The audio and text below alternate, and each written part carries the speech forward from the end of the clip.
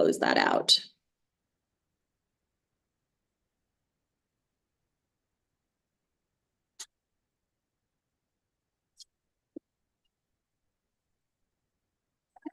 All right, there we go. All right, and we are at 10 o'clock.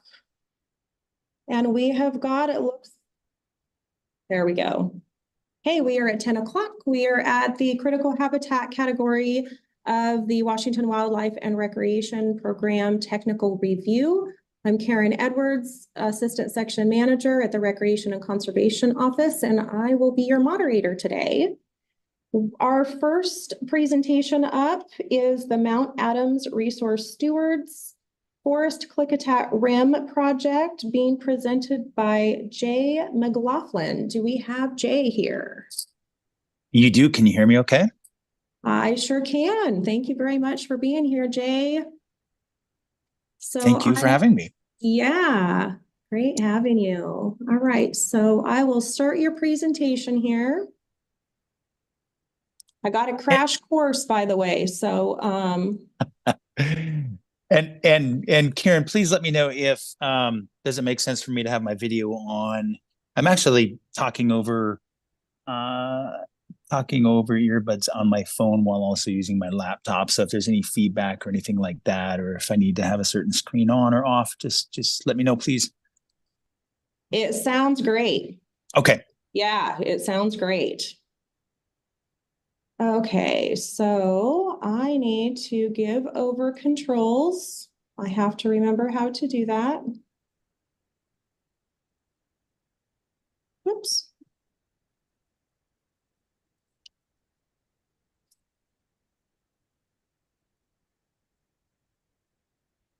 Okay, Jay, you might have to move your mouse a little bit. See, you should have control. Okay, yes, it looks like I do. Wonderful, thank you. Great, okay. It is all yours. Take it away. Okay.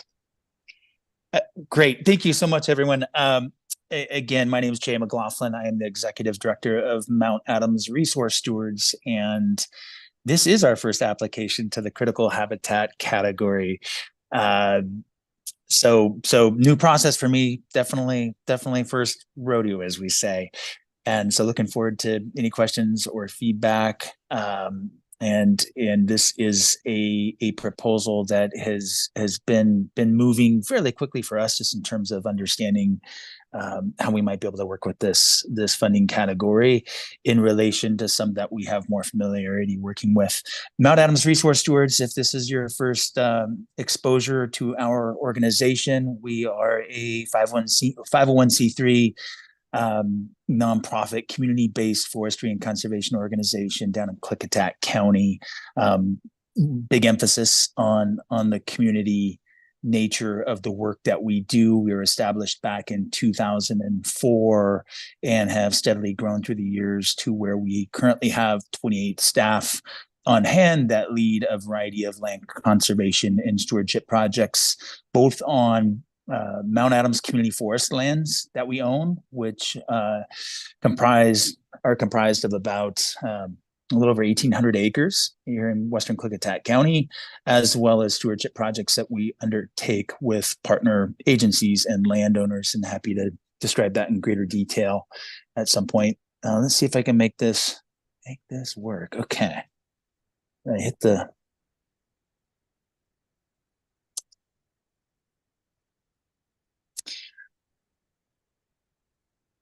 how do I advance a slide? It's not quite like I'm accustomed to.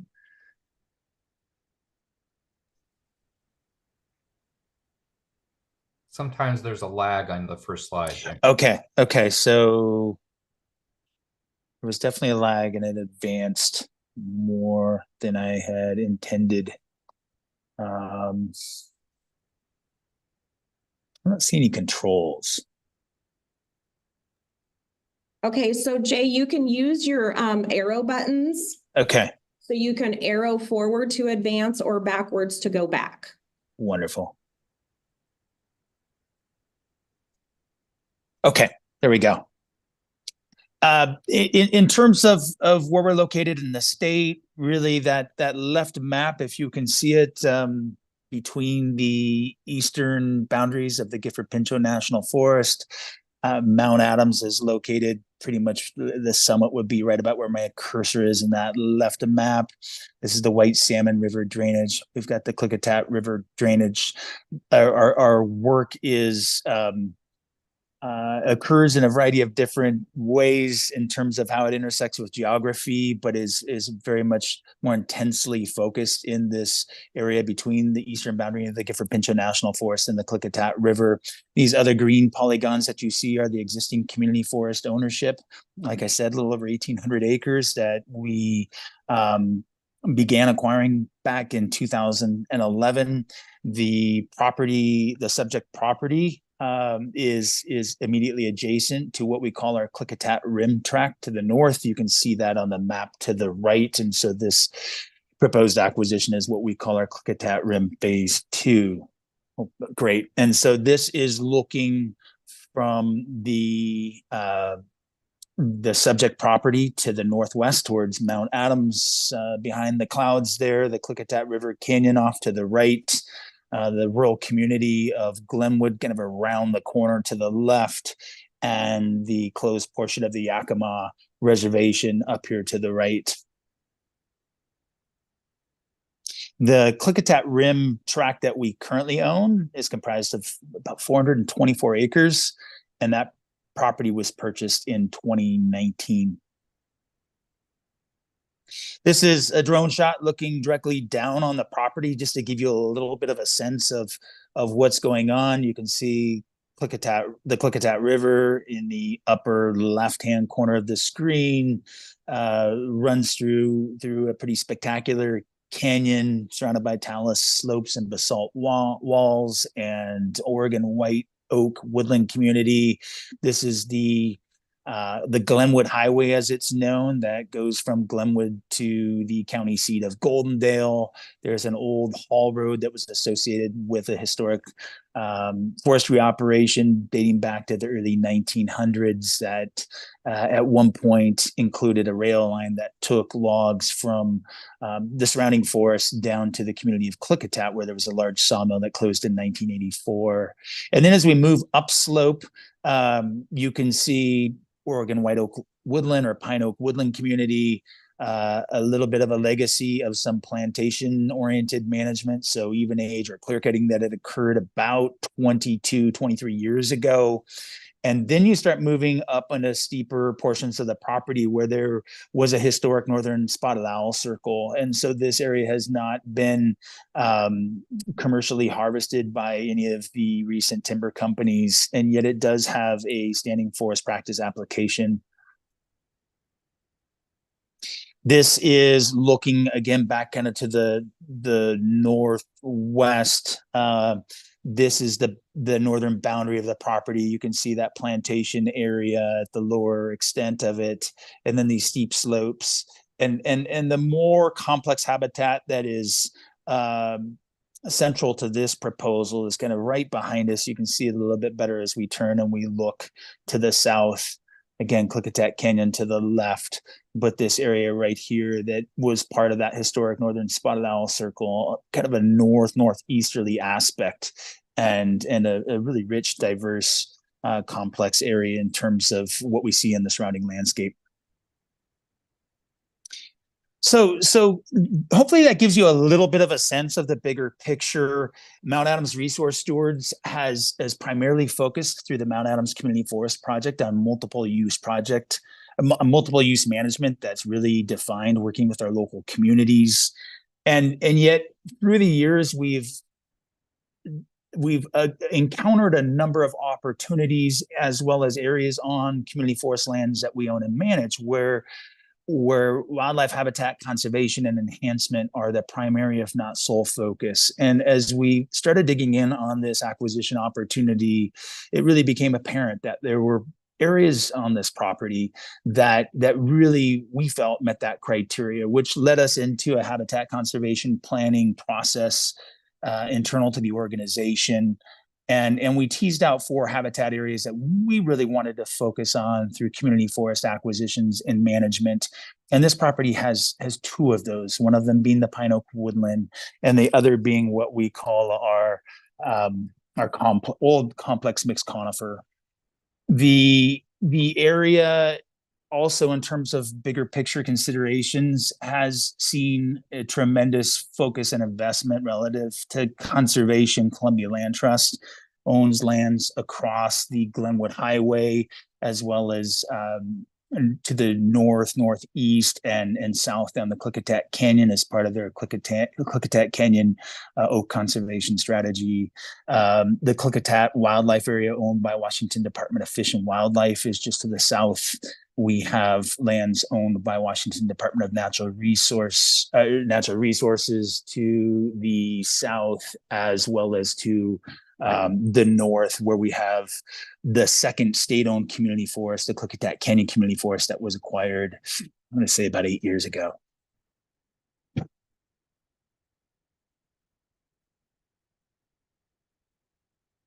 little bit of a lag there. Let me hit it again.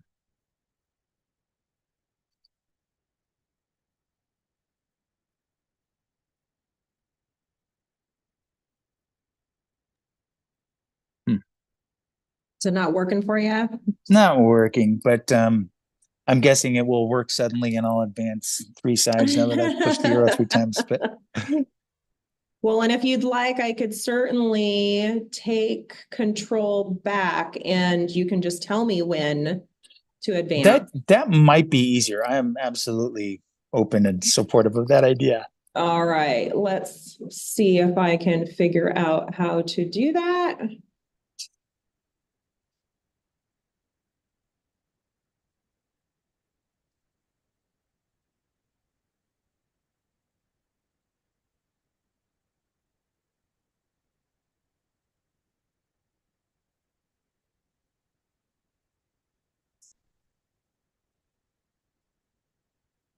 I'll just have to talk faster, right? Well, we'll give you some grace there, that's for sure. Okay. I know the next slide should have a picture of a mature Oregon white oak stem, really representing that lower reach of the property once it kind of gets down to the flats. And I'm assuming, as many of you know, a habitat type, a community in terms of the Oregon white oak woodland community, that is recognized as a community of significance in Washington State. Some of the most extensive Oregon white oak woodlands are found in this area. That said, transition is occurring across this geography, if you know it, rapidly. To the west, I like to tell young people that it's amazing in the sense that we have this precipitation gradient where across something like 50 miles from the eastern extent of the Gifford Pinchot National Forest, where we see precipitation that might average around 100 inches per year, to north of the Dalles, Oregon, where it's around 10. And at that same time, you have this elevation gradient from not too far from sea level, where the gorge cuts through the Cascades, to over 12,000 feet on Mount Adams. So all of this happening in this fairly small geography. And so we have these corridors of habitat like this Oregon white oak woodland community, which are significant, which are unique, and yet they do transition, and they get a lot of introduction of species, both from the west and from the east, and from up and from down, that once we start impacting disturbance regimes, calls into question the long-term sustainability of these habitats. How about we move to the next one?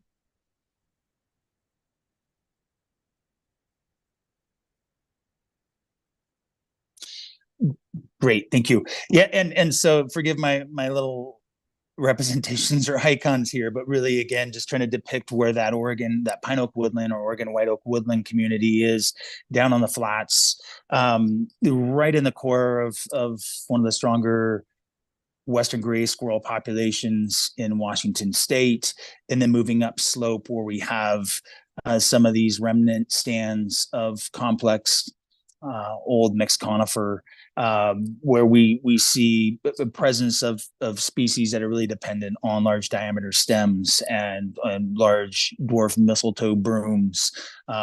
We have a pretty good population of black bears in this area and some big bears at that. And you start to wonder, where do they den? And these are the kinds of places where they clearly move to during the winter. Feel free to advance it.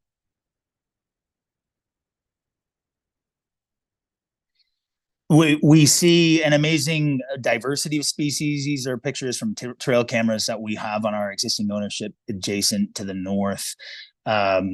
The population of DFW defines them as mule deer, but they're really exhibit blacktail characteristics, but blacktail that move off of Mount Adams, higher elevation lands where they summer down through this area. There's kind of this narrow bench that's constrained by the gorge of that the Klickitat River forms, as well as those steeper grounds to the west.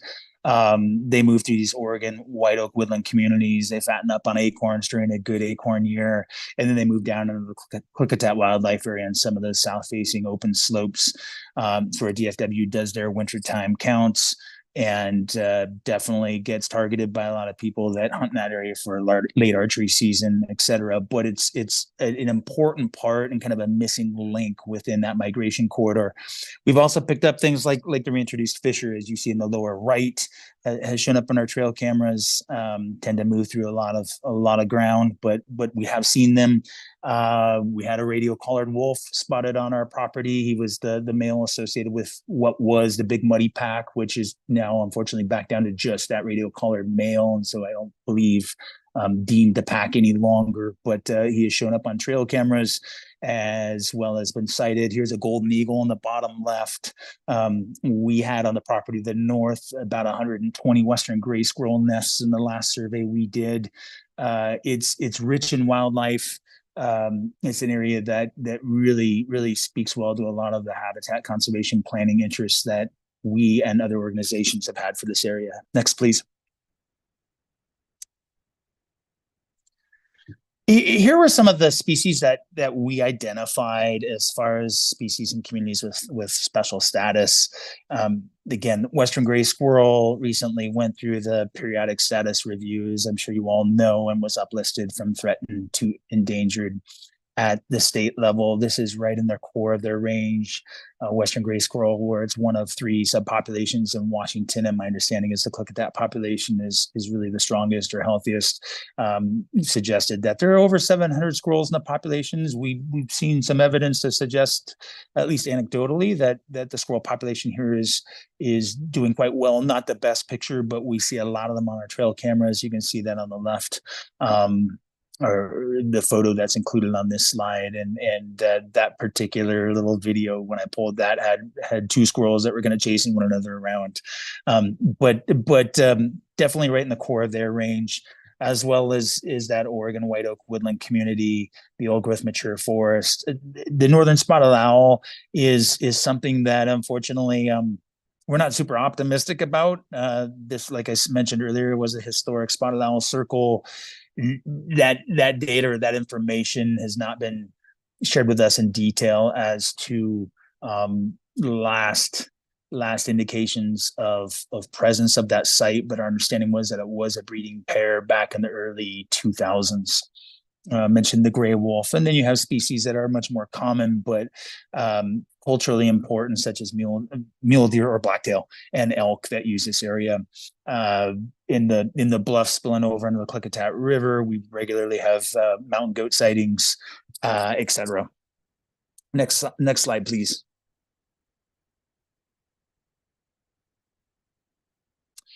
Just took this picture the other day, and that didn't show up on our table, but the western toad, which I believe is a candidate species, we've got a pretty healthy population on another community forest property where we have a large pond that we've worked to manage water to support their breeding population.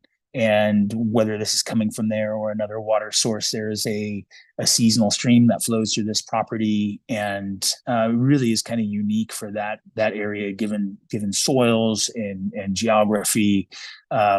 To have some feature like that's very different than kind of a very cold Klickitat River system that's a couple hundred feet downslope. Next slide, please. How am I doing on time? It looks like you have about 2.5 minutes left. Oh my word. Okay. Importance of acquisitions. I'll just try to dive right into that, in the sense that I know there's the consideration relative to conservation easements. And from our perspective, this area across the River Canyon and adjacent to the Klickitat Wildlife Area has seen surprising development in recent years, especially during the pandemic. Potentially could be protected by a conservation easement. The current owner, which is a willing seller, is interested in selling this in fee. And from our perspective, the management that or stewardship that is really needed on this property to maintain and restore Oregon white oak woodland communities is a whole separate consideration that would not be supported necessarily simply through a conservation easement. So that the acquisition and long-term stewardship is going to be essential to long-term conservation of this property and species that are associated or benefiting from it. If we could advance to the next slide. You can see to the left a map of the approved forest practice application that was proposing an even age management, or a clear cut of the older complex mixed conifer stands that are remaining on the slope. You can see the green trees that represent what would be left.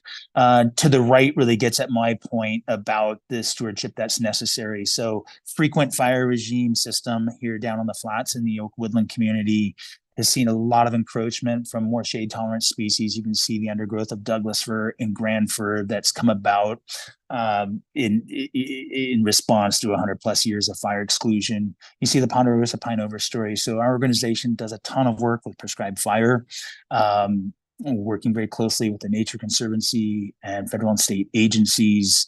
We're doing as much of that kind of work as anybody in the state. And so that has strong appeal for us to bring this property on board and start bringing it into kind of a sound conservation and stewardship program that we've been advancing with other landowners. Next slide, please.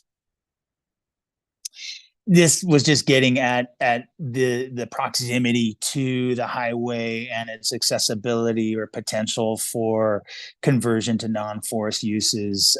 There were areas in places like this that I never feared would have a kind of development demand. And as I mentioned earlier, the pandemic kind of turned that all on its head. So we've seen places that aren't protected that are suddenly seeing recreational cabins or even residences that are off grid.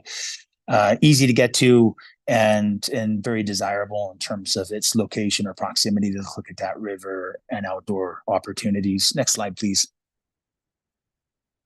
Some of the prescribed burning that we've done next door on our existing ownership. It's been a different kind of system in contrast with some of our other properties where we've had a lot of success with controlled burning, but it's been a lot of fun to kind of learn how to thread the needle and get the kind of fire effects that we're looking for to start restoring these systems, something that we're really excited about in terms of its potential for this property. Also, a mention of livestock grazing uses. This property is part of what we call a CRMP, which is Coordinated Range Management Planning Unit. It would remain as such. This area gets very light grazing use, but it's been really important from our perspective to utilize that partnership with area ranchers to have additional eyes out there on the land and just going to support our overall stewardship objectives. Next slide, please. Another shot of controlled burns conducted on the property adjacent to the north. Next slide, please. Getting to the public benefit and community support equation, that has really been the heart of our organization's existence, its growth, its success. We have an annual, what we call a pig roast and potluck here in our community that typically 100, 130, 150 people will show up for. Had a little bit of a glitch there, obviously, during the pandemic, but really do our best to try to glean or solicit input from the community as to what our projects are accomplishing, where they want to see us go with things. Here's a representation from last year's in terms of what do you value most on the Mount Adams Community Forest. And interestingly, and this is what prompted our move into a habitat conservation planning process for Mount Adams Resource Stewards. You can see that that receives more support from the community than anything else. And this line right here, and then our ability to leverage partnerships and community in terms of getting prescribed burns done. We have a significant internal stewardship team, but we also have hosted, last year we hosted our first prescribed fire training exchange. If you're familiar with that model, for the Columbia River Gorge, we just completed our second, what we call learn and burn. So bringing in a lot of neighbors and partners to get good fire back on the landscape to achieve restoration and safety objectives has been really integral to our efforts. Next slide, please, if I'm not out of time. Recreational uses, we anticipate that they would continue to be dispersed and low impact. I had to beg my daughter to use her photo out turkey hunting. That's the kind of thing that is most typically used for, and we don't feel like would impact conservation objectives or priorities.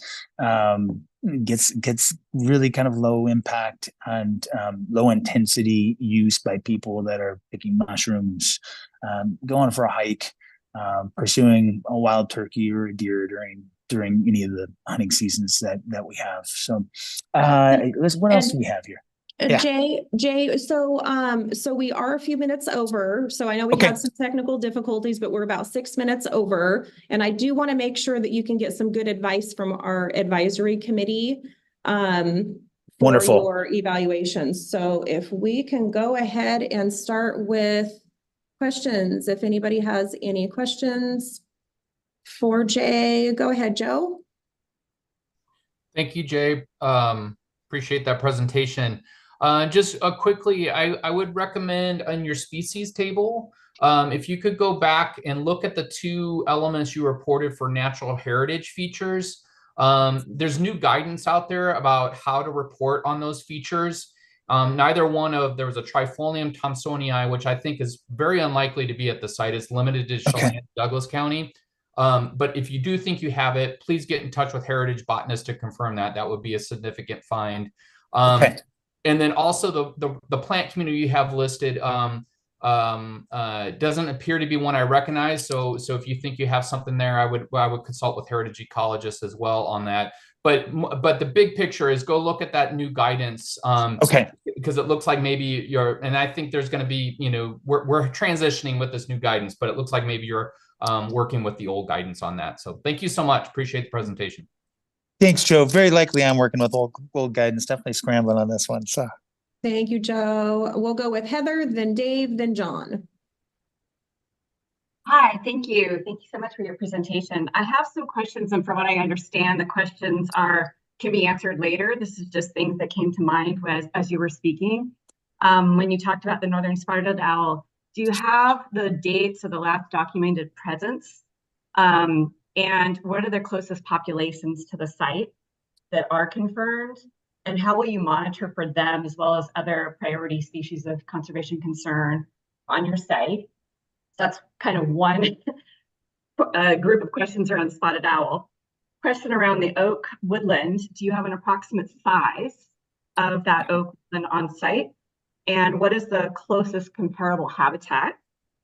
So that's oak woodland. And then the third sort of areas around tribes. Will you allow access for harvesting? And are they involved in your controlled burn process? And I like to see that you're doing the controlled burns. I was curious to learn more about how you're doing that, who you're working with. So thank you so much. Those were lots of questions. Great. Thank you. And is it more questions to address on a follow-up or something to try to, okay. Yeah. This would be just to ensure that you address those in your final evaluation presentation. Correct. Yes. Thank you for that, Jay. And I will include all those questions in Prism, so you don't need to have everything kind of jotting it down. That's perfect. Okay. Wonderful. Thank you, Heather. Thank you. Yes. Go ahead, Dave, and then John. Jay, thank you very much. I think that I'm going to have some bigger picture comments, that's things for you to think about. The first one is I'd recommend a map showing the various conservation areas in the region. Yes. So like pulling it out, saying, and even understanding a little bit about what those other conservation values are for those properties.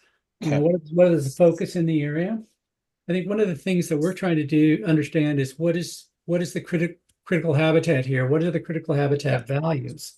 And we want you to try to pull those out and say, this is the critical habitat value for this area, or these are the critical values for this area, and try to quantify those. I mean, relative to following up on some of Heather's comments. So the best way you can quantify those values for us is to say something like, yeah, we have this many acres of oak woodland that's occupied by western gray squirrels, for example. So yeah, what in your mind, in your group's mind, are the important values of the property, and why are you buying it? And then everything else will kind of follow, and your management and your the uses of it, and we'll understand better its value as critical habitat, and we'll understand the goals and the objectives of the project. Very helpful. Thank you. I would suggest you number your slides, and so that we can come back and say, okay, on slide this. And there are a couple, some of the things, if you're gonna want to go through and check, but if you're going to refer to, say, a map in your slide or a figure in your slide, make sure that we can see them on a standard size computer so that we can follow along, or else, there's another issue for you. Okay. And then I just think overall, just be concise, because you want to focus in on those evaluation questions, you want to answer them, and then you move on. And so that you have enough, you touch base with everything, you get the points across that you need to get across, and then you'll get the better score. Very helpful. Thank you. Okay. Thank you, Dave. Go ahead, John.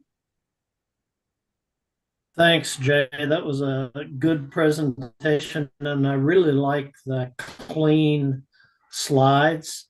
They're very well done, but, and there's a but here, a number of them could benefit from some additional information. You don't want to clutter up the look of the slides.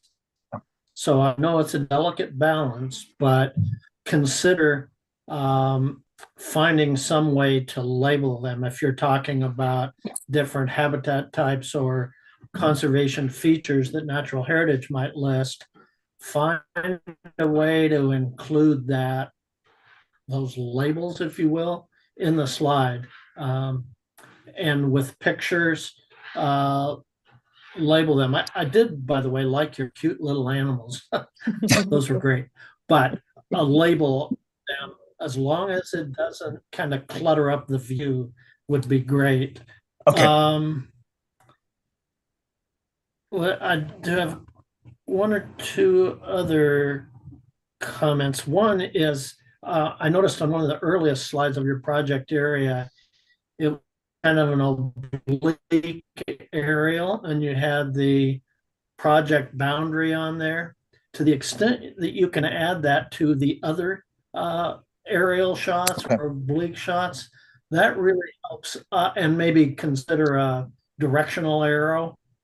That will help us, and it'll keep us from being distracted trying to figure it out, so we can listen to what you're saying.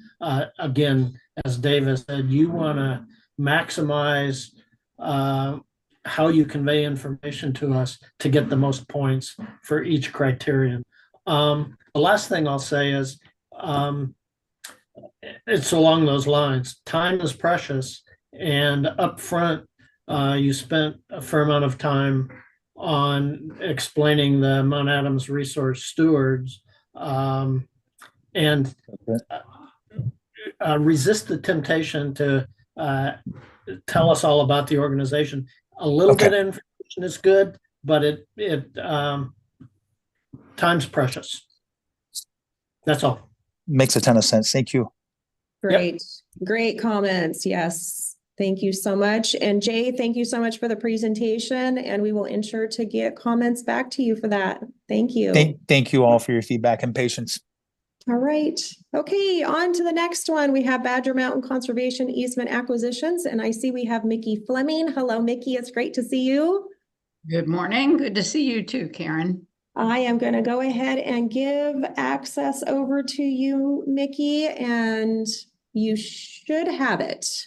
All right, and I will try to advance my slides, but if I need help, I'll let you know. Let me know. Good morning, everyone. Mickey Fleming with the Chelan Douglas Land Trust. We're pleased to present this project, which is a continuation of our work to protect the mosaic of habitat on Badger Mountain, which supports one of the last breeding populations of greater sage grouse in the state. And no, I am not able to advance the slides, Karen. Did you give me control? Hello?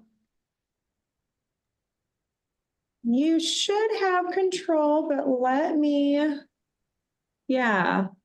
It says Mickey Fleming can control your screen. Maybe try it. It sometimes takes a little bit for it to catch up. Okay, I'm trying mouse and I'm trying arrows, but neither one of them is working. So I'm going to ask you to do it.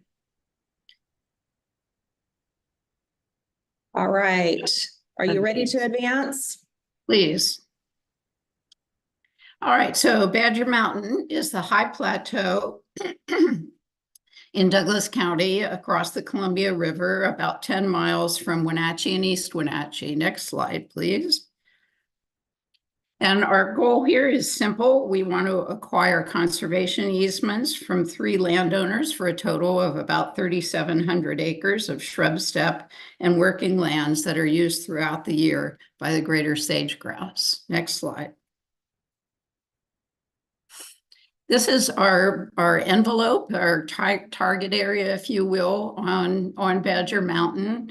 The tan color there represents the conservation easements that we already have completed, about 10,000 acres worth. The 2 blue areas are the parcels involved in this project. In green, you have all of the public lands by any public entity. Also the Nature Conservancy, which has its 30,000 acre preserve here. BLM has about 15,000 acres. So you can see how we can add on to those public lands with private lands and have a really strong conservation area. Next slide, please.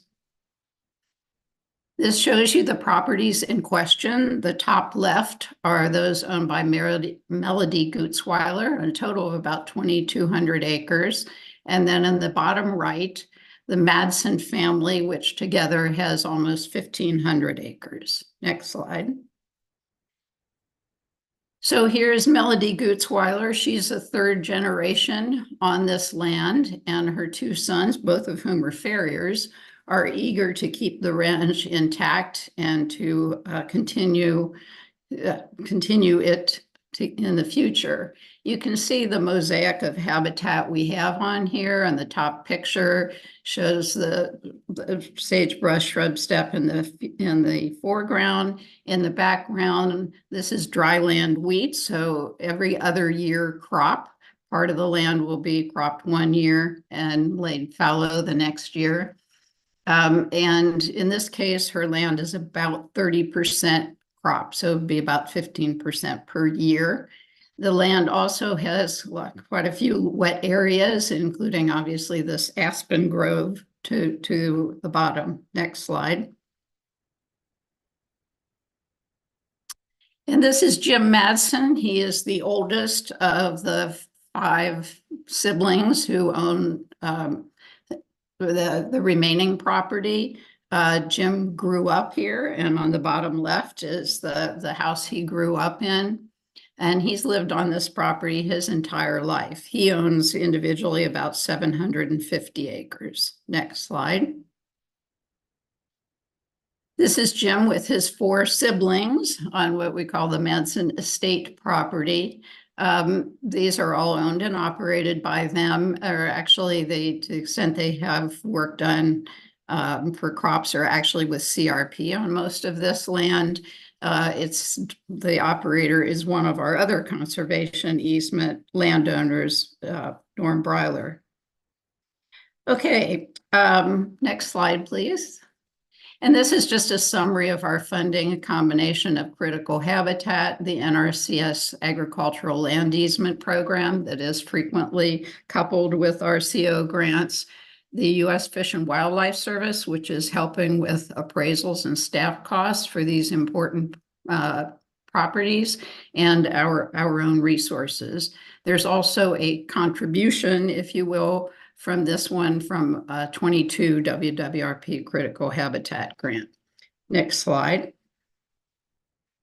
So moving on to the first criterion, the plight, if you will, of greater sage grouse in the state of Washington has been followed many years. You can see David Hayes authored in this, the recovery plan in 2004 rather.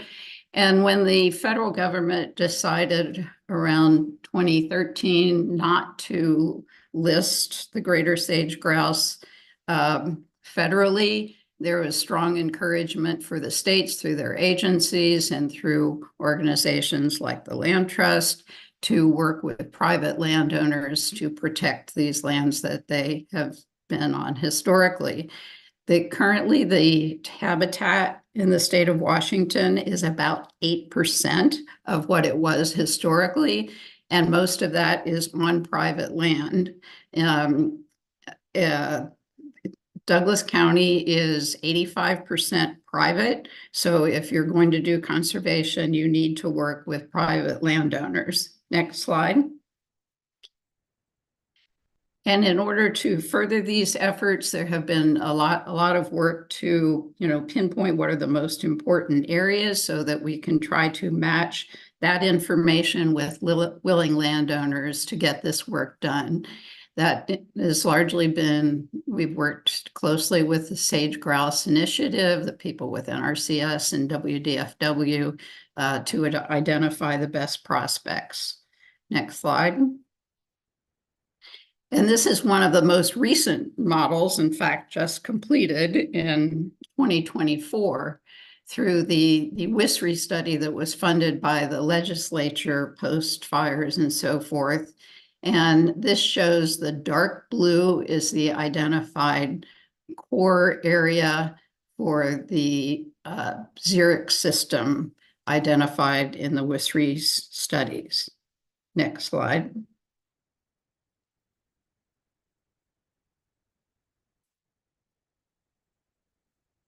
So grasslands of special significance are another of the mapping tools that are used that comes from NRCS.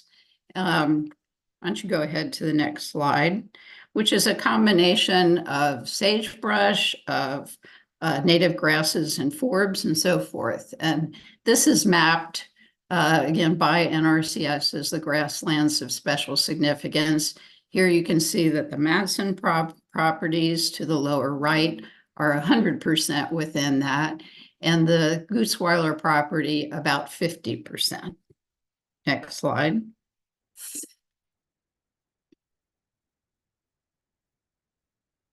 And as I said, the Manson property in particular has a lot of historic grassland renovation, if you will, restoration of former croplands, and with pollinator islands that have been planted for that purpose. Next slide. I want to mention, it may be obvious, but all of these landscape photos are of the properties themselves and taken by CDLT staff.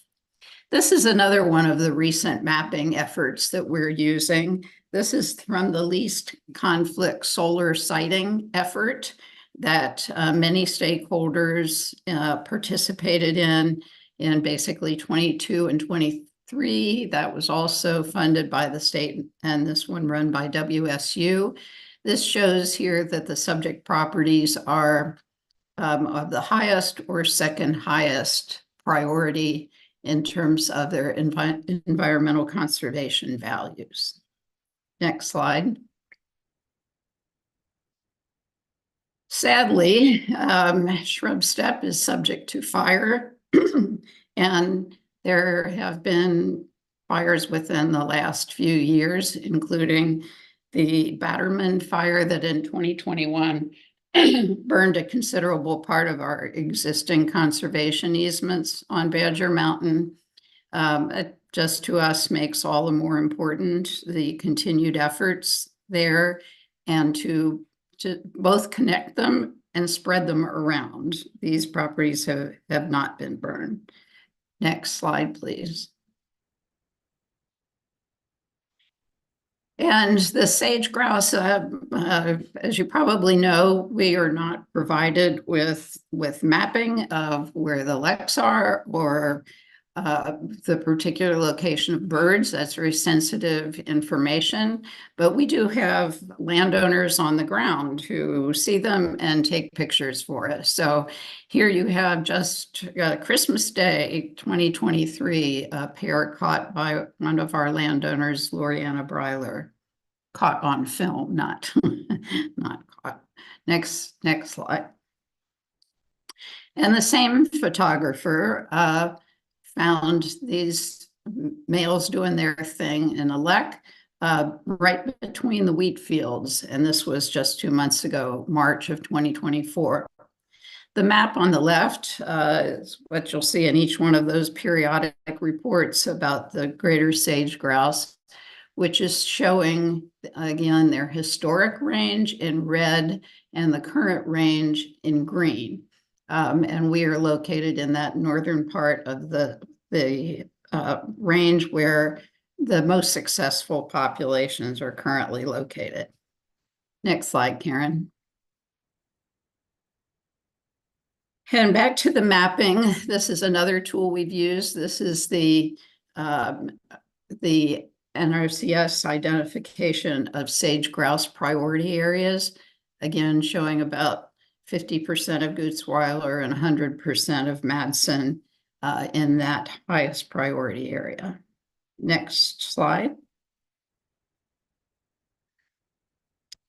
And here is yet another model. This is an earlier one on wildlife connectivity. The green reflects the core area and the lighter colors progressively less so.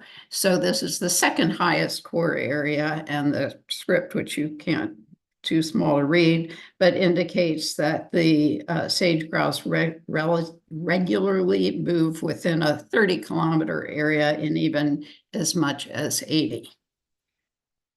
Next slide. And even though the sage grouse are certainly the focus of the critical habitat, there are many other both animals and plants and different kinds of communities in this habitat that benefit greatly from its protection. Next slide. For example, the Gutzweiler property includes this golden eagle habitat of the talus slopes and the mature conifers. The golden eagle is a candidate species in the state of Washington. Next slide. So CDLT has worked very closely with NRCS and WDFW on these projects. And I just included here these two quotes from the North Central Region Director of WDFW. The top one emphasizing, again, we don't have access to the specific mapping, but the WDFW has confirmed the presence of the birds, including their lekking areas on Badger Mountain. And this is considered to be highly important critical habitat.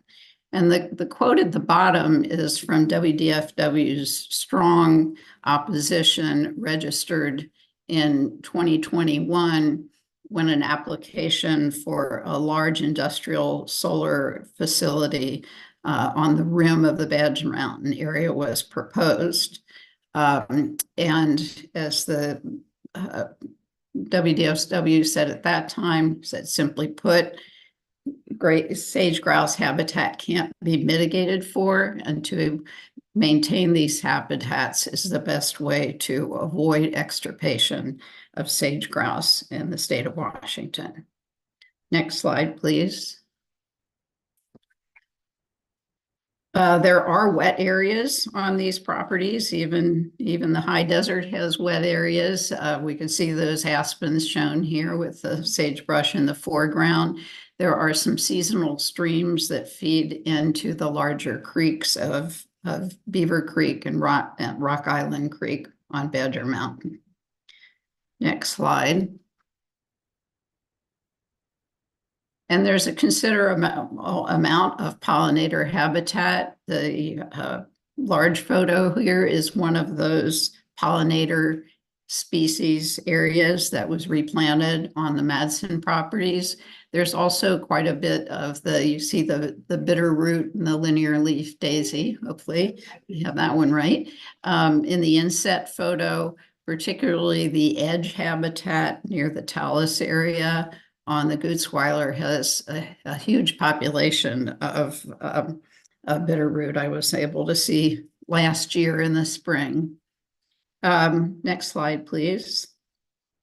Moving on to criteria 3, there are unfortunately many threats to both the species and the habitat, and therefore all the more reason for us to get as much of it protected as we can. I've mentioned solar. There is also subdivision and development going on, since the COVID in particular, where people have discovered, oh, well, I can work anywhere, where these areas with lower prices and incredibly beautiful areas are very attractive.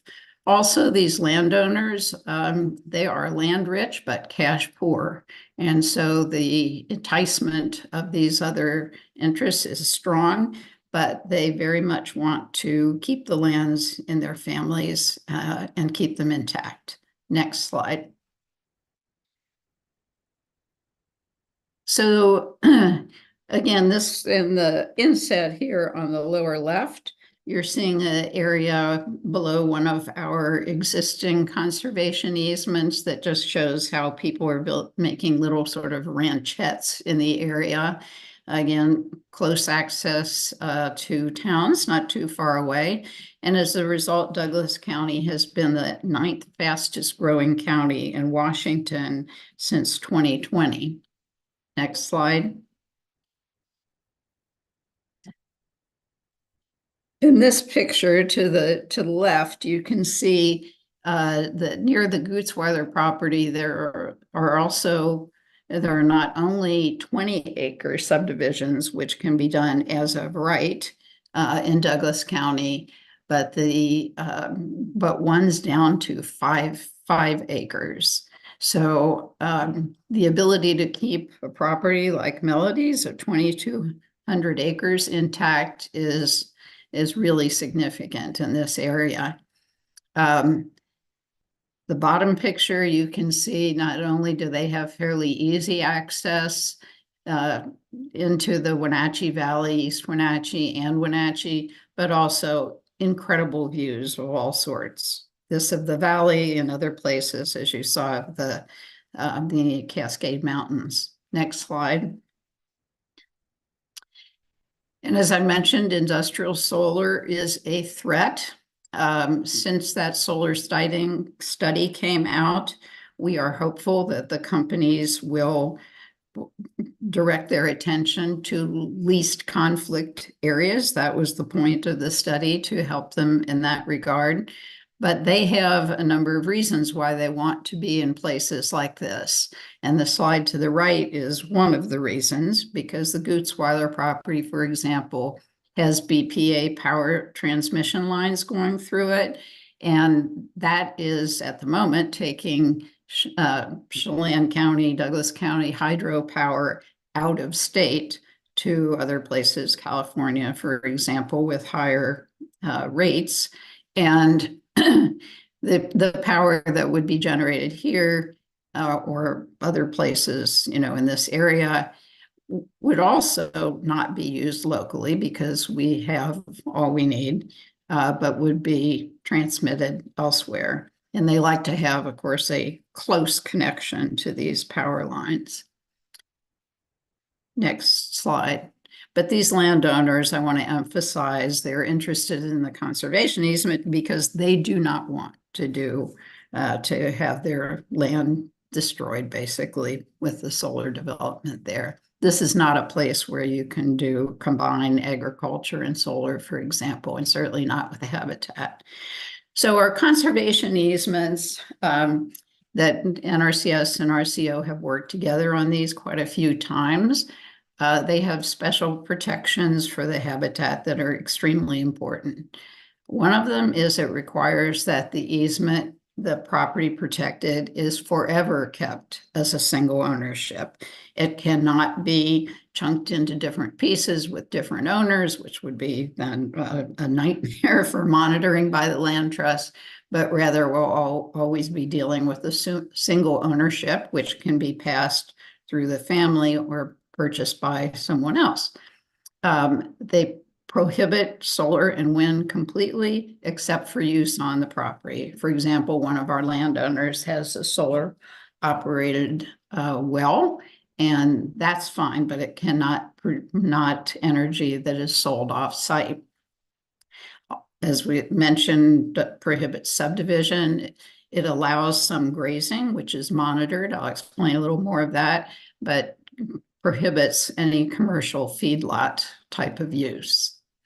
Existing croplands can stay in crops. They can be put into CRP, for example, but you cannot break up any more of the existing grasslands that have not been used before.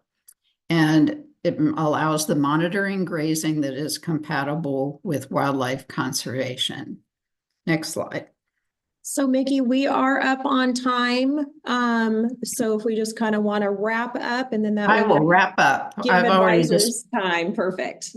Yep, I've already described this slide, so let's move on.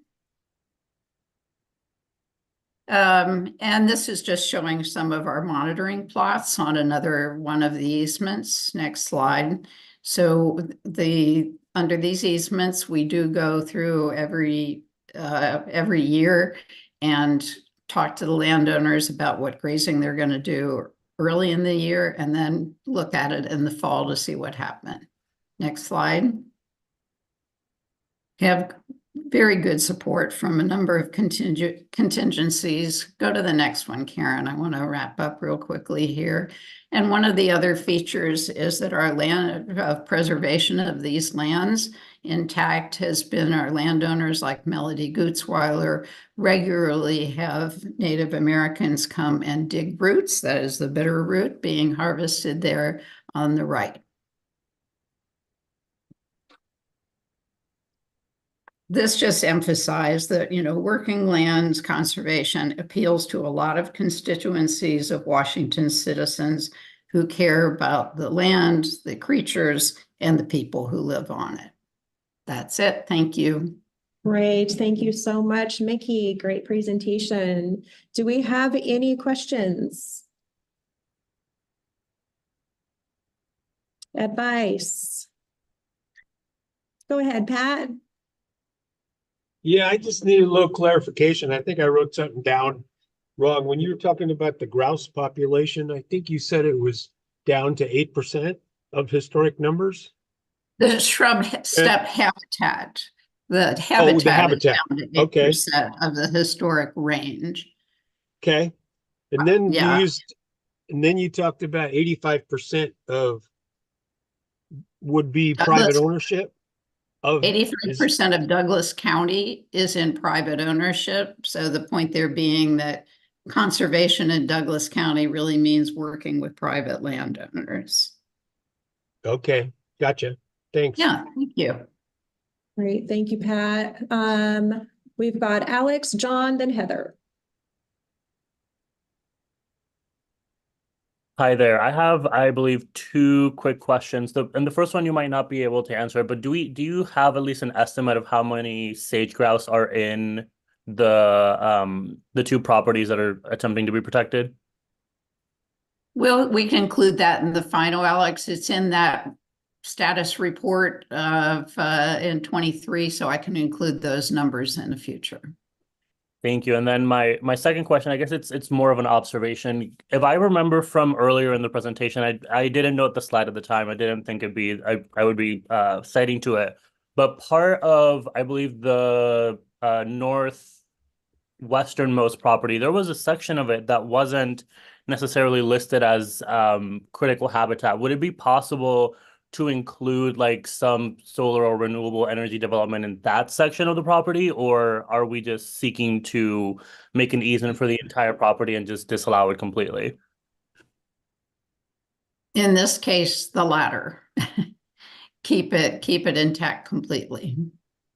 There are other areas in the solar siting. Actually, the area that in this vicinity that is recommended is the lower bench between East Wenatchee property proper, and then, like I said, this is on the high plateau. The lower bench, which has historically been in wheat and so forth, but is, some of it within the growth management area of East Wenatchee or Rock Island, is really where the development is focused, but also where the solar would be more appropriate. Okay, so then it sounds to me like there is land that is more appropriate nearby than the actual area we're trying to protect. Yeah, and there are actually other areas of Douglas County, little ways away, that have been recommended by WDFW for solar. Okay, got it. I was just trying to make sure that we weren't necessarily just precluding the ability to have any in the area, period. But thank you. That does address my concerns. Great. Thank you, Alex. John, then Heather. So, good job, Becky, as usual. I had to step away for a while. So I apologize if you addressed this, but I came back in when you were talking about sage grouse and priority areas and core areas. And given that not all the evaluation panel members have the same level of experience and expertise with some recovery efforts and what some of those terms might mean, I'm not suggesting that you have to stop and define everything, but it would be good to clarify, is it just somebody using priority as an adjective, or does it have some formal designation, or is it from a study that's recognized kind of broadly? So being a little clearer with the use of some terms might be helpful. And the only other one I hesitate to make, but I'm going to, and that's your inclusion of quotes is really good. They're impactful quotes. But as a evaluator, I'm sitting here trying to resist the urge to read those, because if I read them, I'm not listening to you. And so if there's a way to shorten them or highlight them or just refer to them, so there's not all that tempting text on the screen, I think it would maybe be an improvement. But Great. Just for your consideration. That's all. Thank you, John. Go ahead, Heather. Hi, thank you. Great presentation, very informative. Quick question, is there any significant impact of cheatgrass? You had mentioned fire, fire within the area, and I just wondered if any of these three properties have any significant population of cheatgrass, and if so, is there any management or restoration plan? These do not. These areas have not been burned, as I said, and do not have we've been around them pretty much, as you can see from the pictures, and have not seen any significant infestation of cheatgrass. Even the areas that have been burned that our staff is, continuing to monitor are recovering pretty well. Great, thank you very much. Thank you, Heather. All right, Mickey, thank you so much. Great Okay, well, presentation. thank you all, and I'm sorry about the slides. I hope that advancing, because that's a lot for you to have to No do. worries. It worked. It worked. Thank you, Mickey. Okay, thank you. so we are at break time. We're supposed to be back at 11:10, but I recognize that's in 5 minutes. So does everybody want to take 5 or stick with 10 and come back? Are we okay with 5 and coming back at 11:10, or do you want to go till 11:15? I'm okay with 5 if everyone else is. Okay. All right. Why don't we group back in 5 minutes then? That would be great. Thank you.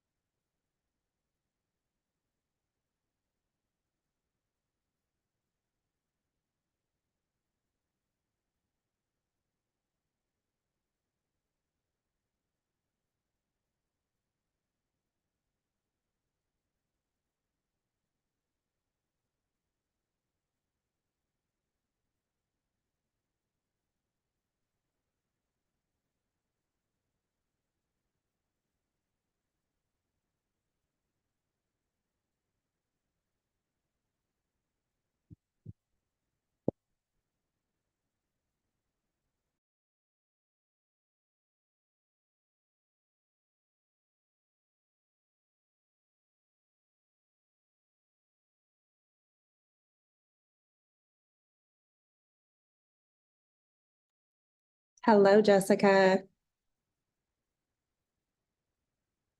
I'm Oh, on mute. Oh, hello. How are you? Good. How are you doing?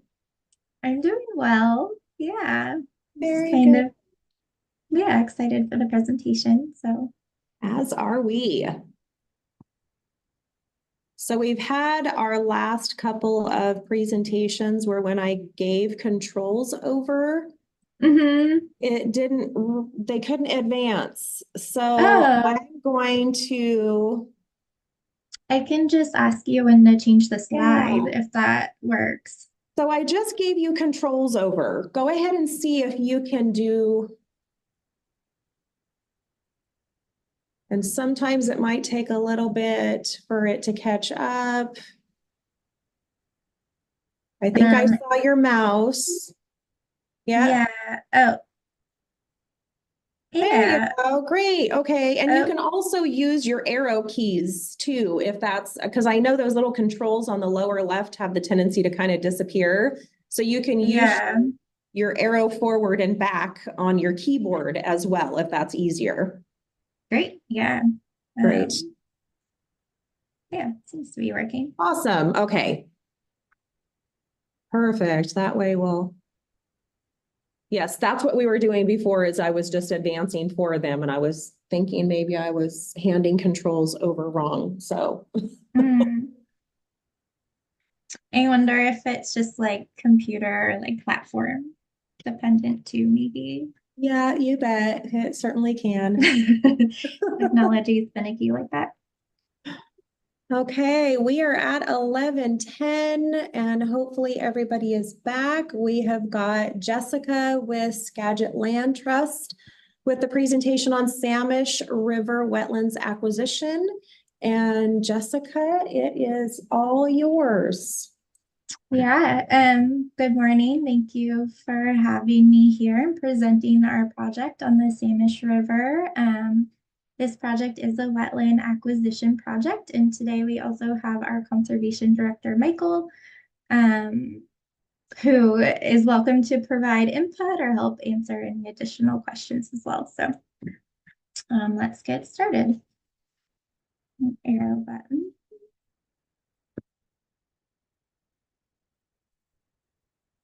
Okay, so kind of in the state here, this project is located within Skagit County, which is in the northwest portion of the state. It's kind of at the north end of Puget Sound, and we're located in here inland just a little bit. It actually looks more inland than it is because a lot of the this portion of the county out here is islands. And then within Skagit County, up here on the Samish River. So our project is located on the river. It's really close to the Whatcom-Skagit County line, about 1.6 miles here it's actually down here, from the town of Cedar Woolley, if anyone's familiar with that. And it is located on a good portion of the river here, about 1,750 feet of one bank. So kind of more site specific, the majority of the property, so this is the property outline all here in kind of this golden yellow color. It is 3 parcels, and this parcel here is actually bisected by a BNSF railway that runs right along here. The majority of the property is flat, and access to the property from the west of the railroad is here through an adjacent property, or there's a driveway here on this side that's along a road that you can access the property in and just drop down in here by foot. There is a house on the property with some accessory structures, like an old animal pen and a shed over in this area. And then it also contains this small portion of lowland riparian forest, but otherwise the majority of the property is primarily wetland. And that's the piece we're going to focus on today in this presentation. And I should actually go back and say that WWRP funds are being requested for acquisition only, but there are other tasks that will be happening here using other grant funds. This lowland riparian area will hopefully undergo some initial invasive control and restoration. There's blackberry predominantly in this area, and some replanting work here. And then this area that's in the lowland riparian forest area too is like super healthy. And we're not going to be doing anything here using additional grant funds. So WWRP is paying for half of the acquisition only cost, so half of the appraised value, and then any remaining costs and education and outreach and restoration will hopefully be paid for other grant funding sources. So ecological and biological characteristics of the property. In the bigger picture, this property builds upon existing conservation and protection efforts in the Samish watershed. So Skagit Land Trust owns about 50.5 acres, kind of down in this area, this little purple polygon here, and then this one here, of forested and wetland properties. And Whatcom Land Trust actually, are sensitive. 1 second. Whatcom Land Trust, which isn't on this map, actually owns 242 acres up in this area. So the purple areas that you see on this map are areas that were considered protecting lands, so lands that either can't be logged or protected from development. So the long-term goal of this project is to hopefully, and this is really like a long-term goal, is to connect this property here that we're proposing for purchase today to the Skagit, to the Whatcom Land Trust property up here, to make this one big, long, connected corridor. And I'll mention this a little bit later, but DNR owns this land right here, which is adjacent to the property. So one benefit of purchasing this property is that it would give us an opportunity to purchase properties next to it through what's called a boundary line adjustment process, which is something that Skagit County allows. So you don't necessarily have to purchase the whole property or parcel. You can just purchase a portion of it that you're interested in. So it gives us a foothold to kind of purchase all this other habitat that we're interested in along this corridor without purchasing other areas that might be suitable for building or things like that. So this project is supported by a ton of local, federal and state plans. The Puget Sound Action Agenda, the outcome of protecting habitat from conversion and fragmentation is one of their strategies. One of their strategies is also aims to install 675 acres of buffer in the Puget Sound agricultural areas. So through restoration work, we'll definitely be contributing toward that number by 3 acres. The target species of this property is going to be Oregon spotted frog. In the draft recovery plan from U.S. Fish and Wildlife, one of the recovery strategies seeks to improve Oregon spotted frog numbers and aim for more resilient populations, and recommends restoration, enhancement, and protection of their aquatic habitats that support all their life stages. Oregon spotted frog and the wetlands on this property are also priority habitat and species considered by WDFW. And then acquisition is also supported by the Washington Wetland Program Plan. So lots of support all around. This property is unique in the way that a majority of it is wetland. So we were talking earlier that this kind of, my mouse isn't working. That this area here and here that aren't in the blue shaded areas are more of a riparian forest, and then everything kind of shaded in various colors of blue are wetland. So on this eastern portion of the property, we have palestrin scrub shrub wetlands, and then it's kind of sandwiched all around by these palestrin forested and open water wetlands. And then we do have the Samish River is the property borderline to the west. So we do have up to the river edge.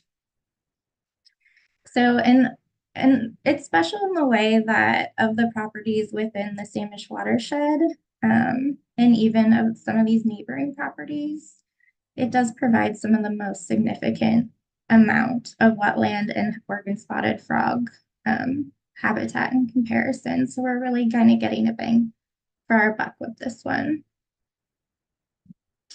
Statewide significance. This project is also supported by the Washington State's Oregon Spotted Frog Recovery Plan and meets 2 of their objectives. And also supports goals like we talked about earlier, the Washington State Wetland Plan Program. So over here, we have a map of, and we'll focus here on Washington State. We have a map of the historical subbasins and the occupied subbasins. And you can see here that not all of the subbasins that were historically occupied are currently, and this yellow in here represents areas of Oregon spotted frog critical habitat. So within the total area, there's only a few portions throughout the state that they really only exist today or are known to exist today.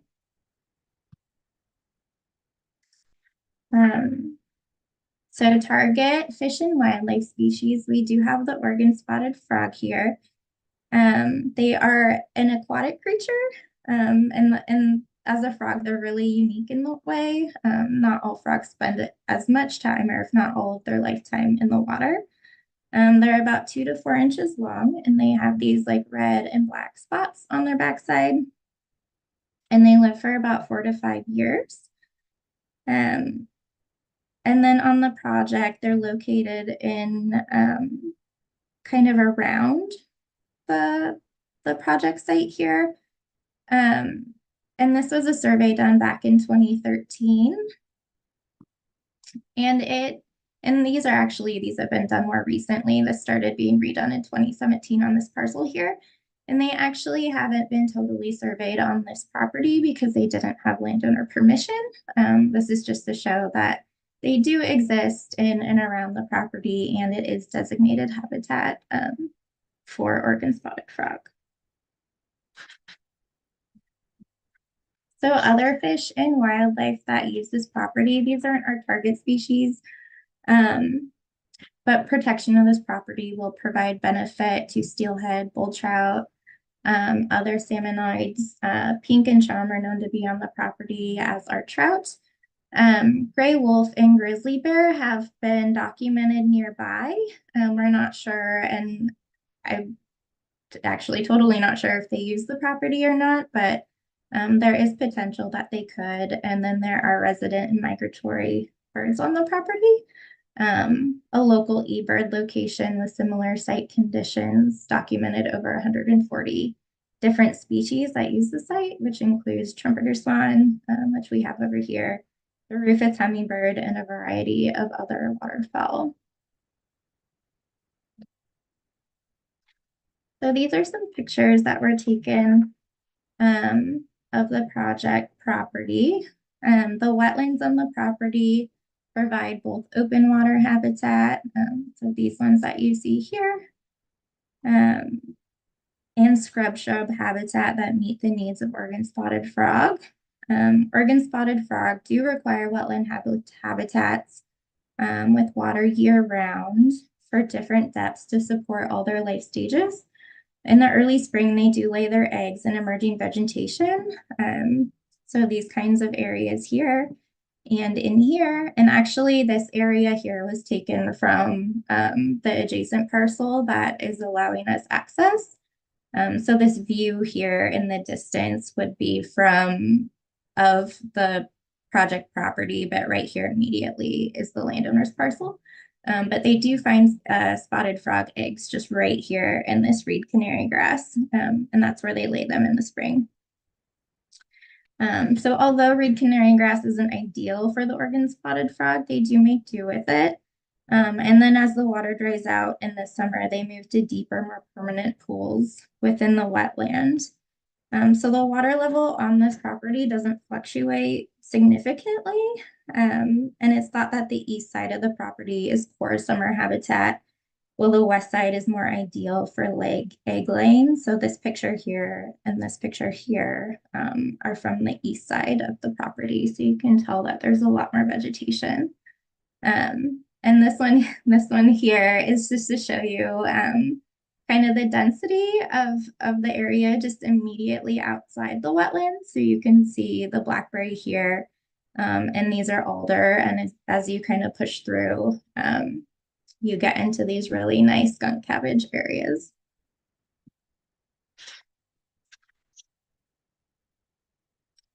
So criteria 2, species or communities with special status. So populations of Oregon spotted frog have dramatically declined in the past 50 years. They've lost, and it depends kind of what resource you're reading, but between 70 and 90% of their historical habitat. and are thought to no longer exist in the state of California and are nearing extinction in British Columbia. So Washington and Oregon are in a lot of ways the last hope. And the image here on the right is kind of that same image highlighting their historical and currently occupied use within the subbasins. The yellow, again, being areas with critical habitat where populations are thought to be supported. So again, just a drastic decrease between the historical subbasins.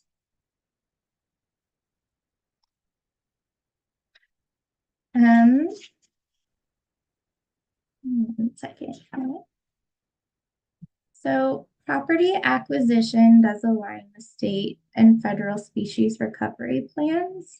And it's really the first step to ensure protection and enable these efforts. And other strategies to recover or improve populations include captive breeding programs and head starting, which is largely done by zoo programs.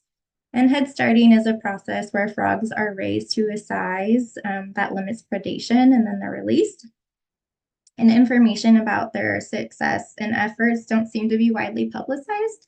So I'll definitely have to do some more digging to figure out if this is an effective method and might be something that could be done alongside acquisition of this property.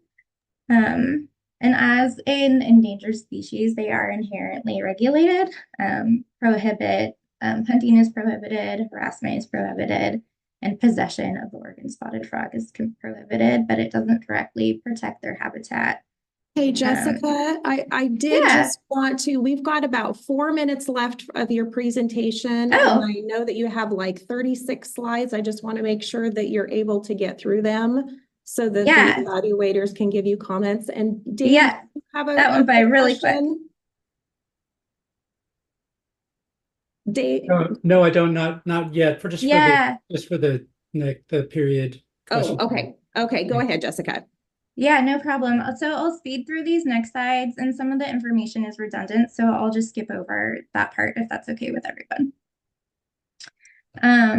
So ecological roles, they do perform pest control benefits. They are a food source for local invertebrates, snakes, birds, and other frogs, and they are an indicator of environmental health. So if they're there on the property, it's likely that the property is healthy enough to support ongoing populations. And we kind of already talked about the rarity where they exist throughout the watershed and throughout Washington state. And they are rather isolated. Going back to kind of those yellow dots on those pictures, you can see that they're really fragmented. So pollinator habitat, there are a variety of species on this property that support our native pollinators year-round. So immediacy of threat of habitat. So the main threat is loss of wetland habitat, and that's caused predominantly by development and agriculture. So the loss of wetlands nationally, we're in this 1.1% category from the last year that they documented change, or last time frame, which was 2004 to 2009. And then additionally in Washington state, we've lost over 60% of our wetland habitat. And this is largely due to development pressure. So Puget Sound area is one of the fastest growing areas in the United States, and home to over 70% of the Washington residents. And then Skagit County more locally has grown 16.5% in this past year and expected to grow quite rapidly in the next 10 years as well. So agricultural use is the highest and best use of this property, and we can see here on the map that it's right in this agricultural corridor, and this is the Skagit County planning, comprehensive planning map, which also coincides with Oregon spotted frog habitat. So livestock grazing uses, we're not planning on doing any, but they could be compatible to help keep reed canary grass down. We just want to be really sensitive that if we choose to do this in the future, that we're not accidentally contributing to water quality issues in the watershed or sedimentation or anything like that that might accidentally alter habitat for the Oregon spotted frog. So we did have a number of different considerations for this project, one being a conservation easement. Although that's a really great option, the landowner did prefer to sell to us, which is also nice in the way that it allows for continued long-term ownership. And I have 1 minute left. So long-term ownership does allow us to care for the property. And we do set aside funds to do that, to do stewardship, any maintenance of the property in perpetuity. So that's generally supplied by the land trust, and then anything extra, like if it was a big project, it could be grant funded. And then this is a slide we saw earlier just showing the adjacent land uses and the adjoining public and private land. So all that is in purple there, and then the project location in the orange star. This slide is just to show that we are doing a portion of this project with other funding sources, and those are the U.S. Fish and Wildlife and National Coastal Wetlands Conservation Grant Program, our own internal sources, and some provided by project partners. So these are our project partners. So I'm at 10 minutes. Do you want me to keep going, or should we do questions and then I can wrap up? I think you only have about maybe a half a dozen slides left. So if you could get through them quickly, Yeah. then, yeah, go right ahead. Great. So educational value. We do hope to provide guided tours on the site to conserve critical or educate the public on conserving critical habitat and wildlife, citizen science. We want to install some interpretive signage in the hopes that people will see this, they'll learn about the property, and they'll share that knowledge with others. We do want to do continued amphibian survey and monitoring, avian monitoring, and also vegetation monitoring, just to better understand the site and inform future site management restoration actions. Recreational uses, we do want it to be open for free, low impact public recreation, and these are just things like walking, bird watching, in appropriate areas that don't disrupt the habitat of the property or the sensitive areas. And one example here is our Hearn Field conservation area, where this is kind of fenced off so people can't enter into the field to disrupt the wildlife, but there is signage and a place for them to view and learn about it. And lastly,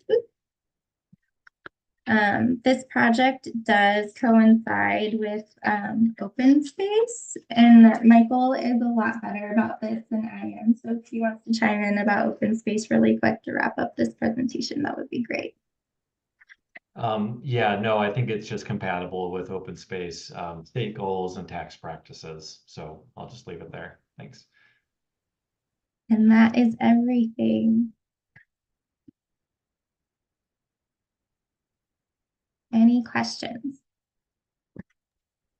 Thank you very much, Jessica. So, Dave, so before I go to you, I just wanted to remind everybody that this is like an opportunity to provide Jessica with advice on how to strengthen for evaluation. So the questions that are being asked might not necessarily be needed to be answered right now, just questions that arise that could be incorporated into the final evaluation, just kind of to save time. So go ahead, Dave.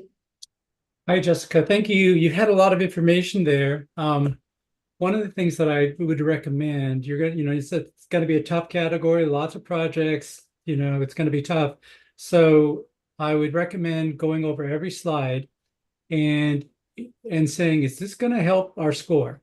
And if it's not, doesn't go there, you're going to need to condense the slides. You want to focus on things going to really focus in on helping this score.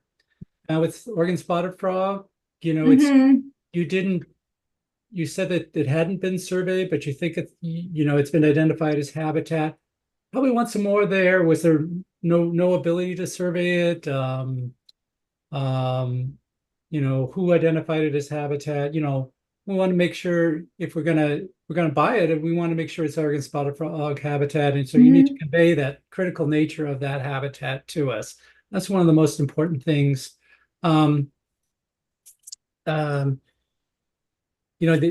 just start out in the opening statement with the first sentence. You say, "We're going to buy this property because it's critical habitat for Oregon spotted frog."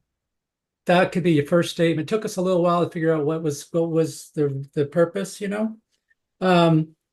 and then spotted frog habitat needs to be managed. So I guess if you don't have identified breeding in there, I guess you're kind of you don't really know how it's best going to be managed. So I guess that's an issue to talk about internally. If what kind of habitat is it? Is it summer habitat? Is it breeding habitat? Is it year-round habitat? So all those things are going to be important. I think just circle around with the spotted frog people and just say, we really need to pull out these critical aspects of spotted owl habitat to communicate that with the reviewers and make sure we address all these criteria that are in the evaluation criteria the best we can. Anyway, thanks. Thank you. Great. Thanks, Dave. We've got Alex, then John, then Joe. Thank you. And on a somewhat related note to that, you also did reference that brown bears and wolves are near the property, but you don't know exactly if they would use it, if not. I think if you're going to reference them, it might be helpful to know what the last and nearest sightings have been to the property and at least have some sort of estimate of how likely it is they'll actually venture into the property, because otherwise just mentioning them as part of the species that could be protected might not be accurate, and we want to ensure that the information that is attached to the grant is information that's accurate. Great. Thank you, Alex. John and then Joe. My comments are really just pretty minor, and both have to do with, the first one is you used the pointer a number of times. The first couple of times I couldn't see the pointer because of the slide, and the pointer is both small and white. So you might just do a little more practice and see, is there a larger pointer, or can you make it a red or bright yellow or something so it's clearly visible. The other one is on the slides. Once you got from the first slide for each criterion, like ecological and biological characteristics, that first one is labeled with that.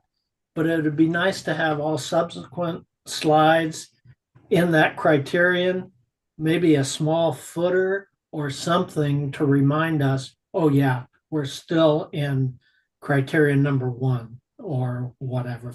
It just helps make our job a little easier and keeps us, excuse me, from being distracted.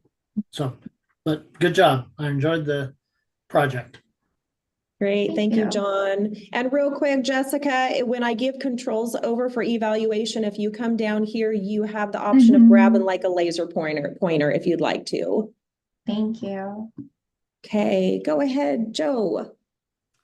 Hey, Jessica, thanks so much for the presentation. Kind of building on the previous comments about the spotted frog, looking at the species table, I saw under occurrence, it says breeding, which led me to think that the frog has been documented as breeding on the site. So I think, again, just kind of clarifying that, because I think that critical habitat is super important, but also a occupied critical habitat is another level of I think, conservation value. So I think, trying to get that point across would be really helpful for evaluators.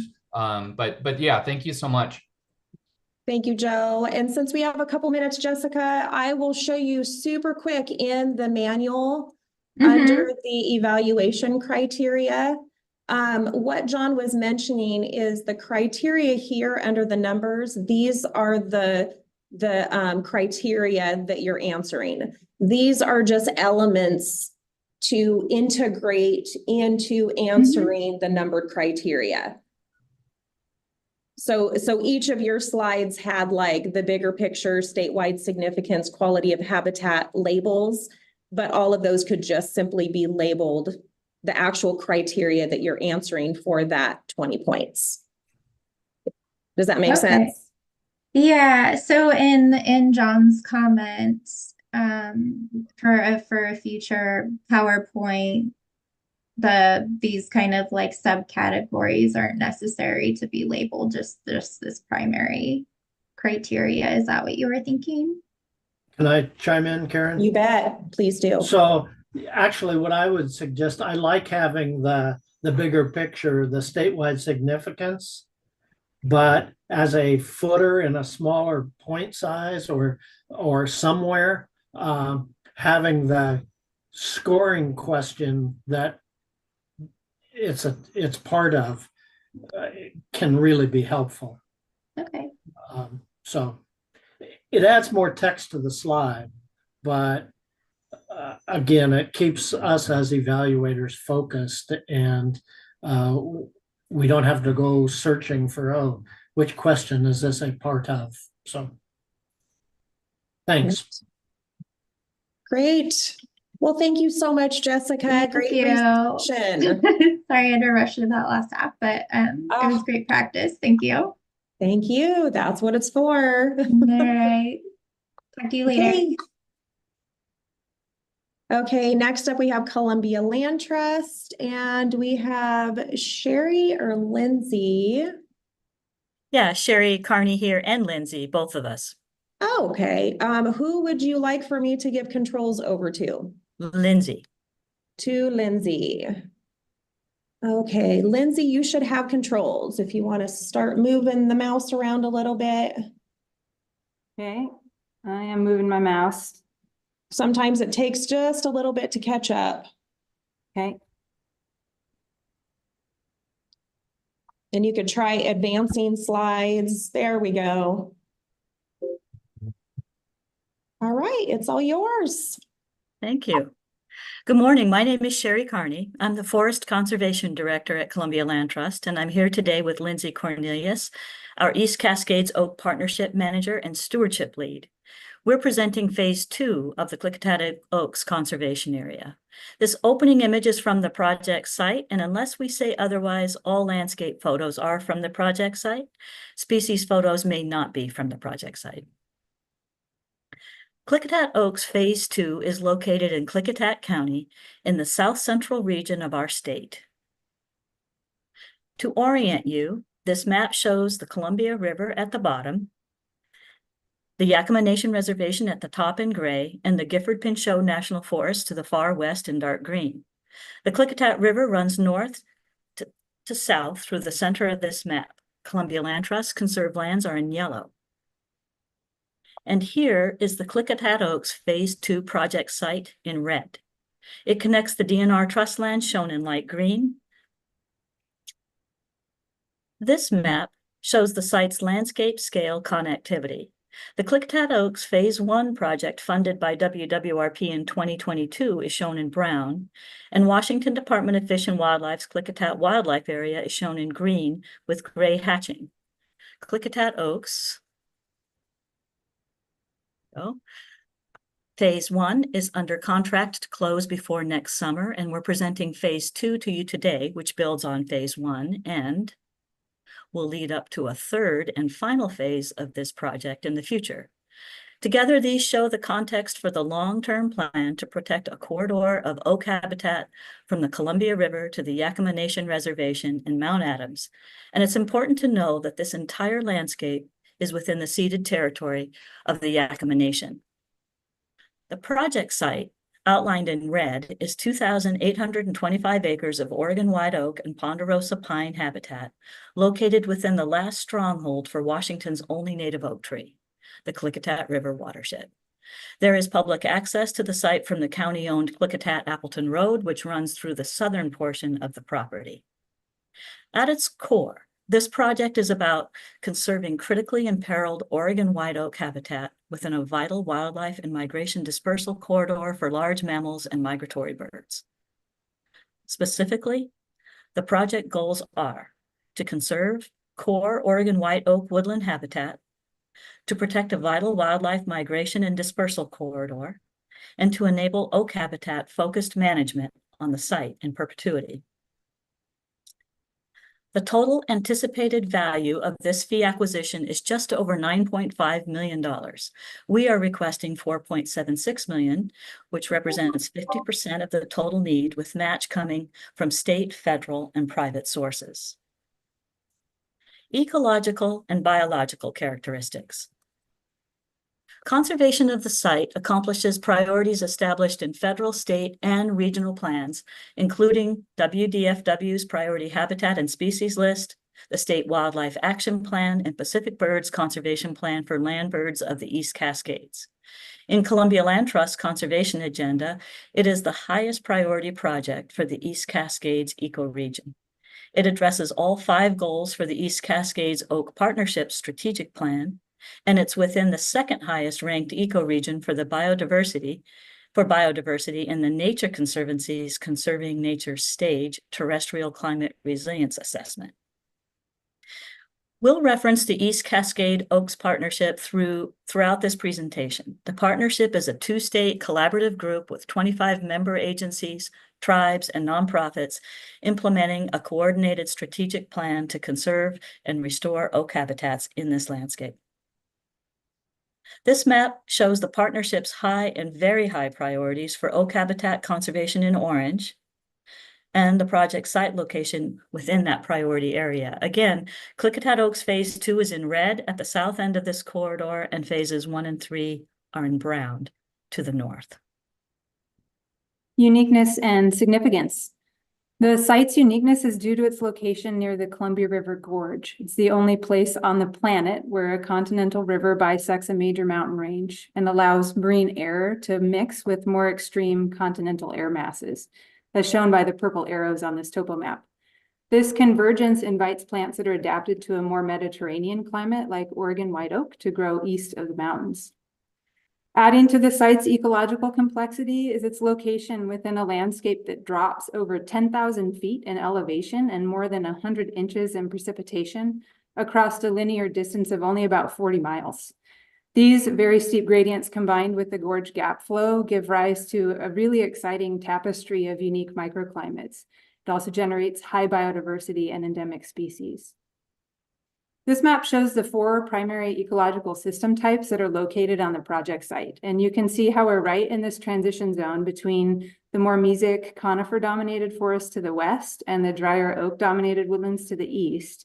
And that's where it gets interesting. So we'll look at the details. In orange is East Cascades oak, ponderosa pine forest and woodland, and it covers about 27% of the project area, and it's classified as S1, S2, or state critically imperiled. The uncolored areas at the south end of the project site are largely oak-associated grasslands and oak savanna.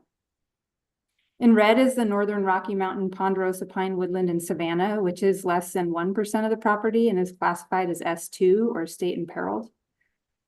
In light green is northern Rocky Mountain dry mesic montane mixed conifer forest type, and it covers about half of the property. It's classified as S3, S4, or state vulnerable.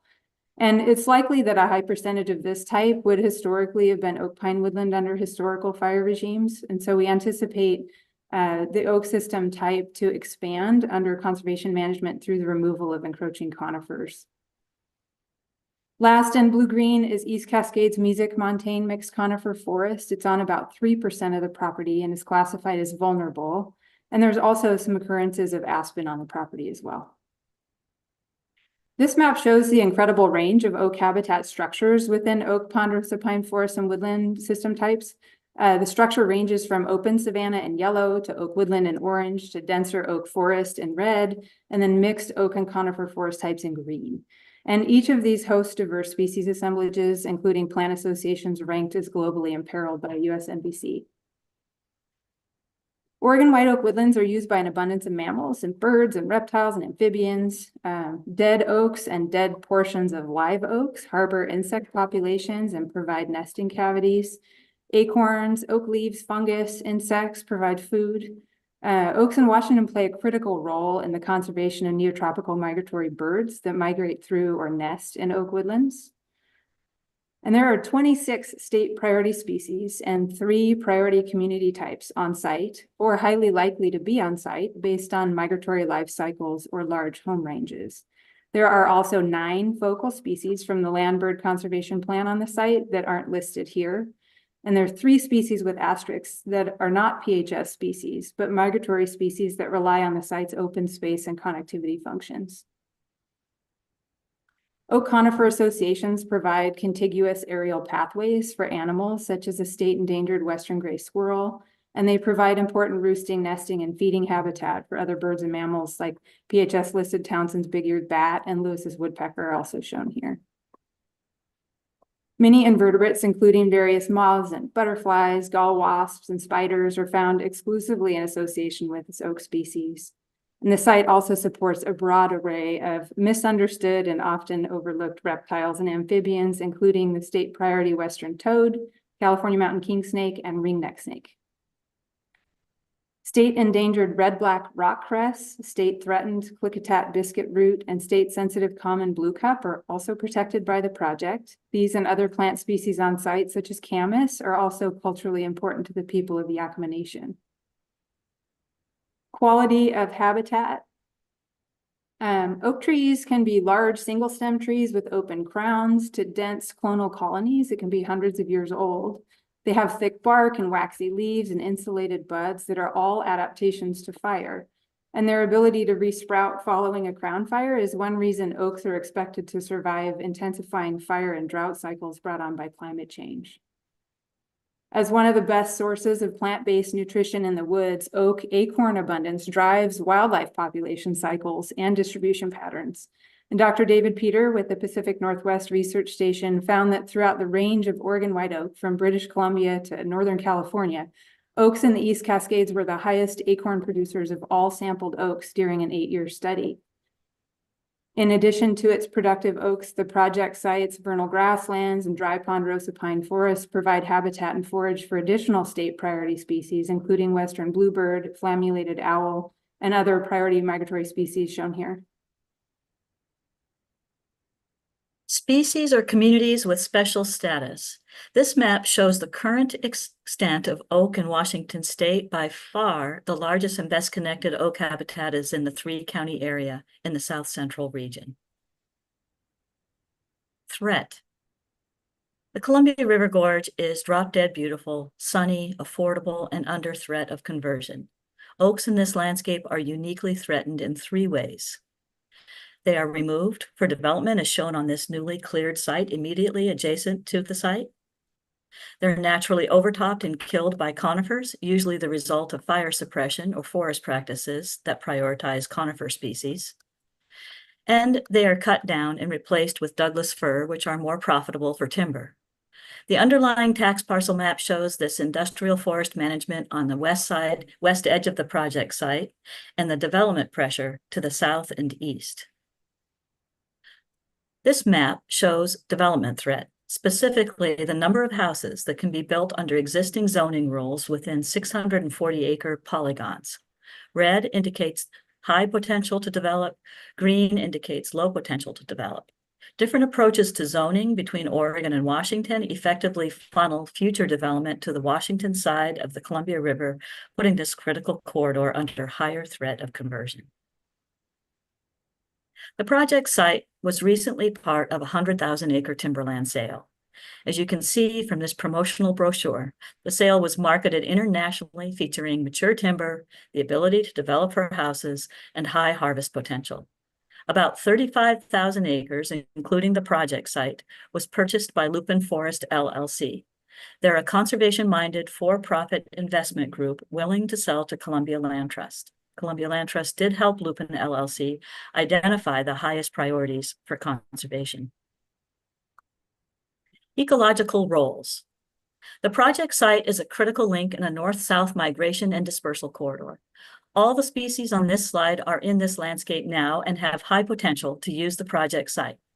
Gray wolves and fishers are being tracked by WDFW as they disperse from established populations to the north. A wolverine was found here 2 years ago. This mountain goat was tracked several years ago, swimming across the Columbia River to travel through the project site to Mount Adams. Western gray squirrels, which are on the project site, were just uplisted in 2023 to state endangered. Each of these vulnerable species needs room to roam as they disperse, sometimes over hundreds of miles, and this site helps to anchor a corridor that is essential for that dispersal. The project site is also a vital link along the Pacific Flyway for neotropical migratory birds. The yellow lines show primary migratory corridors in Western North America, and the red star shows the project location. Without the oaks of the Klickitat River watershed and the invertebrate food sources they provide, the birds on the flyway would struggle to complete their long journey between winter habitat in Central America and Mexico and summer breeding grounds in the US and Canada. The next evaluation criteria is management and viability, long-term viability. The project site's uniquely steep topographic and elevation gradients and the low existing fragmentation drive high levels of projected climate resilience, as shown by these model results published by the Nature Conservancy. The map shows lands that are far above average climate resilience in blue, and it communicates the project site's role in maintaining connectivity between core climate resilient pathways at the landscape scale under a future hotter climate. This photo is from the project site, and you can see Klickitat Oaks Phase 1 in the distance. It shows how ecotonal this landscape is, and it's easy to see how in the absence of fire, conifer encroachment is likely. Because of this ecological trend, conservation ownership and active management is necessary for the long-term viability of conservation values. Enhancement of existing protected land. This map shows a network of conserved land within the Klickitat Oaks landscape, and the key thing to notice is how the project site connects existing protected lands. It is critically important to holding the Klickitat Oaks corridor together over the long term. This drone photo is looking south toward Oregon's Mount Hood. Columbia Land Trust has worked for over 2 decades to build relationships and demonstrate competent stewardship and strategically knit this canyon together from Columbia River all the way to the Yakima Reservation. On the international scale, if we don't do our part to protect critically important places along this awe-inspiring hemispheric pathway, then the whole thing is at risk of falling apart. Ongoing stewardship. Our experience with all aspects of land management and our investment in long-term conservation is backed by robust resources. We have a 20-person stewardship team with 5 based out of our East Cascades field office in White Salmon. We have a GIS shop and a $16 million stewardship endowment to fund annual monitoring and weed control and public access management. Because oak systems suffer particularly from fire suppression, we're also working to develop prescribed fire as a tool across this landscape through the East Cascades Oak Partnership and the Mount Adams Prescribed Burn Association. And these images show our first burn on Land Trust conserved property this past October. It was implemented in partnership with the Nature Conservancy and Yakima Nation and the Mount Adams Resource Stewards. Grazing. This photo is not of the project site, but was taken by our staff on a cattle drive with former Klickitat County Commissioner Jim Sizemore's family. Klickitat County is an open range county, but the project site has been part of a coordinated resource management plan for decades that's intended to prevent overgrazing. So our stewardship team will continue to assess and monitor and respond to undesired impacts from grazing with support from the Oak Partnership. Public benefit and community support. Project supporters are wide-ranging and diverse, and we're highlighting here only some of the core partners, including local, regional, and international conservation organizations, bipartisan elected leaders from county commissioners to U.S. senators, and tribal leaders from the Yakima Nation. Yakima Nation in particular is a core partner on this project, contributing $1.5 million in matching funds to Klickitat Oaks Phase 1. Elaine Harvey, a Yakima member on the Northwest Forest Plan Amendment Federal Advisory Committee, says, "These Klickitat oaks are in my ancestral gathering area, and we depend on all they provide to us and to wildlife still today." Educational and scientific value. As stewards of this land, we'll continue to advance community learning through tours and workshops, volunteer events, and restoration projects on site. We'll facilitate research projects with grad students and partners and deploy oak system-specific monitoring tools developed by DNR Natural Heritage and the East Cascades Oak Partnership. And these tools will inform adaptive management in oak systems and conservation priorities of partners, so amplifying the conservation benefits across the region. And I especially love this photo of our super volunteers, Paul Slichter and Susan Saul, who are helping ID rare plants on the property. Recreational uses. Providing public access is a core organizational value. These photos are not from the site since we don't own it yet, but this property will support passive recreational uses like hunting, hiking, birding, harvest of first foods. Hunting is a particularly popular local activity that we're accustomed to managing in partnership with WDFW. Resource use and management practices. These photos show contractors using state-of-the-art logging systems to remove encroaching conifers on other land trust properties. And the goal of this work is to protect and enhance the development of oak habitat. And if income is a byproduct of that work, we'll use those receipts to pay for additional non-commercial resource work. Our stewardship team has decades of forest management expertise, and we'll use this tool in cooperation with local contractors and partners for the long-term benefit of the land. In closing, protecting key corridors of existing high-quality habitat from fragmentation and prioritizing ecological integrity in the management of those places is the most important thing that we can do for the future of wildlife and plant diversity in this region. And last time we presented, we told you there was no place like the Klickitat watershed, and we meant it. But then when I heard a geologist at a recent Yakima Nation Fisheries Conference confirm that this is the only place in the world where a continental river bisects a major mountain range, I knew its specialness also as fact. There is nowhere like the Klickitat and the critical habitat that it provides. So thank you for hearing us, and we welcome your questions. Thank you very much. Great presentation. My timer is ready to go off in 14 seconds. Way to go. Some heavy editing. And I love the super volunteer phrase. That was great. Okay, how about Joe, then John, then David? Thank you, Sherry and Lindsay. Great presentation. Just quickly on your species table, there is a new guidance for how to list natural heritage elements. Oh. So I would recommend kind of revisiting those. The 2 ecosystems you listed and the 2 rare plants, I don't think are in the natural heritage database, and that is a requirement now for listing those on your species table. So you can consult heritage ecologists and botanists to confirm the presence of those. But then on the ecosystem side, I think you also had them as HGCN, which I think is fine. But just in terms of a heritage element occurrence, they need to be in our database to be in those tables with the new guidance. So Okay, thank you. yeah, thank you very much. Great presentation. And here's that guidance on the Habitat Conservation account homepage, under the application resources. That natural heritage data guidance is right here as a link. Great, thank you. Okay, good. John, then Dave.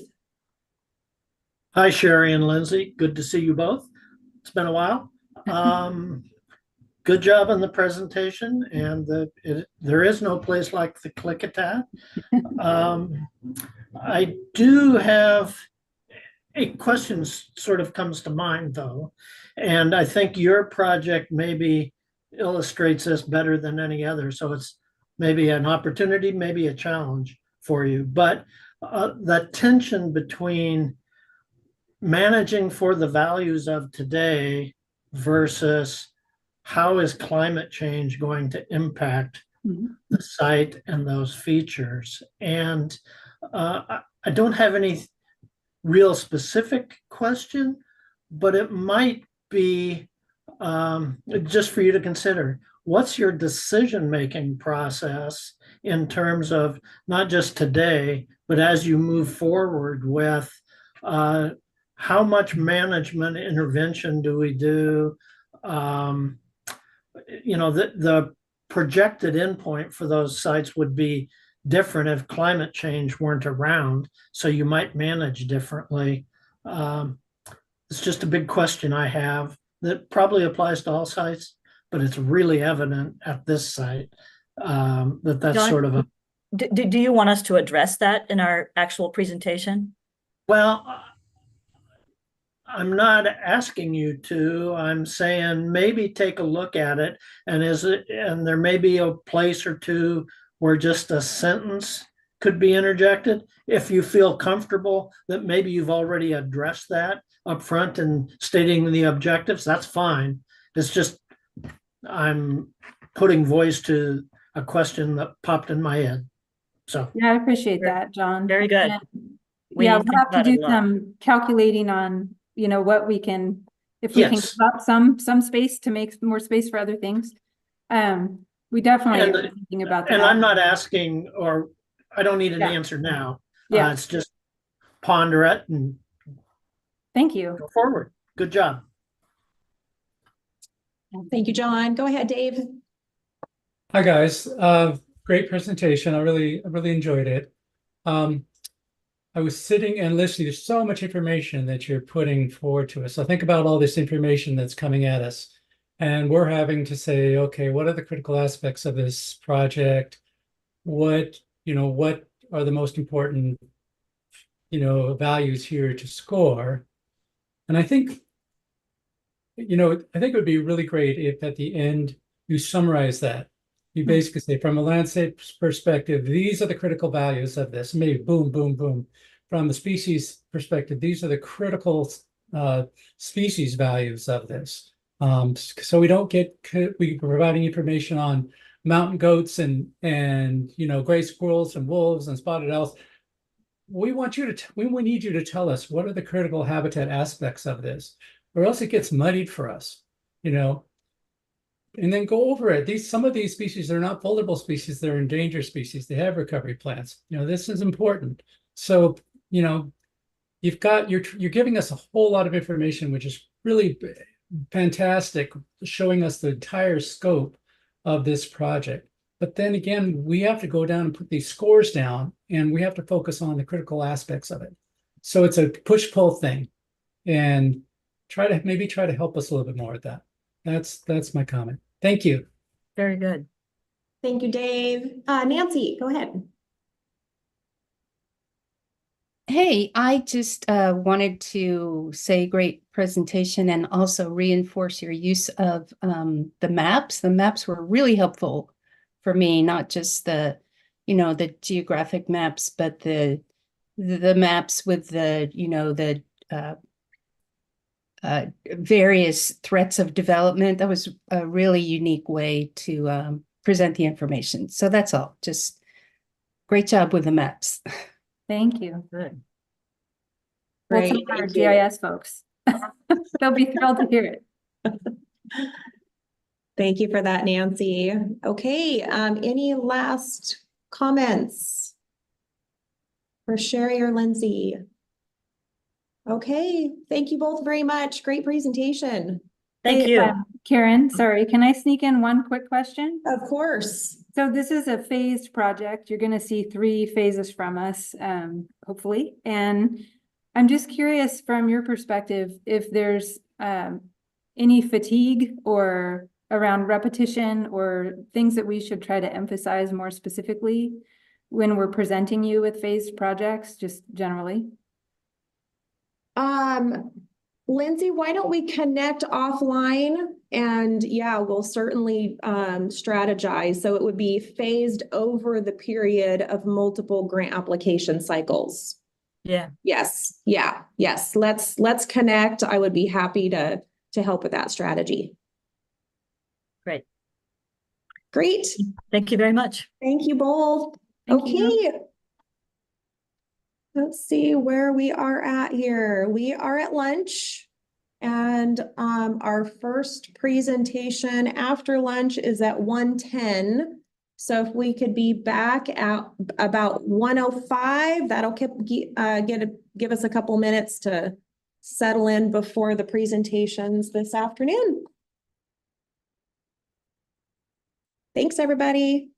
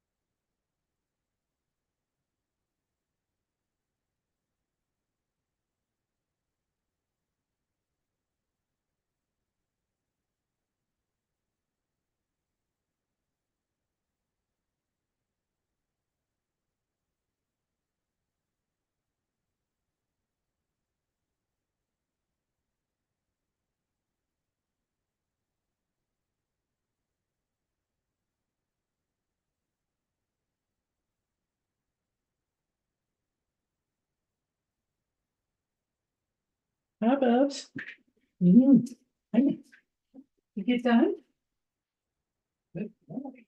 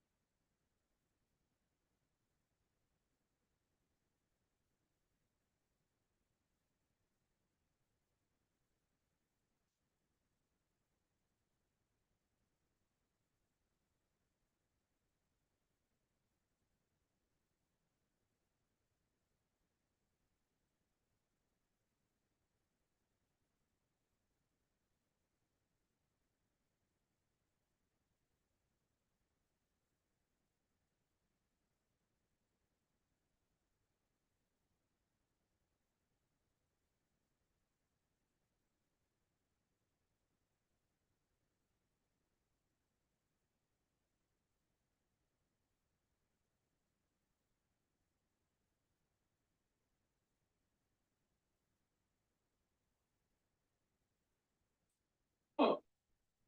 That's it.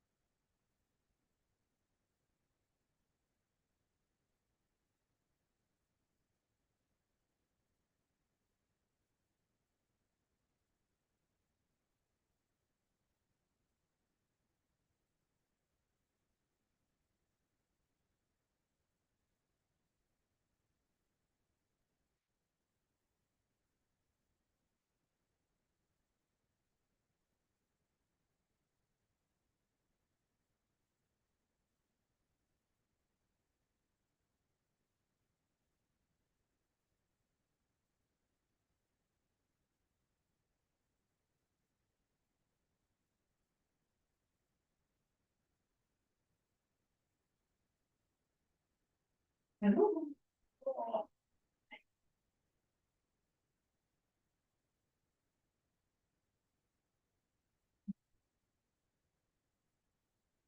boogie, crazy boogie.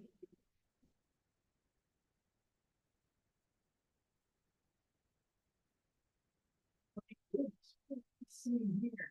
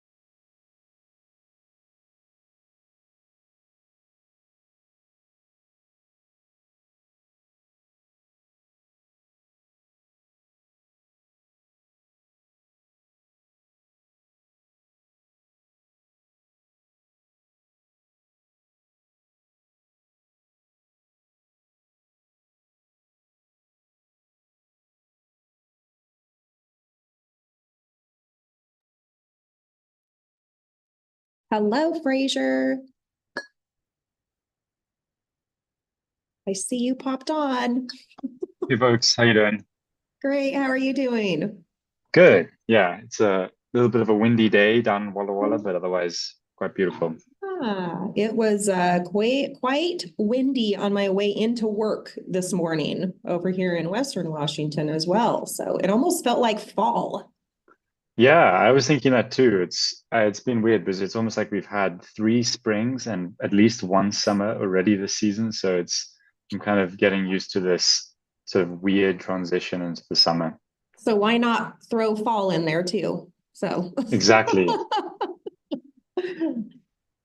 So you'll be up at 1:10. The advisory committee members will start trickling back in here within the next few minutes. So we should be able to get started right at 1:10. Perfect. Thank you. Thank you.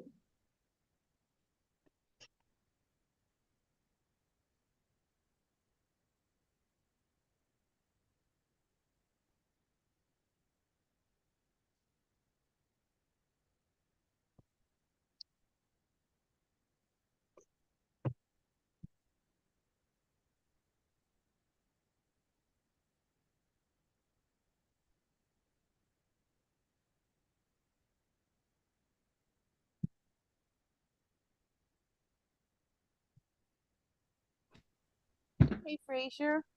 This is Kim Sellers. Hi, Kim. Hi. Hey, I can get my camera going since nobody's around. Hey, I just wanted to let you know that during the question and answer portion of this, don't feel like you have to answer all of the questions that they asked today. So just make note of it. And then the idea is to get as much feedback as you can from the evaluators. And so if you spend the whole time talking and answering questions, you're not going to get as much feedback. So just make note of it, answer where you can, but make note of it and then fix it in your final. That's kind of a Perfect. good Thank you. strategy. Yeah, you bet. Your presentation looked great, by the way. Thank you. Yeah. I thank you for giving me some time and empathy there. I really appreciate it. No, you're good. You're good.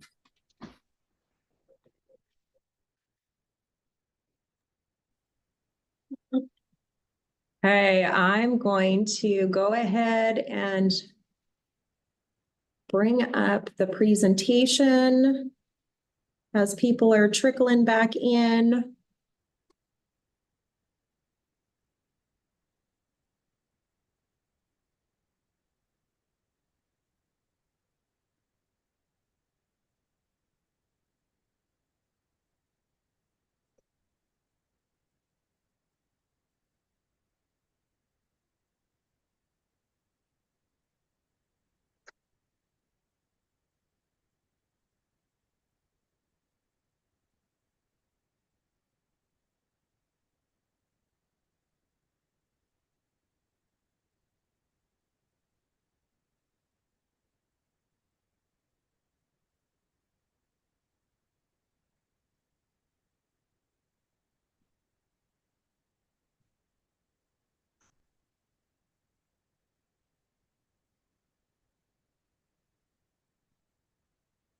We have a busy afternoon. 6 presentations this afternoon. What's the record number of coffees everyone's had so far?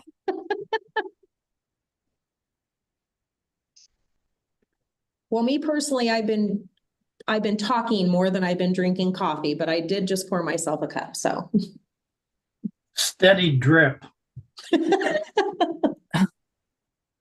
I was That's going to fair, say, John. don't give Karen Edwards too much coffee.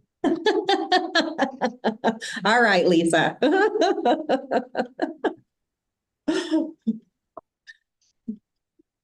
Never know who's hiding in the background. So Lisa, since we have a couple minutes, okay. You're doing Hofstadt, but I have you down for the remaining 4. You don't know, they're not me. Okay, they're not you. Okay. No. So I have Hofstadt, and then you should have Rich Finger for Mid Columbia and Beasley. And then you'll have Mark Teskey for Skoggy Canyon. And what's the one I'm missing? Weenass, Miracle Mile. That should be Melinda Gray. Fantastic. That way I know who to give controls over to. Thank you Yep. so much for that. I'll be here anyway, though, just in case. All right. Thank Okay. you. Yep. Okay, Fraser, I'm going to go ahead and give control over to you. Perfect, thank you. You should have it now, so feel free to see if you can advance slides. It has been taken a little bit to catch up. Oh, I think I saw your mouse. Aha, there we go. Perfect. Great. Okay, and we're right at 110, so I will hand it over to you, Fraser. Thank you. Perfect. Well, thank you everyone for the opportunity of presenting to you today. My name is Fraser Moore. I'm the Conservation Manager at Blue Mountain Land Trust, and I'm here to present to you about Jasper Mountain Reserve, which is a pretty exciting opportunity. Blue Mountain Land Trust is a land trust that's based in southeastern Washington and eastern Oregon. We've been around since 1999, and in that time, we've conserved 22 properties through conservation easements and bought one property through a fee purchase. And this property is a fairly unique opportunity. It's an acquisition, which is our proposal, and I'm excited to dive a bit deeper today. This property is in southeastern Washington, which you can see represented here. It's right in the transitional zone between the Blue Mountains and the Columbia Plateau, which will become very relevant later. And it's about 4.5, 5 hours from Washington, about 44 minutes from Walla Walla, which is about here, just as the Columbia River goes further north. I mentioned how this area was in the transitional zone between the Columbia Plateau and the Blue Mountains, and you can see that represented in this data, which shows the ecoregions of the area. This green is the Columbia Plateau, and this dark purple, kind of bluey color, are the Blue Mountains, which are kind of just the tip of them are in Washington. Zooming further down into a more location-based map, you can see Walla Walla down in the southwest of this map, Dayton in the north of this map. This property is about 44 minutes from Walla Walla and about 15 minutes from Dayton, Washington. It's also contiguous with the Confederate Tribes of the Umatilla Indian Reservation's Rainwater Wildlife Area, which is a tribal trust land, and it's also contiguous with the Umatilla National Forest, which you can see basically in the entirety of that eastern, that dark section of the map. The property is about, I think I mentioned, 44 minutes from Walla Walla, and Walla Walla is the largest population base in our service area with about 34,000 people. And this property, being that kind of 40-minute drive away, is a really important recreational base for the community. Our goals for this property are to conserve estate priority habitat, which is the east side steppe habitat, protect sagebrush steppe biodiversity corridor, enhance the habitat for endangered and listed species, and connect communities to nature through education, volunteer stewardship, and recreation. We are estimating the total acquisition of this property to be about $3.1 million, with a request to WWRP critical habitat for 1.55 million, essentially half, with that match of 50% coming from the landowner as a donation. Blue Mountain Land Trust will become the landowner, with the present landowner maintaining a life estate on the property to continue to manage and live on the property until their passing. This area fits into a number of bigger picture plans. Blue Mountain Land Trust conservation goals are to protect species, water, food, soil, and climate, and this property hits a number of those goals. It's also a registered area within the priority habitats and species list. It's a biodiversity corridor area, and I'll be diving into that data later. It's within the ferruginous hawk recovery plan.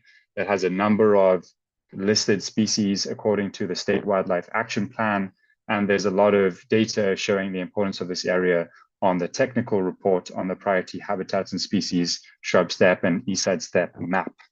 And I'll be going to that data in a second.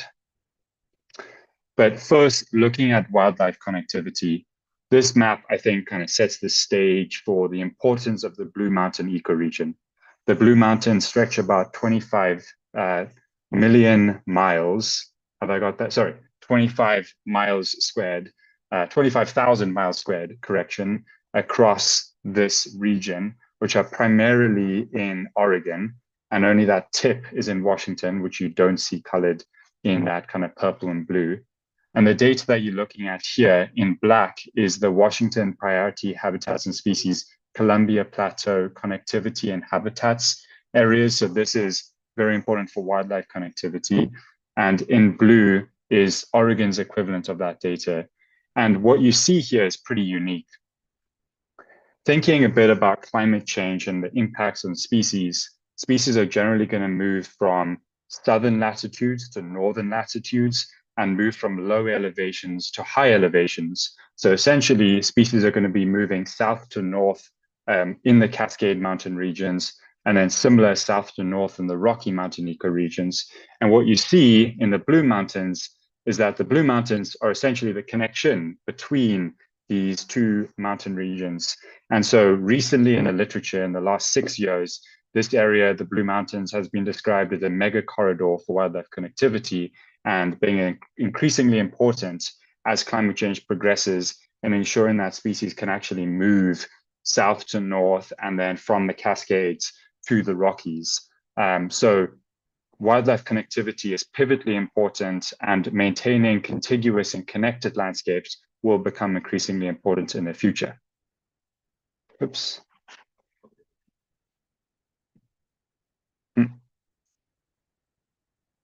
So, oh, there we go. It was taking a while to turn there. And what you see when you dig into the property specific data is that this area is within a Columbia Plateau biodiversity corridor area. The property itself is about 327.49 acres, which you can see represented in red. And that is directly adjacent to the Confederate Tribes of the Umatilla Indian Reservation's 8,441 acre property, which is in tribal trust.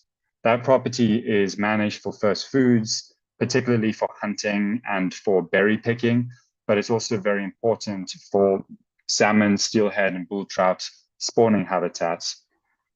Those properties abut the Umatilla National Forest, which is about 1.4 million acres, and I'll dig into the Umatilla National Forest a little bit later. But what's important to note is that I mentioned wildlife connectivity in the previous slide, and this area is within a biodiversity corridor, exemplifying why big picture planning this property is really important. This map is pretty cool, and it's a digital elevation model. In blue are low elevations, and in red are high elevations. And what you can see here is the kind of topography of the area. I've just lost my timer. There we go. So the Columbia River is in the southwest of this map, and the Snake River kind of braids its way through the north, with the Blue Mountains in red being that kind of much higher elevation. And once again here, you can see how that properties, that transition, that kind of greeny color, the transition between the blue and the red, which becomes increasingly important for wildlife connectivity, but also for habitat that's currently available. You can see that a little bit in this data, which is national land cover in 2021. I want to particularly note this cultivated crops, this kind of reddish color, which is predominant in the area. If you've ever been to Eastern Washington, it's huge open wheat fields. And that becomes really important because this area previously was shrub steppe and east side steppe, but about 80% of the shrub steppe has been removed, and it's no longer in its original extent. Zooming into the property specifically, you can see a very big difference between the east and the west side of the property. The east is much steeper. It has these really distinct north and south facing slopes, with the south facing slopes being where there's open grass habitat, and the east side steppe habitat, which you see in this color here, being the transition between the most mixed ponderosa forest and the grassland habitat. Here you can see some of that transition take place, and here's kind of more of that open grassland with that beautiful meadowlark present there. And you sort of see that in the imagery again, kind of correlating the national land cover to what's presently there. The west side of the property is pretty tangibly different. The west side of the property is much more dominated by most mixed ponderosa forest. There's ponderosa, larch, Doug fir, grand fir present on this side, with these nice, beautiful forest gaps present too. And those forest gaps are important because they create habitat heterogeneity through through edging of habitat. There's lots more berries in areas that are lighter, which birds particularly love, and so do insects. And hold on to that connection to insects and birds that will become relevant later.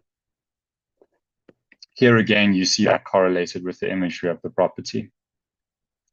And focusing on the communities that are present on the site, there's that, as I mentioned, that mix between shrub steppe and most mixed ponderosa forest, which support lots of birds and mammals. But this is kind of selection bias because this is what the landowner has identified, and the landowner doesn't have many skills in amphibian and reptile identification. So this is only a real small snapshot of the property. But in particular, there are a lot of listed birds, which I'll dig into in a second. But first, focusing on the shrub steppe habitat. The shrub steppe is characterized by an overstory of sagebrush and an incredibly diverse understory of flowering plant species and insects. And there are over 200 species directly associated with shrub steppe across Washington. This ecosystem also sustains cryptobiotic crusts, which are really cool assemblages of bacteria and fungi that live basically a couple millimeters from the soil. And this ecosystem used to be stretched about 10.4 million acres across Washington, but only 20% now remains. And of those 20%, I think only about 6% remain actually viable in essential their pre-colonial condition. And thus the protection of existing fragments is imperative. Moving on to the most mixed ponderosa forest, this area gets oceanic influence. There's weather systems that roll up the Columbia River and deposit a lot of snow and rain in this area, which the ponderosa love. This area is characterized by exceptional above ground carbon stocks and relatively understudied soils, but there are areas within the Blue Mountains that are very overstocked and in need of thinning. These two community assemblages support a number of breeding birds, such as the flammulated owl, which is cavity nesting and it's migratory too. It travels north in the summer and feeds on insects. And ironically, so is the Lewis's woodpecker, which is also insectivorous. You can actually see an insect in that bird's mouth right now. And it also can find and store seeds and store them for a fairly long while. They're also associated with oaks, but tightly associated with ponderosa too.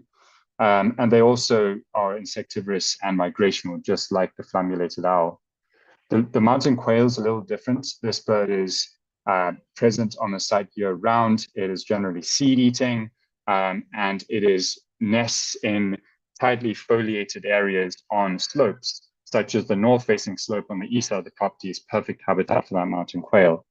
The western bluebird is also migrational. It's also insectivorous, and it's also cavity nesting, showing how there's kind of an overlap in these birds' general preferred habitat, of which the property sustains.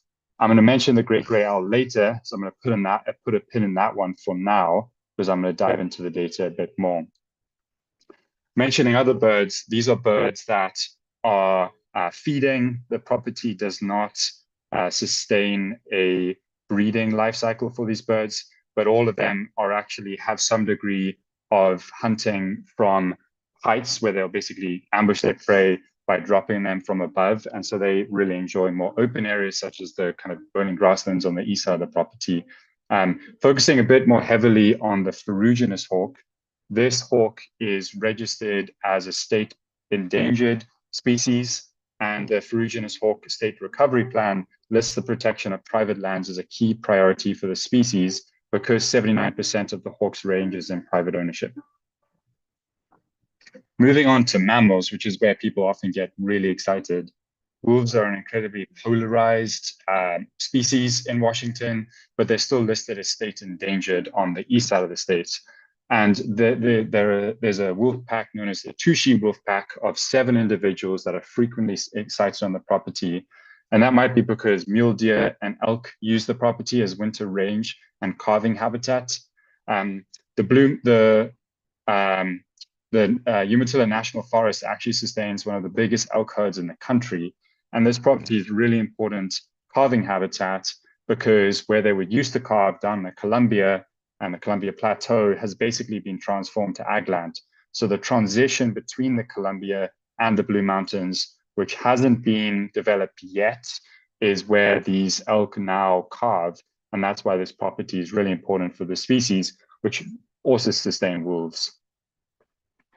Zooming into the quality of the habitat, one can generally associate this area, the entirety of the Blue Mountains, as being impacted by development and industry, but still sustaining a lot of biodiversity.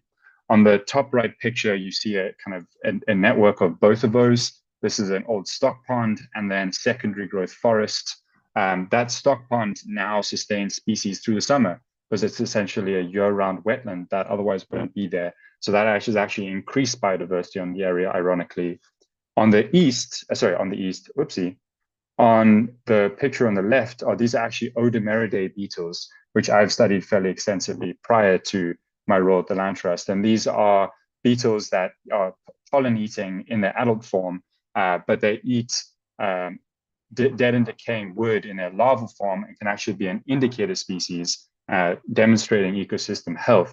And the center picture shows a mountain lion scat. So there's a really cool kind of network of species, communities, and all of those are sustained on the property, but they're generally threatened due to development and land transformation.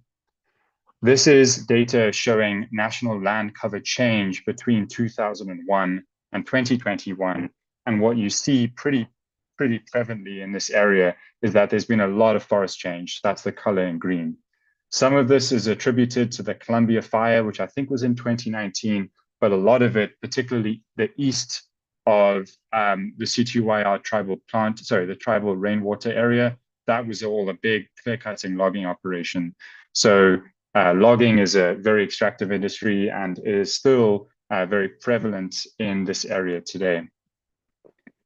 And also focusing a bit on this parcel analysis I did, as I previously mentioned, 80 to 90% of shrub steppe habitat has been lost to development and agriculture primarily since non-native settlements. And in the last 50 years alone, 30 to 50% of eastside steppe has been lost, and maintaining remaining populations is becoming, I'm having a few technical difficulties here, is becoming increasingly important.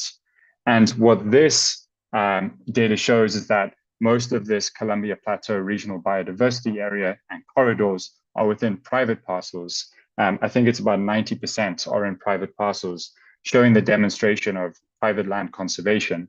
And this acquisition will ensure this area's biodiversity corridor is maintained, but also connected to the tribal rainwater wildlife area and then down into the Umatilla National Forest. Going into rarity for a second, I mentioned the great gray owl. I'd like to go into a bit more detail on this species because I think it's really cool. The great gray owl is often found in further north of Washington. It's really prevalent in Canada and in Alaska, where it really loves boreal forests. It loves the cold and it loves single-age stands of trees. And there are actually only 100 individuals in the state of Washington, according to ODFW. And as I mentioned, these owls rely on boreal forests for breeding, which are actually simulated on the west of the property due to a history of logging. And the property gets a lot of snow due to that oceanic influence. So essentially, this bird's habitat is mirrored, where it usually would be further north, but it's actually very present on this property. And the landowners, in response, knowing and being birders themselves, knowing the importance of the property for this bird, have constructed 3 nesting sites. They know of at least 2 individuals of this bird that are very present on the site, and they kind of see them frequently. And at least one of those nesting sites are in use. Here you kind of see that on the property Here's the nesting habitat, that single egg stand that I took a picture of in about November, just before the big snows. And these owls are ambush predators. They like to eat rodents, and so they really like edge habitat, which is very present on the property between the north-south facing slopes and then the forest gaps you see represented. Here's also a really cool sighting right on the on the property, the landowner's porch. The owl just kind of frequents their lodge, which I think is really cool. And broadly, since the change of ownership in 2006, the landowners have thinned approximately 70 acres of forests. And in thinning, they create light gaps, promote edge diversity, replant with at least three plant species, particularly focusing on firs. They release larch and aspen, which are also positively correlated with biodiversity. And they've restored 5 old stock ponds into wetland that support the species through the summer. Here you see some of those mayflies, and these species wouldn't be present elsewise because there would historically not really be many ponds and wetlands in this area. This area, the landowners have also built an incredible 13-mile network of trails, which includes 6 miles of cross-country trails, which can be utilized in the winter. And BMLT intends to enhance the existing trail network with volunteers and connect communities to nature. Pulling back, BMLT as an organization just last year logged over 19,900 trail stewardship hours and hosted 19 community engagement events for over 500 children, adults, and families. And because this area is a 44-minute drive from Walla Walla, we intend this spot to become the host and the kind of central area of our trail stewardship, habitat improvement, and volunteer events. And so we're really excited about this opportunity because we think it hits many of Blue Mountain Land Trust values as an organization, but also supports a great and robust population of species and communities. And so I'd like to thank you for the opportunity of speaking to you today, and I welcome any questions and feedback. Thank you. Thank you very much, Fraser. Very nice presentation. Any questions or feedback for Fraser? Go ahead, Joe. Thank you, Fraser. Appreciate that presentation. It's great. Very beautiful site. Couple of things. On the gray owl slide, you had referenced population numbers from ODFW. I don't know if you meant to do WDFW or if it was ODFW. Be curious to know if WDFW also has population estimates. So just something I noticed. Also on your species table, I noticed you have East Side Steppe kind of listed. But I think there's a little bit of confusion in there between a priority habitat, which is East Side Steppe, as well as an HGCN, which is a different classification. So maybe you can go back and look at, I think it's chapter 4 of the 2015 State Wildlife Action Plan, and tease that out a bit, because I think you could probably be listing the priority habitat as a distinct element from the HGCNs as well. Because a priority habitat does not have a state rank associated with it. The HGCNs, however, do. And so you might look at that and also consider whether or not you have more than one HGCN at your site. I think you probably do. Anyway, otherwise, thank you. Thank you, Joe. Appreciate that feedback. Yeah, great feedback, Joe. Go ahead, Alex. Hi, Fraser. Really appreciated the slides on the owl. They were very, very informative. So really good work with that. I did want to know, and this might not be a question you know the answer to, but is this the only part of Eastern Washington, or at least of the region, where that species of owl is found? Because if so, I think highlighting that in the presentation would be really helpful, just to note how critical the habitat actually is. And then another thing related to the wolves, it would be interesting, at least for me, when looking through the presentation and other materials, of when was the last time the wolf pack was spotted at or at least near the site, just so we could have some frame of reference. Thank you. Thank you, Alex. Appreciate that. I think wolves are sighted every couple of months, so it's pretty regular, but I'll make sure to highlight that.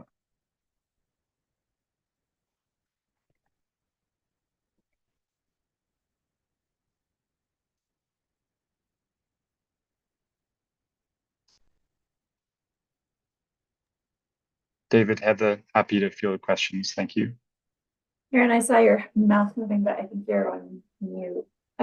Thank you. Yeah, no worries. This was a great presentation. Thank you for how well organized your slides and your commentary were. I was waiting to hear more about partnering with CTR since their lands are adjacent and contiguous. And if that was in there, I missed it. So maybe highlighting that a little bit more involved, how you've consulted with them, what opportunities for management going forward might include. Thank you. That's valuable feedback.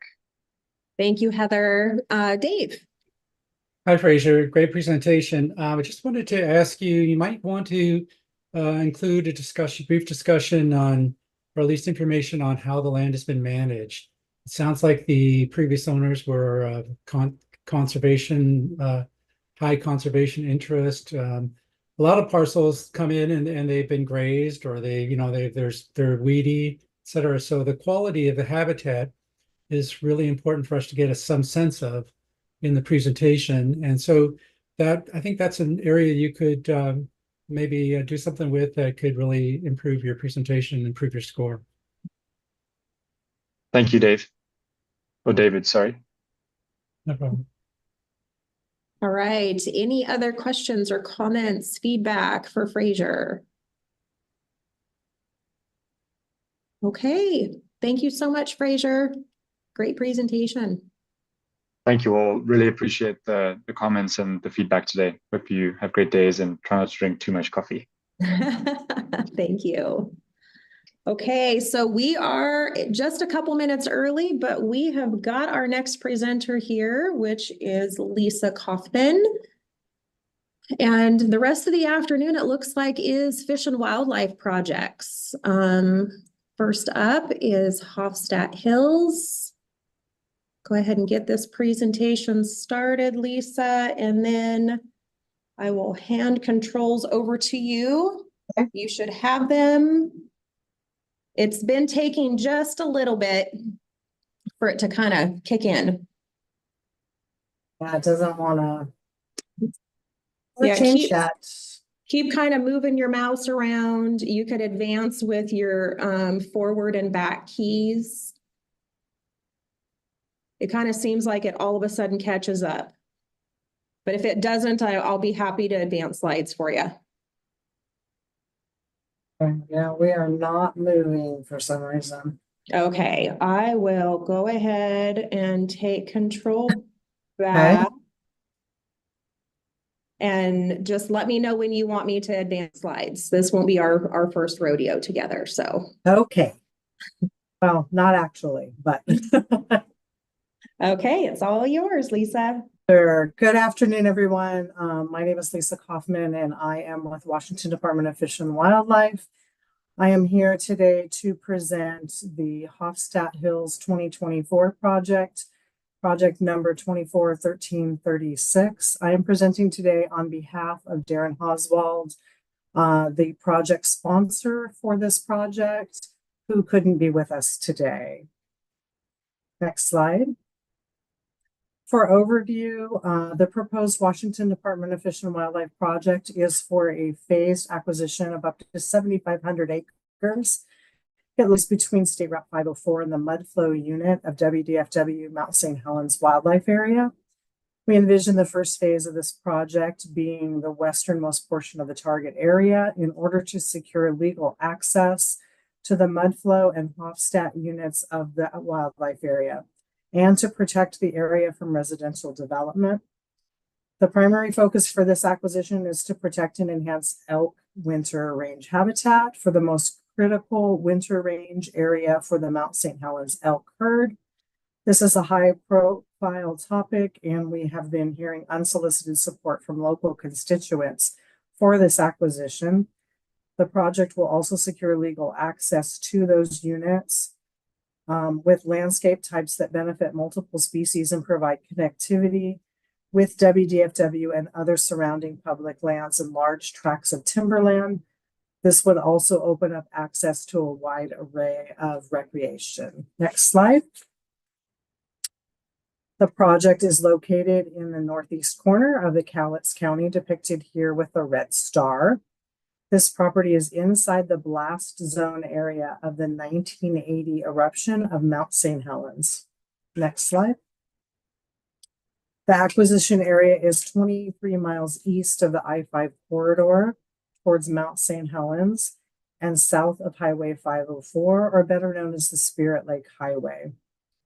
The dark green here is the current WDFW ownership of the mud flow area and Hofstadt units of the Mount St. Helens Wildlife Area. Light green is DNR and other public lands combined, with DNR being directly to the south of the WDFW units. Next slide. With private timberlands to the north and south, the area targeted in this project covers 10.5 miles, all shown here in the pink outline. Next slide.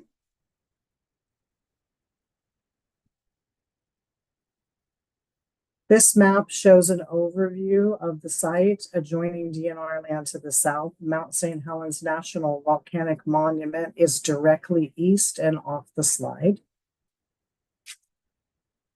Next slide.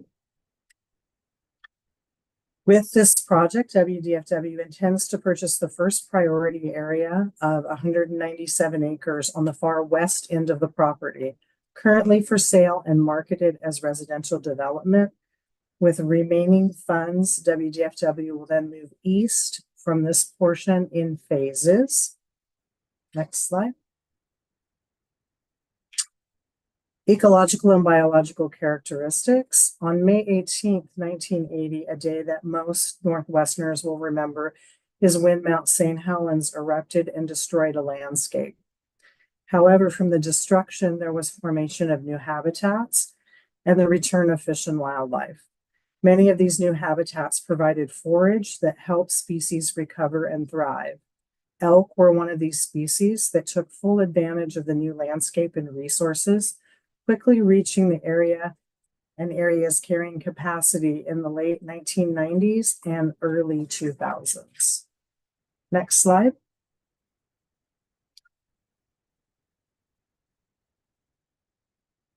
Off by one, I think, Karen. Next, there. Well, I'm missing one here.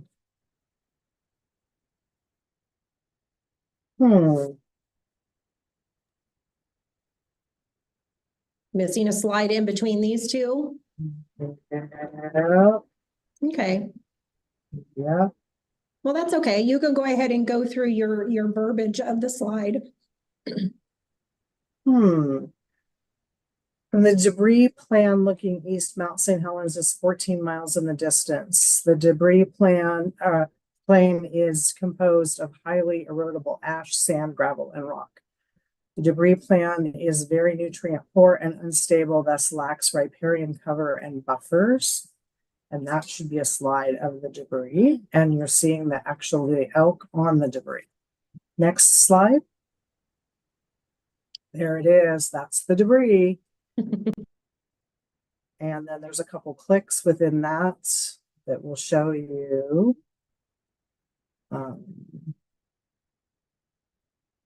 next one, the DNR land on one side. It's U.S. Fish and Wildlife Service in the distance. And there should be one more. Hofstadt Hills on the left. Okay, next slide.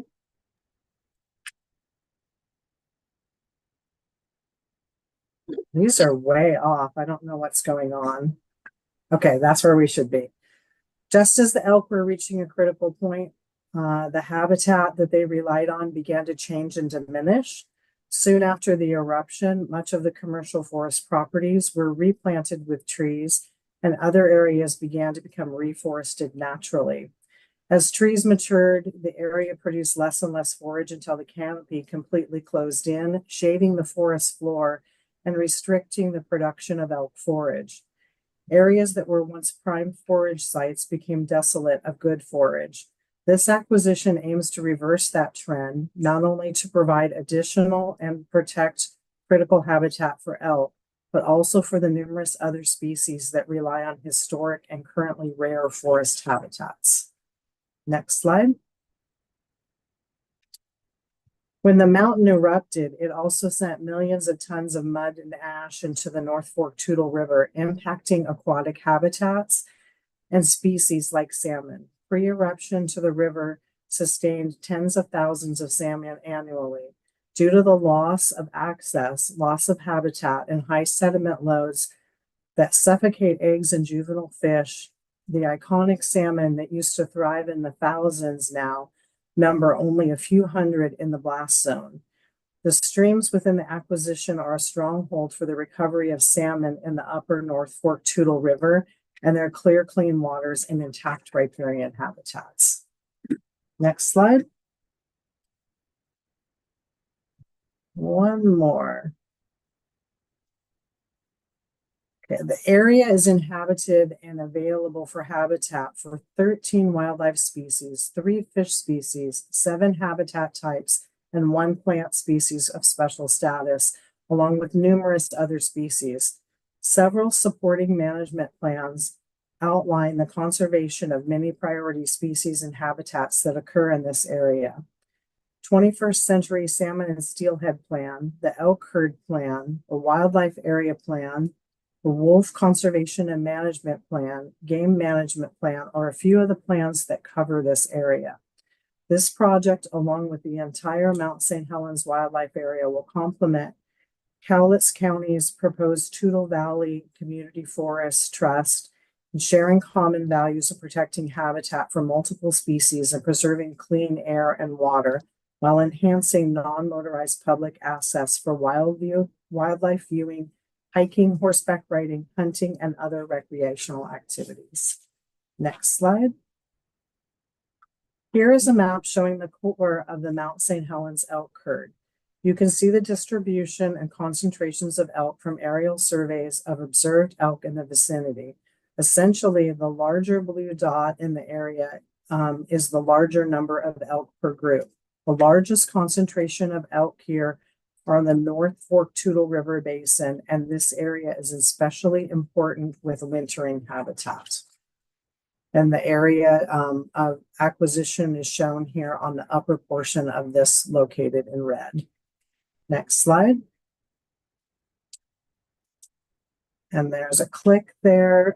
Zooming in on the North Fork Toutle River Basin, you can see the largest concentration of wintering elk of the Mount St. Helens herd. The area outlined here in yellow, so there's one click. There's actually 2, I think. One more. Outlined here in yellow is the acquisition area and the current WWRP wildlife area units combined. As you can see, many of the elk that winter in this vicinity use the acquisition area and neighboring Forest Service lands to the east. Next slide. The Bear Creek watershed is one of 2 streams on the site that support spawning and rearing of winter steelhead in coho.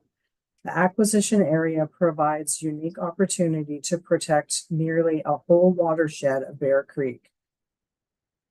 And you can see Bear Creek here right in the middle of this acquisition. Next slide.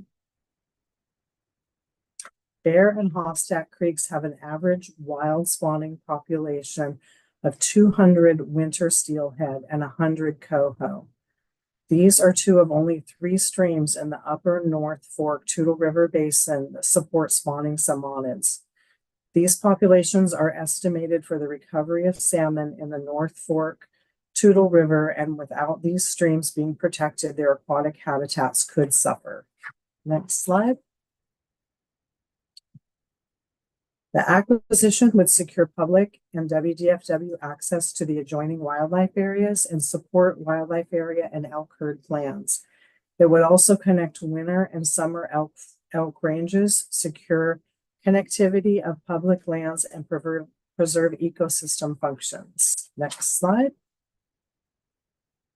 The Hofstadt Hills area is suitable habitat for 13 wildlife species with special status, including 4 priority game species 8 sensitive species of concern, 2 federally threatened or state endangered species, with elk being the priority wildlife species for this acquisition. Next slide.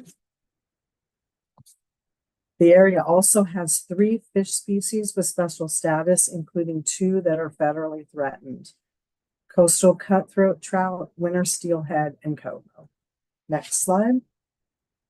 There are also several habitats with PHS status: conifer and deciduous mixed forest, freshwater wetlands, riparian, in-stream, talus, cliffs, caves, and Buxbaumia moss. Next slide. There is a good mix of diversity on the site with elevations ranging from 1,000 to 3,000 feet, providing year-round habitat for elk and other wildlife species, as well as in-stream habitat for ESA-listed fish stocks. The area has functioning early seral ecosystem with a mixed conifer and deciduous trees, cliffs, talus, and numerous small streams, providing habitat for a diverse array of fish and wildlife. Next slide. Lower elevation habitats consist of mixed deciduous trees and Douglas fir, including red alder, black cottonwood, big leaf, and vine maple, with larger lower graduate streams where salmon spawning and rearing occurs. Next slide. While the upper elevations consist mostly of noble fir with small pockets of red alder, cliffs, talus slopes, small openings, and smaller stream graduate streams that are tributaries to the salmon-bearing waters in the lower elevations. Protection of these smaller streams improves water quality and helps ensure lower temperatures for fish production and rearing. Next slide. Species and communities with special status: commercial timber harvest and residential development will occur, and if this property is not acquired. If these activities occur, they will impact several endemic amphibian species, spawning and rearing grounds for coho, winter steelhead, and coastal cutthroat trout, critical habitat for wintering elk, water quality along 16 miles of stream, and public access. Next slide. The acquisition and surrounding area supports the largest concentration of overwintering elk of the Mount St. Helens herd, as mentioned earlier. Securing this property will help improve elk habitat, increase the carrying capacity of the area, as well as overall condition of the elk. Next slide. Hofstadt and Bear Creeks are 2 of only 3 streams in the upper North Fork of the Toutle River basin that support spawning and rearing of salmonids. This acquisition would protect almost all of Bear Creek watershed, with a majority of the spawning habitat in Hofstadt Creek. Both creeks were severely impacted by the eruption of Mount St. Helens and are still recovering from the impacts 44 years later. The stream is essential to the recovery of the salmon in the upper North Fork Toutle River. Next slide. Hofstadt Hills currently provides habitat as an early seral forest for a multitude of priority species. The area is also used by species that rely on old growth forests, such as the northern spotted owl.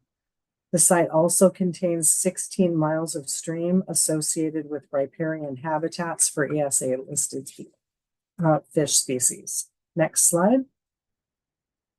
The North Fork Toutle River steelhead and coho are considered evolutionary significant units, and Bear and Hofstadt Creeks are critical to the recovery of salmonids in the river. An RCO grant to restore the riparian area along Bear Creek was accomplished in 2016 to enhance both fish and wildlife habitats. Next slide. Northern spotted owls have been observed on the site, and protection of this property will help increase their habitat. Spotted owls have also been observed adjacent to the site in the past. A number of amphibians also reside in the area, including large mountain salamanders and western toads. Wetlands and streams will be protected for these species as well. Next slide. Management and viability. The threat to this project is real. The site is projected to be commercially harvested for timber over the next several years. The current owner is in the process of restoring the roads in order to access and haul timber off the acquisition area. A couple units have already been harvested and others will soon follow if the property is not acquired. There is also threat of residential development. Zoning in the area allows properties to be divided into as little as 5-acre parcels. If development happens, private ownership could limit access to the area as well as to the Mudflow and Hofstadt Hills wildlife units. Next slide. A conservation easement is not being considered at as the cost of an easement would be similar to that of a fee title price, and DFW would not have full access and all the property rights needed to access the property. This would limit our ability to effectively manage the area for critical fish and wildlife habitat. Next slide. With appropriate management, the goals in sustaining and enhancing the area for ecosystems for numerous species will be feasible. Altering concurrent commercial forest management strategies and focusing on historic ecosystems will lead to late successional habitats, which are beneficial to the recovery of many of the wildlife species. Instead of an even-aged forest structure, the area would be managed from multiple forest types and structures from early seral to late successional and climax species, creating diversity to benefit numerous fish and wildlife species. Meadows and clearings would also be enhanced to create and provide the diversity of habitat structure. Next slide. WDFW would use forest health management as a tool to enhance and create fish and wildlife habitats with greater diversity and ecosystem functions that resemble historic natural forest systems. These habitats would include meadows, scrub, shrub, uneven aged forest stands, and promote diversity and appropriate habitat conditions for species to flourish. Next slide. This area was once an old growth forest, and with the change of forest management can once again be restoring diversity and critical habitat to several wildlife species that rely on older forest. Forest health techniques could include tree density and canopy cover while creating a historic forest type structure with greater plant and animal diversity. Next slide. The acquisition will enhance connectivity to the public and private lands in the region that allow wildlife to use the ever increasing fragmented landscape. Next slide. The project will be managed as a part of the Mount St. Helens Wildlife Area with guidance from the Mount St. Helens Wildlife Area Management Plan and the Mount St. Helens Elk Herd Plan. WDFW will continue to work closely with Rocky Mountain Elk Foundation on management, enhancement, and restoration of the area, as well as continue working with volunteers from the local community as we continue to do on the adjacent lands. We have a wonderful group of dedicated volunteers who consistently help us on projects. In past years, the volunteers have donated over 1,000 hours annually, helping out with projects on the Mudflow. Next slide. Next slide is about grazing. The area is currently not grazed for livestock and no future cattle grazing would be allowed on the property. Next slide. Public benefits and community support. We have tremendous support from the public and local elected officials. The past letters of support included letters from the Cowlitz County Commissioners, Cowlitz Tribe, Rocky Mountain Elk Foundation, Toutle Lake Community Association, and schools and adjoining landowners, to name a few. There is no known opposition to this project. Next slide. There are observation points as well as educational and outreach opportunities from the adjacent visitor center, which is operated through partnerships from the Cowlitz County, Washington Department of Transportation, Weyerhaeuser, and Rocky Mountain Elk Foundation. There's a couple clicks in that one, Karen, that show where those are at. Okay, next slide. The property would be open to public access for hiking, wildlife viewing, horseback riding, hunting, mountain biking, and other recreational activities. The area would be non-motorized public access to minimize impacts on resources. It would have winter range closure to protect elk during the months of December through April, and this restriction would be concurrent with existing winter closures on the mud flow unit. Next slide. Forest health projects would be implemented to enhance forest stands, improve wildlife habitats and multiple species, creating a more diverse and historic natural landscape. Harvesting an overstocked tree stands with creating a natural forest provides jobs and supports the local community and neighboring landowners. The property would be closed to motorized vehicles to minimize disturbances to wildlife and other groups, as well as protect the habitat. The area would be maintained and enhanced as critical habitat for fish and wildlife species to support and benefit historical uses such as hunting and forest health management. Next slide. This concludes WDFW's presentation of the Hofstadt Hills project. I look forward to your feedback. And this picture is from the eastern boundary of the proposed acquisition looking towards the east. Thank you so much, Lisa. Great presentation. Any questions, feedback for Lisa?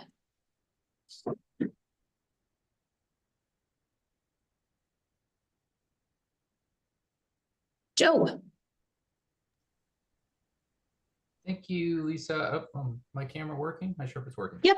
Oh, okay, good. Thank you very much. Appreciate the presentation. Just a couple of questions, or not a question, so a suggestion for your species table. There are two elements listed in that table associated with the Natural Heritage Program, one ecosystem and one the moss. Those are, I don't believe, in the Natural Heritage Program database. And so per the new guidance, which I would recommend revisiting the guidance associated with Manual 10B for natural heritage data. And there's some guidance as to whether or not something could be included from the Natural Heritage Program. But basically that has to be in the heritage database to be included in the table. So you can potentially consult with heritage botanists regarding the moss. And unlikely the ecosystem type would be there. It's just too common. But anyway, you can take a look at that guidance and revisit that table. Thank you. Great, thank you. Thank you for that. Any others? And Lisa, I'll pop this up real quick on the RCO page for habitat. That guidance is right here. Natural heritage data guidance under the application resources page. Correct. Yes. Any other comments for Lisa? I saw a clap from Heather. Okay. Go ahead, Heather.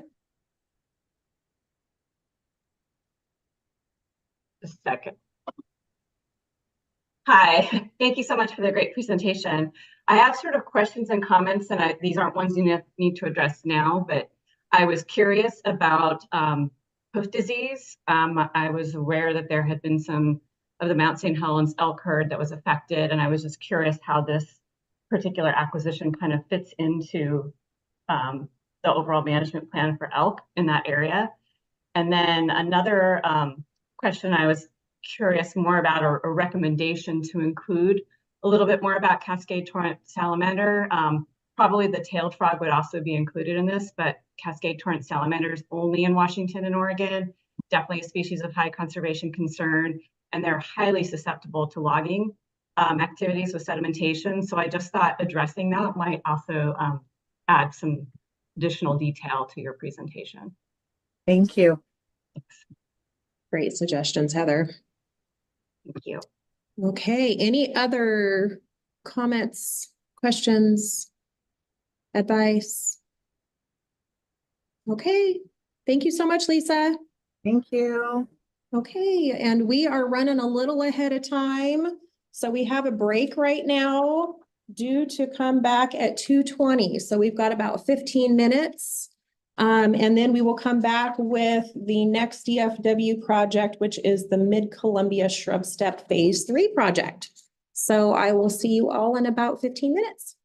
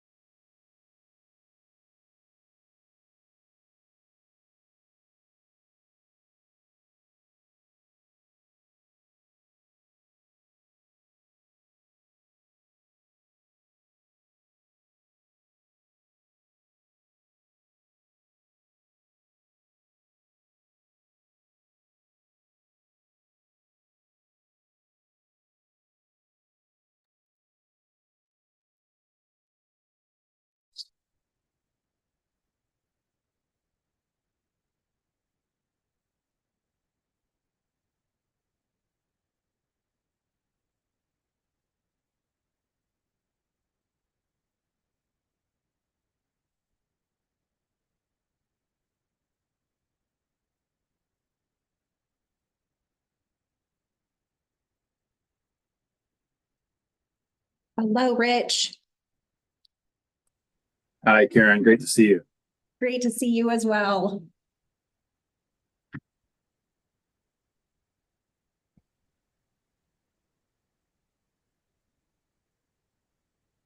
Karen, I'm joined by Jessica Inwood and Ashley Knapp from Western Rivers Conservancy. Just letting you know that they're on Hi, Karen. supporting me. Good to see you. Hello, great to see you both. All right, so I am gonna go ahead and hand controls over to you, Rich, and we'll see if you can't advance slides. Okay, you should have them, so take a look. It's been taking just a little bit for it to kick in, so we'll see if you can advance slides. If not, I'm happy to do it for you. I am using the left arrow and right arrow, and it is not doing anything.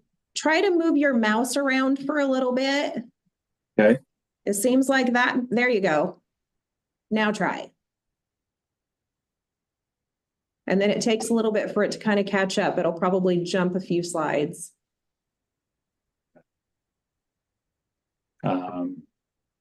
Not. So there, I can see there we go. Oh, there we go. Yeah, it just has been taking a little bit. Okay, it's all yours. Great. Thank you. Hi, everyone. I'm Rich Finger. I'm a lands operations manager with the Washington Department of Fish and Wildlife. And I'm joined here with Jess Inwood and Ashley Knapp from Western Rivers Conservancy. I'm here to present the Mid-Columbia Shrub Step Phase 3 project, which will build on a decade of conservation efforts to expand the Big Bend wildlife area for threatened Columbian sharp-tailed grouse. Property is in north central Washington in Douglas County, northwest of Grand Coulee. The project consists of 2 properties, one pre-acquired by Western Rivers Conservancy totaling 3,605 acres near the Big Bend wildlife area off the Columbia River and across from the Colville Reservation and within WDFW's Region 2. The goal of the project is to protect high-quality shrub steppe habitat, ponderosa pine stands, wetlands, and 2.6 miles of Columbia River shoreline. The project will be incorporated into the adjacent Big Bend wildlife area and managed to benefit 2 state-listed species, Columbian sharp-tailed grouse and greater sage grouse, as well as other shrub steppe-dependent species.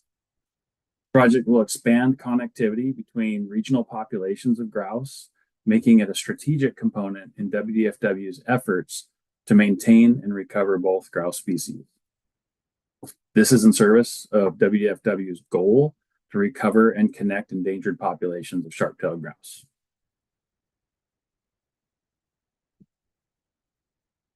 The proposed acquisition has been approved through WDFW's Lands 2020 vetting process, which involves broad internal review, as well as tribal and public outreach.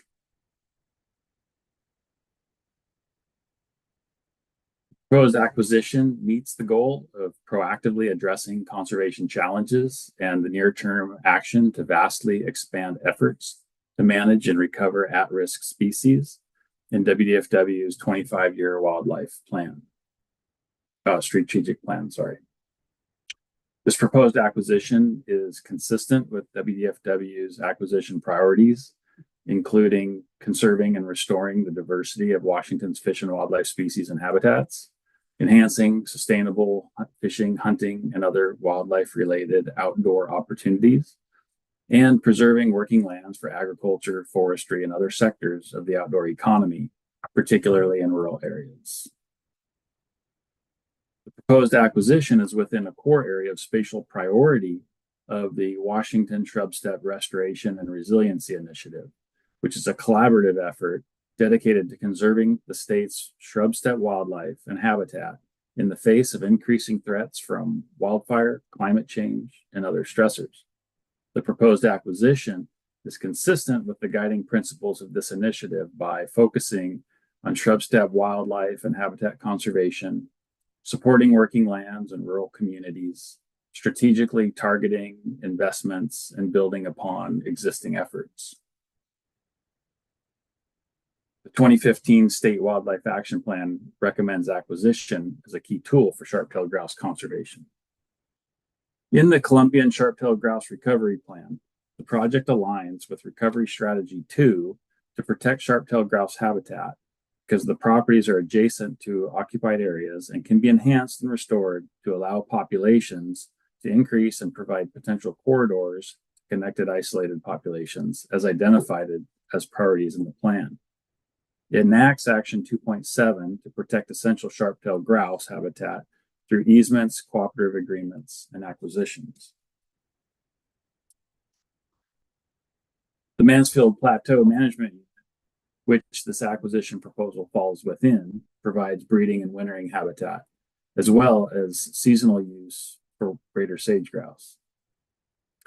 This management unit is limited by shrub steppe abundance relative to others, and additional protections of shrub steppe will benefit recovery efforts. The project also complements broader conservation in the region, including the Partners in Flight North American Landbird Conservation Plan, which describes greater sage grouse as a species of continental concern, largely due to current population trend. The Intermountain West Joint Venture, which identifies the Columbian sharp-tailed grouse as a priority grassland species and supports the NRCS Sage Grouse Initiative and conservation of priority sagebrush obligates, such as brewer's sparrow, sage thrasher, and sage sparrow. The Arid Lands Initiative, which identifies greater sage grouse and sharp-tailed grouse as priority species and recognizes land acquisition as a priority conservation action. And the Connected Landscapes Project, which recognizes this proposed acquisition as a core for both Columbian sharp-tailed grouse and greater sage grouse. The proposed acquisition supports local conservation efforts as well. The Columbia River shoreline has an environmental designation by the Douglas County Shoreline Master Program as natural, which allows for only very low intensity uses to maintain the ecological functions and ecosystem-wide processes. The property contains wetlands and fish and wildlife habitat conservation areas, critical areas that are protected by the county's Shoreline Master Plan and Habitat Conservation Area Plan. The proposed acquisition builds upon efforts of the Foster Creek Conservation District's multiple species general conservation plan, which was published in 2015. The proposed acquisition also builds upon prairie grouse conservation efforts of the Colville tribe and the BPA's mitigation efforts.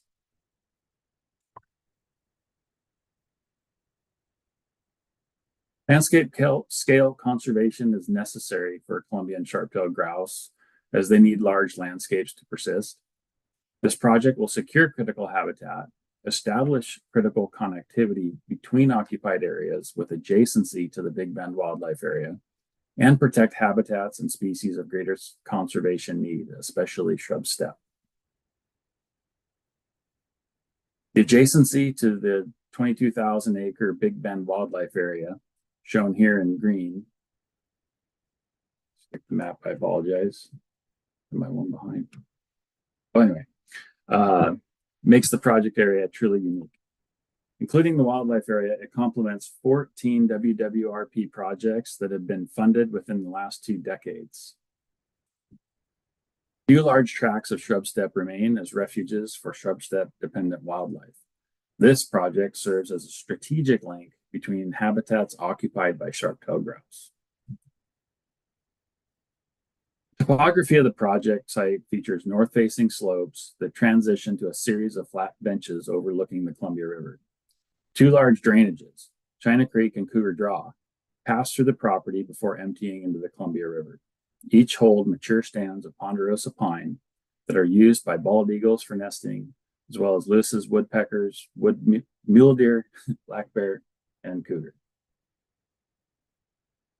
Elevation on the property ranges from 2,000 feet down to 960 feet at the banks of the Columbia.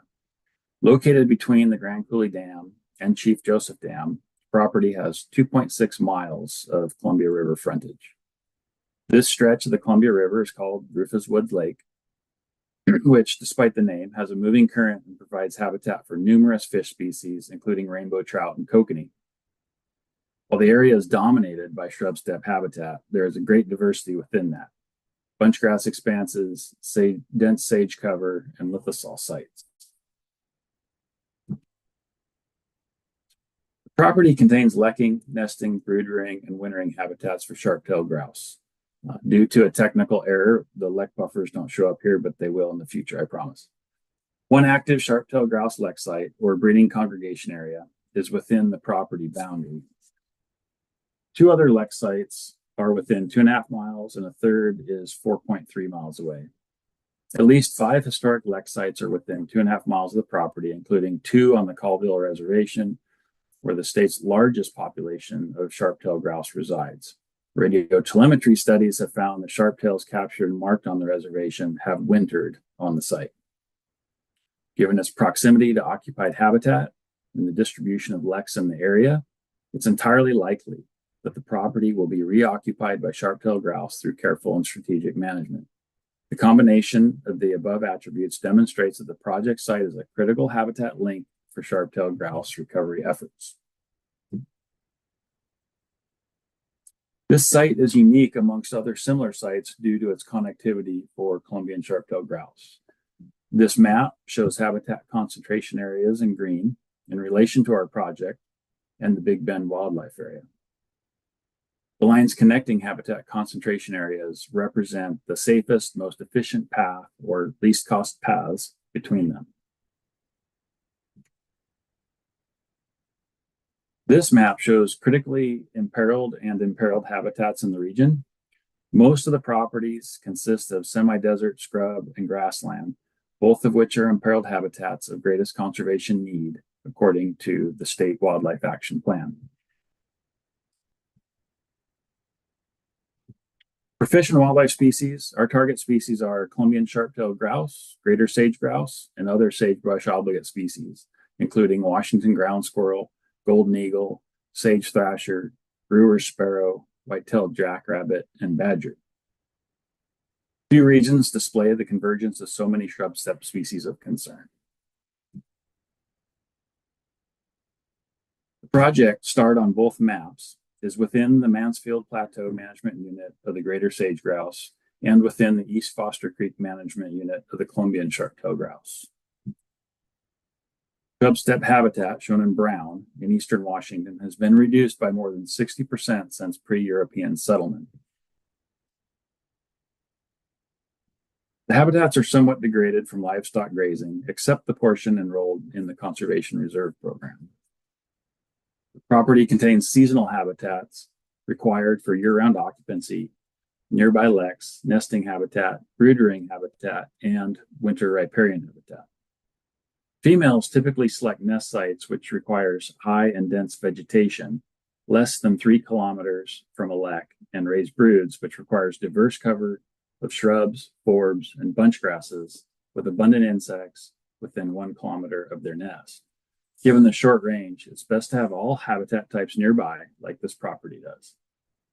The property's elevation is within the preferred range, as is the deep soils and level of rainfall, which affects brood survival rates.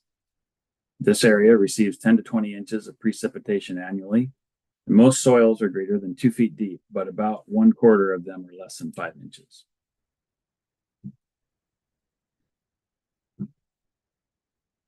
Listed species that will benefit most from the conservation of many shrub steppe are many shrub steppe obligates, including Columbian sharp-tailed grouse, which is endangered, greater sage grouse, which is threatened, as well as Washington ground squirrel, golden eagle, loggerhead shrike, sagebrush lizard, and mule deer. Columbian sharp-tailed grouse are listed as state endangered and one of 7 subspecies, which extends from the southern British Columbia eastward to Montana and southward to north central Utah and Colorado. Research has shown that there is little or no gene flow between Washington populations and other populations. From a cultural perspective, they were and are important to Native Americans of eastern Washington as food, ceremonial items, a harbinger of spring, and in dance. Shrub steppe habitat is among the most imperiled ecosystems in North America. Shrub steppe habitat in eastern Washington has been reduced by more than 60% since European settlement. Much of what remains is degraded and by inappropriate cattle grazing, weed encroachment, and fragmentation. The remaining shrub steppe habitat is highly fragmented, which is the primary cause for the decline of the focal species of the project. Populations of these species are only present today as a relic of historic numbers and distribution, persisting in small, isolated populations. Sharp-tailed grouse currently occupy 2.8% of their historical range, shown in brown, and occupy only a small fraction of established management units. Greater sage grouse occupy less than 8% of the historic range, shown in brown. Of the 14 management units, only 3 support populations.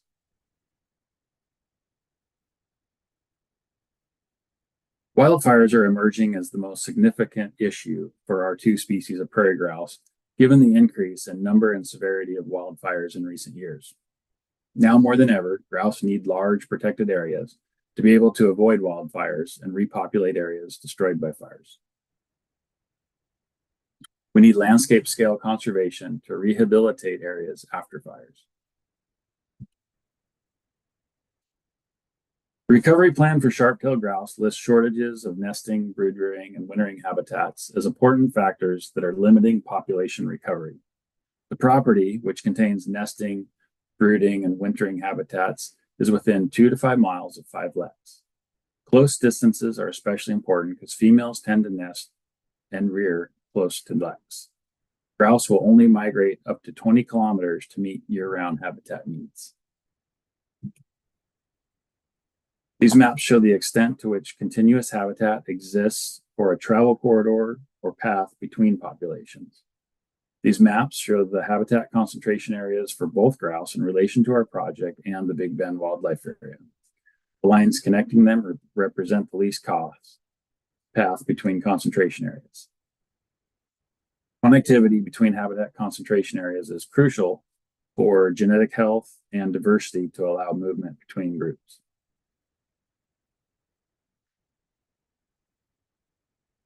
Our only other way to preserve and expand sharp-tailed grouse habitat on a landscape level is through farm bill programs such as the Conservation Reserve Program, or CRP, which has essentially been replaced by State Acres for Wildlife Enhancement, which improved some of the habitat deficiencies of CRP. The program is dependent upon reauthorization in the Farm Bill every 5 years, plus re-enrollment is affected by commodity prices. So we've seen enrolled acres that have been in decline over the years.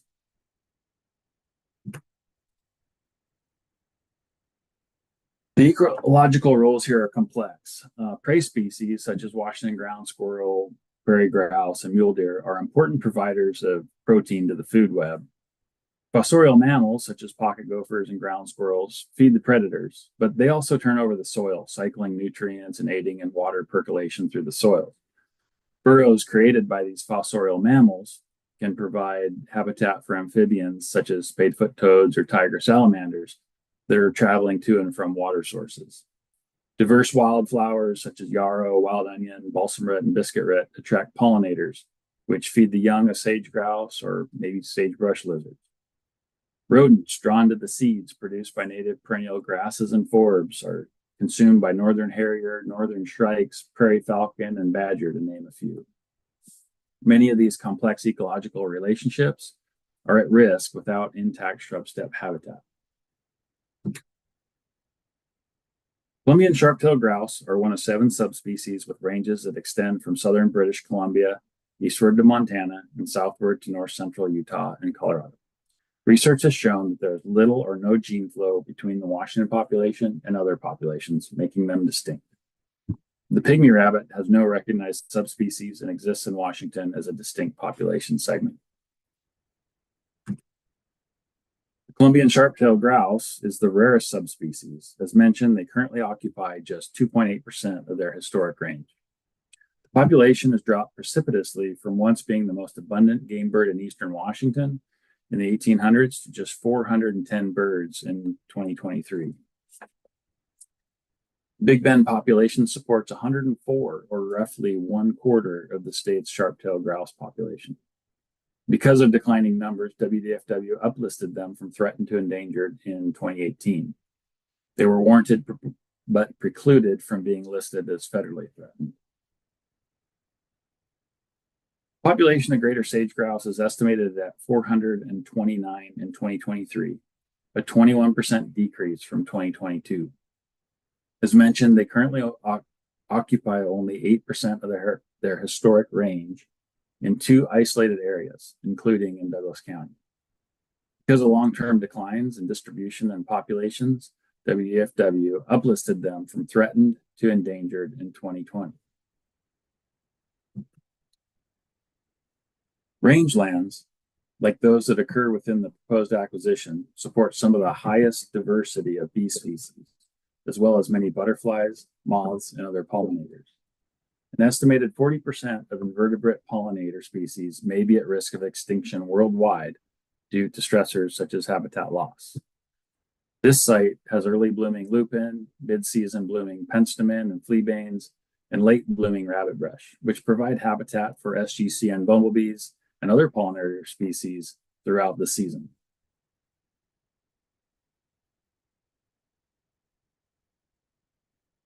Excuse me. The very qualities that make the project area unique, spectacular views of the Columbia River, diverse habitat, and deep soil, make the site vulnerable to development. When the landowners of one property listed for sale on the open market, Western Rivers Conservancy, an accredited land trust with expertise in protecting outstanding river ecosystems, purchased the property with a waiver of retroactivity to terminate threat of development or change of use from sagebrush habitat. Western Rivers Conservancy does not hold land long-term, thus must find a willing buyer. This property contains 103 lots, all of which could be developed with housing. Land use changes that might appear to be relatively minor, such as development of a single residence, have huge impact to the conservation values of habitat. Free-ranging pets often cause additive mortality through predation and disturbance. Noxious weeds invade sites when construction, landscaping, and concentrated large animal use and other human factors disturb the soil. And domestic animals can spread disease to native species. These problems are cumulative and impact much larger areas than the footprint of the developed property. Both landowners are selling their properties as they no longer live nearby and do not want to manage it anymore. The property that was listed for sale had 8 owners who had inherited the property. Conservation easement was not of interest to them and therefore would not have provided an appropriate level of protection. Hey, Rich, we are at about 22 minutes. So we're about 2 minutes over, and I noticed you have about 12 more slides. So yep. Yep. Okay. You need just a couple more minutes to wrap up, and then we can get advisory committee comments. Okay. Great. All right. Thank you. Properties are not protected by the dryland agriculture zoning. In particular, rural resource allows for 20-acre parcels with single dwelling units. The health and vegetation communities is the core long-term objective for management to support sage grouse recovery or grouse recovery. As mentioned, this project will expand the adjacent 22,000 acre Big Bend wildlife area. This expansion benefits wildlife area and is a major goal of the project. With the adjacent Big Bend wildlife area, infrastructure and staff are already present, which generates an opportunity for efficient stewardship. DFW has dedicated O&M funding from legislature, known as 9B, we've been using since 2018 to address our O&M needs. We estimate the O&M cost to be about $35 per acre. Rest rotation grazing will occur consistent with Sage Grouse Initiative guidelines. These guidelines seek to reduce grazing, especially April to June during perennial grass critical period and March to July during the growing season. This helps ensure healthy native perennial grasses, suitable habitat for both grouse species. We're currently asking for letters of support from local conservation organizations. Ongoing research expanded in the project area will study sharp-tailed grouse genetics and effectiveness of recovery efforts. There's a lot of opportunities out here to demonstrate low-tech riparian restoration techniques, such as seen here. These properties would be very available and accessible for school field trips. Public access will be managed as compatible with habitat conservation first and foremost.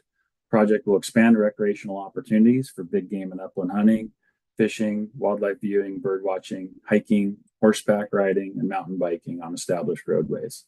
Properties will provide excellent hunting opportunities, 2.6 miles of Columbia River shoreline for fishing, and due to the remote setting and incredible scenery, these properties will provide a quality recreational experience. The local community has a strong value of maintaining working landscapes, and DFW tends to honor that value to the best of our ability. As previously described, the Sage Grouse Initiative, grazing recommendations, agency policy, and Fish and Wildlife Commission direction will be a large driver in grazing management decisions. The acquisition will prioritize recovery of Columbian sharp-tailed grouse, greater sage grouse, and other shrub-steppe obligates. Thank you for your attention to this tremendous opportunity.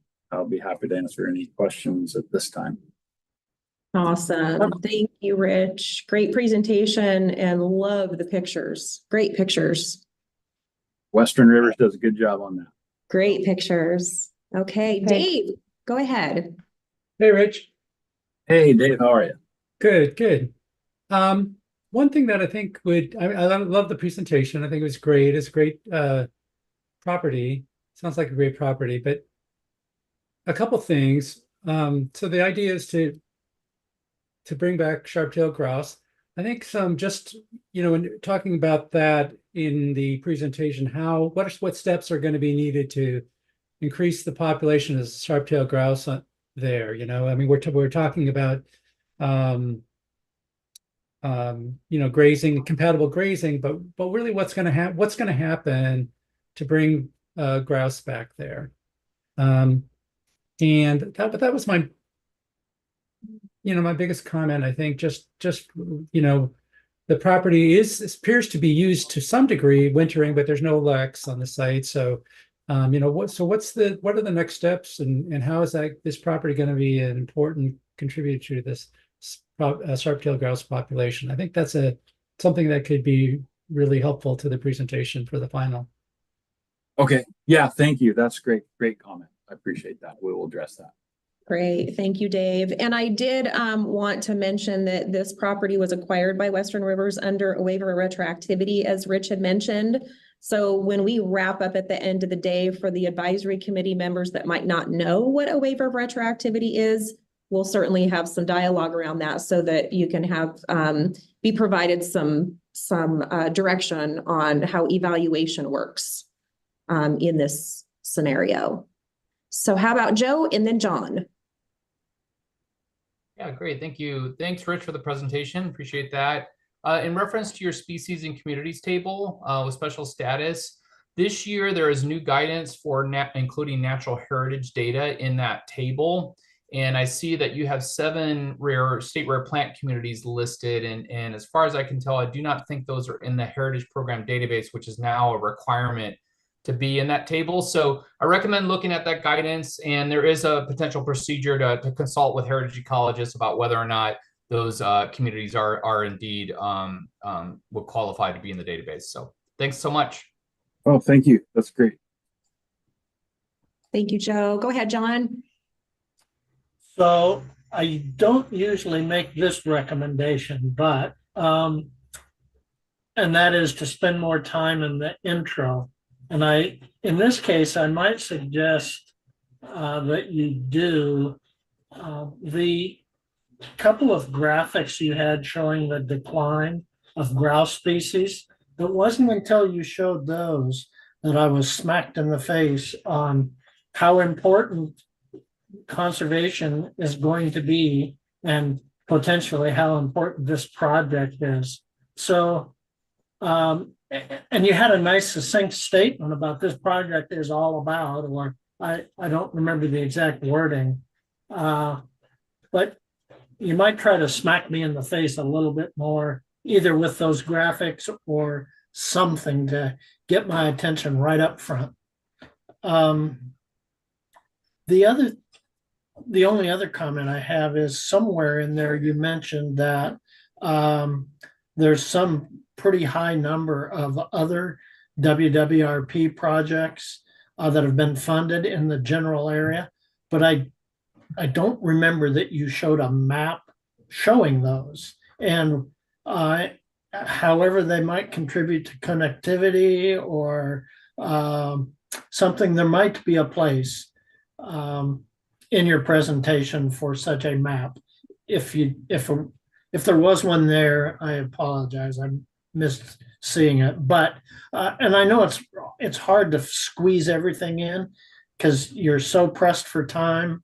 So I would only do that if you think you can squeeze it in and not sacrifice some other critical piece of information. But good job, and the graphics are great. The images. Thank you. Appreciate that. Okay, any other comments, questions for Rich, who is also our presenter for the next property, which is Beasley Hills? So any others for Mid-Columbia while I get the next presentation open?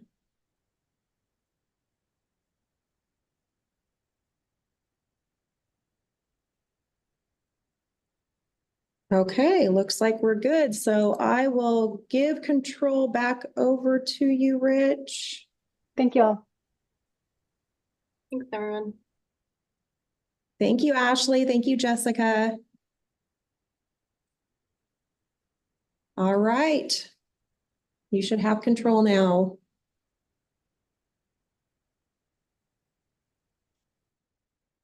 There it is. Great. Good afternoon. My name is Rich Finger, Lands Operations Manager with the Washington Department of Fish and Wildlife. I'm here presenting the proposed acquisition of Beasley Hills. Beasley Hills proposal involves the acquisition of 640 acres of shrub steppe habitat in west central Grant County, about 6 miles north of the town of Quincy. It's shown here in the center of the map. This acquisition includes 16 40-acre parcels bordered on 2 sides by the Nature Conservancy lands.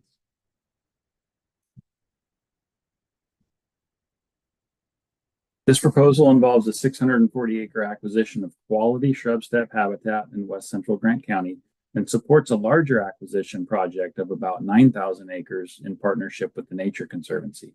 This would bring 9,698 acres of the Beasley Hills into WDFW ownership and permanent protected status. The proposed acquisition properties have played a critical role in the recovery of the distinct population segment of the Columbia Basin pygmy rabbit. The population of the Columbia Basin pygmy rabbit in Washington is extremely small, relying on reintroduction efforts to establish self-sustaining populations. The increasing threat of wildfire presents an urgency to protect remaining intact shrub steppe habitats, particularly where they support threatened and endangered species. This project serves a landscape scale by protecting habitat of greatest conservation need for shrub steppe obligate species such as pygmy rabbit, greater sage grouse, and Washington ground squirrel. Much of the proposed acquisition is a core area of Washington ground squirrel habitat, providing a hub which connects to 4 other core areas, as shown in this map. The proposed acquisition contributes to broader conservation priorities documented within the plans seen here. For example, the Columbia Basin pygmy rabbit reintroduction and genetic management plan. The proposed acquisition and donated properties will help facilitate pygmy rabbit recovery by providing areas for continued translocation, population and genetic monitoring, and will provide critical habitat in perpetuity. Greater sage grouse recovery plan will benefit from protecting this shrub steppe habitat from fires, harmful grazing, conversion, and development by bringing all these properties into WDFW ownership and management. Washington's Comprehensive Wildlife Conservation Strategy and State Wildlife Action Plan.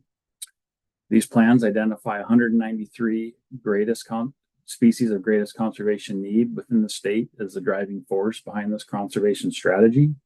And there are 17 of these SGCN species that reside within the boundaries or use the area adjacent to this proposed acquisition.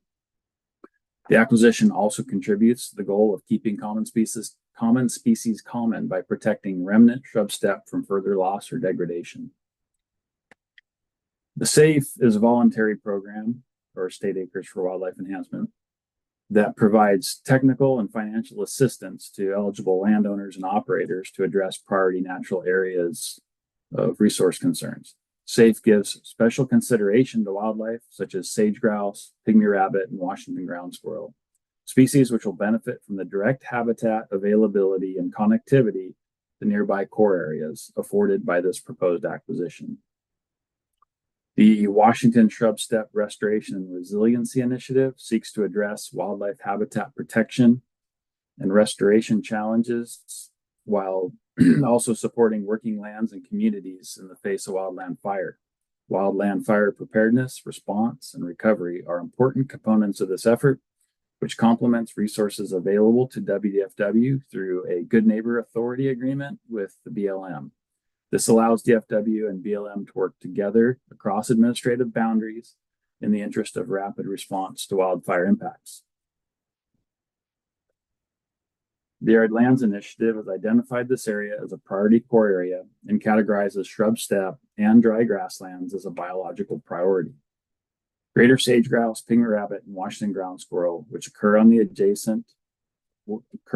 adjacent to this proposed acquisition, are a priority interest to multiple ALI partners. The Washington Connected Landscapes Project estimates that the area of the proposed acquisition provides connectivity for 6 to 9 of the 11 focal species modeled. Animals move across landscapes to find food and other resources, migrate between seasonal habitats, find mates, and shift new habitats in response to environmental changes. This acquisition plays a critical role in facilitating that connectivity. Shrub steppe habitat within the Columbia Plateau ecoregion of Washington State has suffered significant losses. Estimates vary, but only 20 to 40% of historic shrub steppe in Washington remains today. Though conversion for agricultural purposes has slowed dramatically, new pressures from alternative energy development and recreational ranchette style development have emerged. Due to the magnitude of shrub steppe loss, many shrub steppe obligate species are of greatest conservation need. Species shown here in yellow denote species listed in the State Wildlife Action Plan, and species in white font are species listed as priority habitats and species. Pygmy rabbits, a federally endangered species, occurs throughout the properties of this proposed acquisition. Additionally, there are 2 state-threatened species that occur or have occurred on the properties, as well as 12 state candidate species. The acquisition protects Columbia Plateau steppe and grasslands, which is an imperiled ecological system.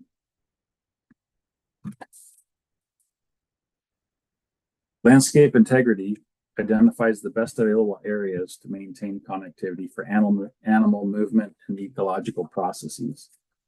The proposed acquisition consists of habitat in the best 30% and sits between 2 large core areas, demonstrating the importance of this section to animal movements and genetic flow between Beasley Hills and the Palisades. Excuse me.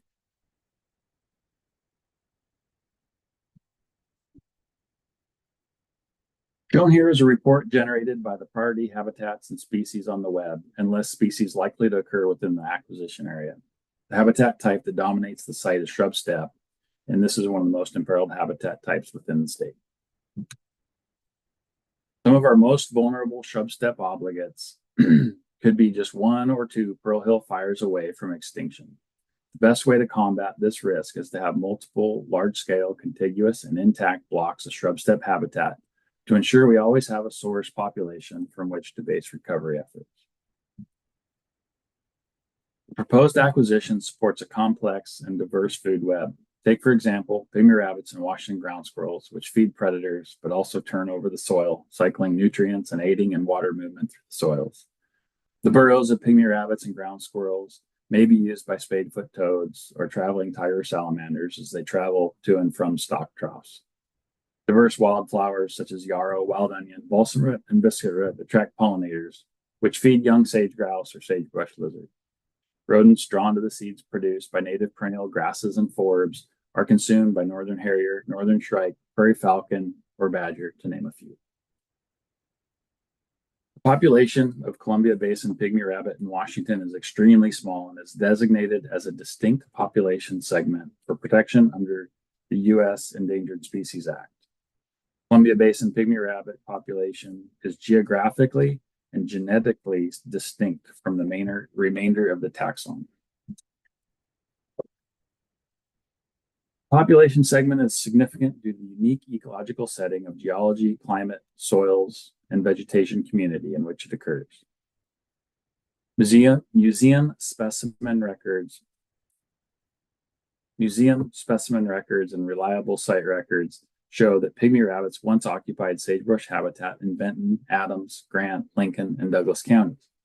Paleontological evidence suggests the species prehistorically had a broader distribution that also included Franklin, Kittitas, Chelan, Yakima, and Whitman counties. As of 2021, pygmy rabbits are known to occur in only 2 small areas in the Columbia Basin, which can be attributed to successful reintroduction efforts. One population occurs in the sagebrush flat area of southern Douglas County. The second is within the Beasley Hills in northern Grant County. Third population was in the process of being established near Jameson Lake in central Douglas County, but was lost due to the Pearl Hill fire in 2020. Rangelands, like those that occur within the proposed acquisition, support some of the highest diversity of bee species, as well as many butterflies, moths, or other pollinators. An estimated 40% of invertebrate pollinator species may be at risk of extinction worldwide due to stressors such as habitat loss. This site has early blooming lupin, mid-season blooming penstemon and fleabanes, and late blooming rabbit brush, which provide habitat for SGCN, bumblebee, and other pollinator species through the season. Because most of the soils that are suitable for farming have already been converted to agriculture, the most significant current threats could be alternative energy development, fragmentation from transmission lines, recreational residential community development, growing frequency and intensity of wildfires, and invasive species spread. Proposed acquisition consists entirely of 2 habitats of greatest conservation need and supports 17 species of greatest conservation need.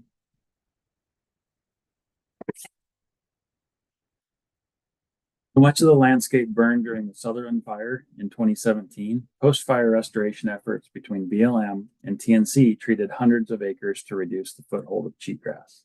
Recently, WWRP has entered into a Good Neighbor Authority agreement with BLM, which allows the 2 agencies to work in partnership to respond rapidly with rehabilitation measures following catastrophic wildfires. This GNA agreement has been in place for less than a year and has already resulted in hundreds of acres of treatment within 3 counties. WWRP is renewing its efforts to conduct ecological integrity monitoring in coordination with DNR and state parks. Ecological assessment objectives relating to this acquisition include assessment of ecological integrity on a fixed objective scale, determination of and support for conservation priorities, and improved management decisions. The proposed acquisition is a critical property for conservation of federally endangered pygmy rabbits. The map shown here shows past partnership efforts between one private landowner, Washington Department of Fish and Wildlife, and the Nature Conservancy. Since 2011, over 2,000 pygmy rabbits have been released at Sagebrush Flats Wildlife Area, which has proven habitat connectivity to this area, the Chester Butte Wildlife Area in Douglas County, and the Beasley Hills. Beasley Hills reintroduction efforts have been demonstrating success since 2018, with a wild population beginning to thrive in 2021. Reintroductions have been due to collaborative efforts between WDFW, Washington State University, U.S. Fish and Wildlife Service, the Oregon Zoo, other state wildlife agencies, Northwest Trek, the Nature Conservancy, and Conservation Northwest. Legislative appropriations provide operations and maintenance support annually for WDFW's newly acquired lands, which will ensure these properties are well cared for. Estimated O&M costs are about $52 per acre for this property.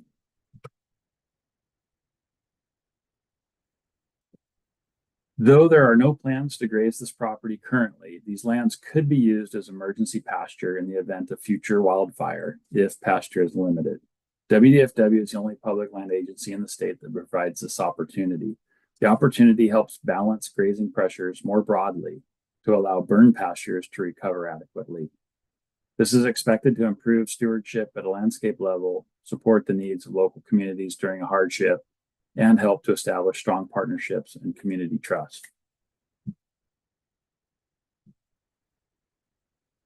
Premier Rabbit Recovery has received a lot of support and attention over the years, and this proposed acquisition is expected to be widely supported by the public. Conservation organizations such as Nature Conservancy and Conservation Northwest have long been supporters of DFW's recovery efforts. TV host Jeff Corwin and Governor Inslee have visited the recovery project to learn more and provide support. And the support from Nature Conservancy, who is donating their 9,000 acres to WDFW, shows a tremendous amount of trust in our ability to steward these lands. The proposed acquisition is not well suited to agricultural uses such as farming or grazing due to inappropriate soils, topography, and limited water. This makes public ownership a logical choice. Pygmy rabbit recovery efforts have presented numerous opportunities for classroom events at Sagebrush Flats Wildlife Area. The proposed acquisition is very accessible from a county road and would provide an additional location closer to local schools to have these types of events. The proposed acquisition property is currently enrolled in WDFW's Hunt by Written Permission program. Hunting would continue to be a valuable use of this property. Additionally, public could use it to access for hiking, wildflower viewing, bird watching, or whatever recreational activity they like to do.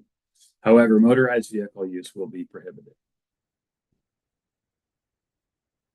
The proposed acquisition will prioritize pygmy rabbit recovery and conservation of shrub steppe obligate species, as well as educational and scientific opportunities relating to shrub steppe conservation. However, the acquisition could also be used in an emergency grazing capacity if we had reason to believe doing so would prove beneficial to management. So I'd like to thank you all for your attention to this project, and I'll take any questions or comments. Thank you. Great. Thank you again, Rich. Another good presentation. Okay, any questions? Go ahead, Joe. Thank you, Rich. Yeah, something to consider for the big picture connectivity perspective. Those TNC lands, those Beasley Hill lands, are part of the statewide system of natural areas. And so TNC's preserve there is a really important part of representation of shrub steppe in that network of natural areas. So a really important piece of connectivity that maybe might be worth kind of highlighting. You can read more about the statewide system of natural areas in the State of Washington Natural Heritage Plan, which is on the Natural Heritage website under conservation planning. So something to consider. Awesome. Great, thanks. Great advice. Okay, any other questions, comments, or recommendations for Rich for the Beasley Hills project? Okay, great job, Rich. Thank you. Great seeing you. Yeah, you too. Thanks so much. Thanks, All everyone. right, Appreciate it. take care. Okay, we are at our last break of the afternoon. So let's see. We are ahead of schedule by quite a bit. Looks like our next presentation is at 3:30, so we've got about 20 minutes. And then we'll come back with Mark Teskey for Scroggy Canyon. So we'll see everybody back here a few minutes before 3:30.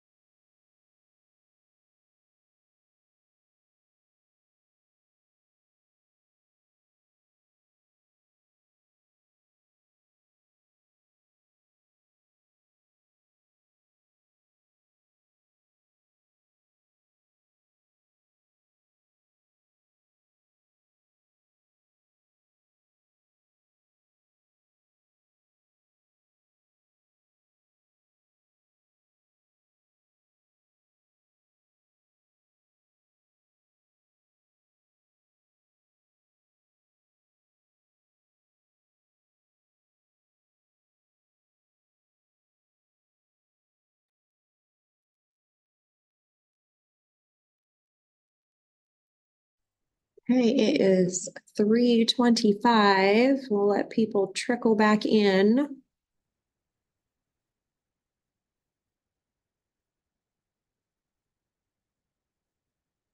I see that our next presenter, Mark Teskey, is with us. Hello, Mark.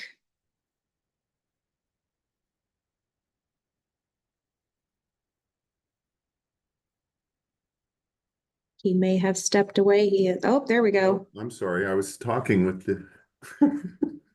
Oh. That's a bad beginning.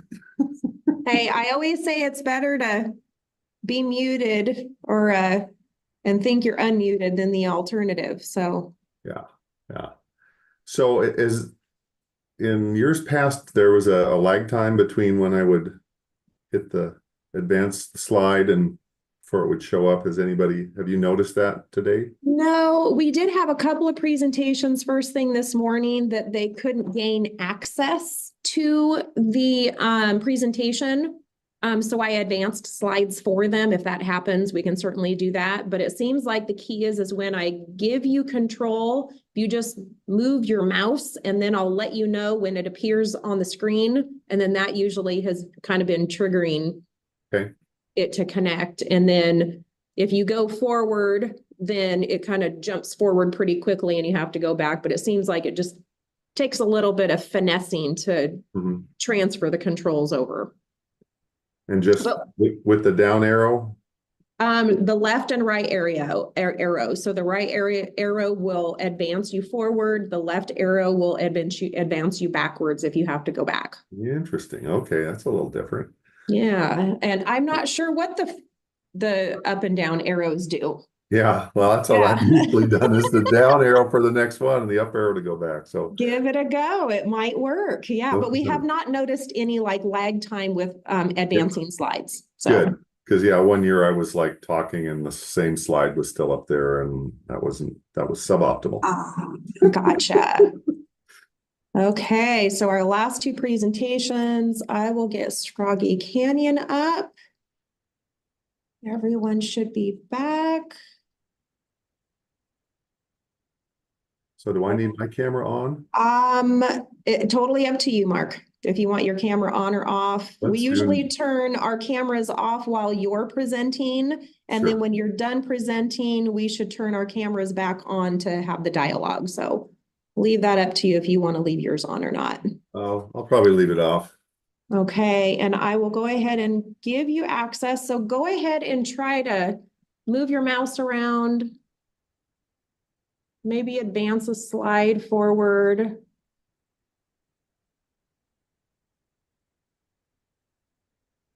Let's see if that, there we go. I can see your mouse. Okay. And now I'll hit the arrow.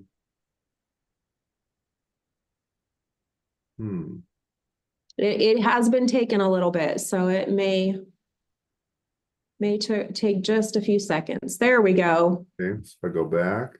All right. Forward. All right, so I'll be able to see that. Perfect. Okay, the floor is yours, Mark. Okay. Thank you. Well, I'd like to begin with an introduction. My name is Mark Teskey. I'm a Washington State Department of Fish and Wildlife biologist based out of Ellensburg. I've lived and worked in the Central Cascades for over 30 years. My job is to protect habitat and respond to conservation opportunities. And this project I'm presenting here today is an outstanding conservation opportunity. The project is located in the foothills of the East Cascades of Central Washington, approximately 15 miles south of the city of Wenatchee. Here is the context of the Scroggy Canyon project. The property is pictured here in red. It's approximately 742 acres in size, more than a square mile. As we zoom in closer, we see the miles of shared boundary with the existing Clackamas Wildlife Area.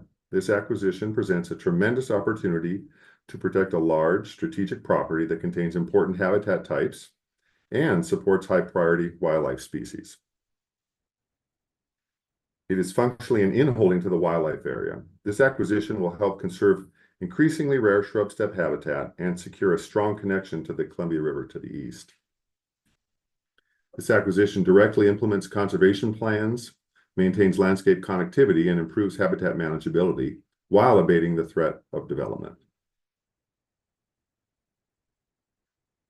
The Washington Biodiversity Conservation Strategy, the State Wildlife Action Plan, and the Arid Lands Initiative all point us to the importance of this location. I'm going to focus on just one of these plans, the Arid Lands Initiative, or ALI. ALI was a collaboration between numerous state and federal agencies, tribes, and NGOs that assessed the conservation value of arid lands across the entire Columbia Plateau in Washington, Oregon, and Idaho. The map and polygons seen here are the resulting ALI conservation portfolio. As we move in closer to focus on Washington State, we see that conservation network more clearly. The blue polygons are priority conservation areas, which are core areas for key wildlife or key habitats and species. The brown polygons are priority linkage areas.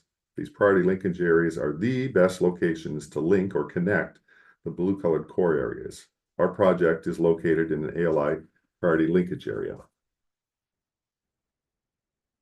Depicted here is an ALI scorecard. Each of the larger linkage areas identified in ALI received their own scorecard. This is the multi-state Arid Lands Initiative look at such a vast landscape, or that the multi-state Arid Lands Initiative looked at such a vast landscape and included this location, the Scroggie Canyon Project location, in the resulting conservation portfolio is significant. Looking at the ALI linkage polygon map, portions of this linkage are already becoming developed. Opportunities to preserve these linkages are ephemeral, so it's vital to act when these opportunities arise.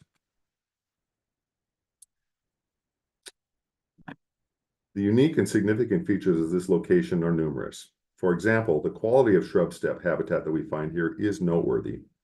The forbs, or flowering plants, such as those here on the property, are so often lacking in shrub steppe. These are perhaps the largest stands of lupin I have seen in my career. Regarding connectivity, the strategic nature of the location as identified in the Arid Lands Initiative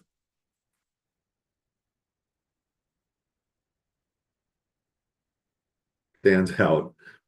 The location is critical winter range for bighorn sheep and deer, and foraging habitat for nearby nesting golden eagles.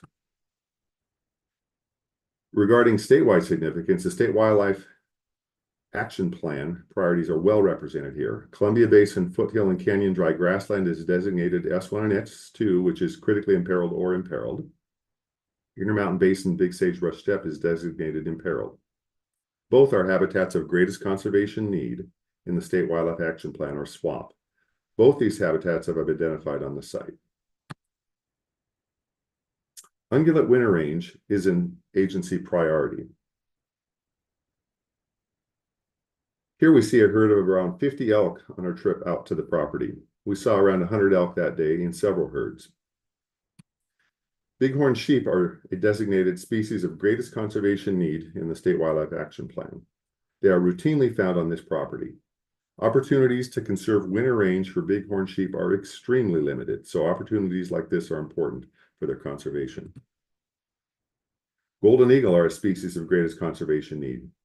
There was an eagle foraging on an elk carcass the day we were there. Foraging habitat for golden eagle in the vicinity of their nest is key to their persistence. The amazing forb community that is supported by this property really stands out. So often forbs are an element that is lacking or nearly absent in shrub steppe due to past management. Not so here. Additionally, the grass community represents spring forage for ungulates. Spring green-up habitat after a hard winter is a vital element in ungulate survival. The WWRP Natural Heritage Plan identifies plant associations or ecological systems and ranks their status, ranging from secure to critically imperiled. These ecological systems form the foundation of the State Wildlife Action Plan, or SWAP. Columbia Basin, Foothill, and Canyon dry grassland is designated S1 and S2, which means that it sits between critically imperiled and imperiled. Intermountain Basin Big Sagebrush Steppe is designated as imperiled. These habitats of greatest conservation need found here are under significant threat across Washington State. This proposal will secure protection for these imperiled habitats. There are no regulatory protections for shrub steppe.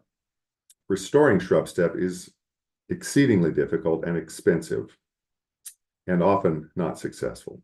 Acquisition of existing shrub steppe is the most efficient, cost-effective, and reliable means of conservation. Winter range is also a resource that is finite and cannot just be developed anywhere. It has to be conserved where it is, and it is based on elevation and climate and connectivity to summer range and overall landscape security for the species.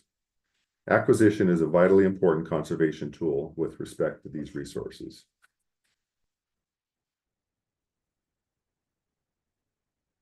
The ecological role of this low elevation forebridge shrub steppe is as an early pollinator habitat. Before the flowering plants in the upper elevations begin to bloom later in the spring and summer, these lower elevation locations are providing the needed habitat for the myriad of pollinator species that depend on them. Taxonomic distinctness. The project site supports nearby nesting golden eagles, a taxon that has only one species in all of North America. Each year, some of the older ungulates do not survive the long winter. They provide important food for golden eagles as they go into their nesting and breeding season. Rarity. Shrub steppe has been lost across vast areas of eastern Washington and occupies only a fraction of its historical distribution. According to the State Wildlife Action Plan, the imperiled or critically imperiled designations of the shrub steppe ecological system that occur in the site indicate a habitat type and plant assemblage that is in serious decline. In the case of imperiled, it is at high risk, or in the case of critically imperiled, at very high risk of extinction or elimination due to very restricted range, very few populations or occurrences, very steep declines, very severe threats, or other factors. This little beauty posed for me when I was out there. The bees and other insects are everywhere across this property. Places like this with such large expanses of native flowering plants are not common and need to be conserved. The lower elevation pollinator habitat is warmer, so flowers bloom here first. These areas are important early pollinator habitat. There is development pressure in the vicinity. Rural home ranches, ranchettes, view property. Even in the location where there is steeper terrain, this is no impediment to development. Building sites are bladed into the hillsides, utilizing heavy equipment. We see this type of development commonly occurring across eastern Washington. Industrial scale solar is proposed just north of this Google Earth screen capture that contains our Scroggy Canyon proposal. Industrial scale solar is a tremendous threat since it is very often directed at shrub steppe. Because of the nearby hydroelectric dams, power lines are available, which is a major factor in where industrial scale solar is sited. This type of development is wholly incompatible with the resources we are trying to conserve at this location. These impacts cannot be abated. A conservation easement could theoretically conserve the resources at this location if it were carefully developed and shepherded. However, the landowner is not desiring a conservation easement and is pursuing a fee title purchase, so we're going to go in that direction of fee title purchase in this acquisition.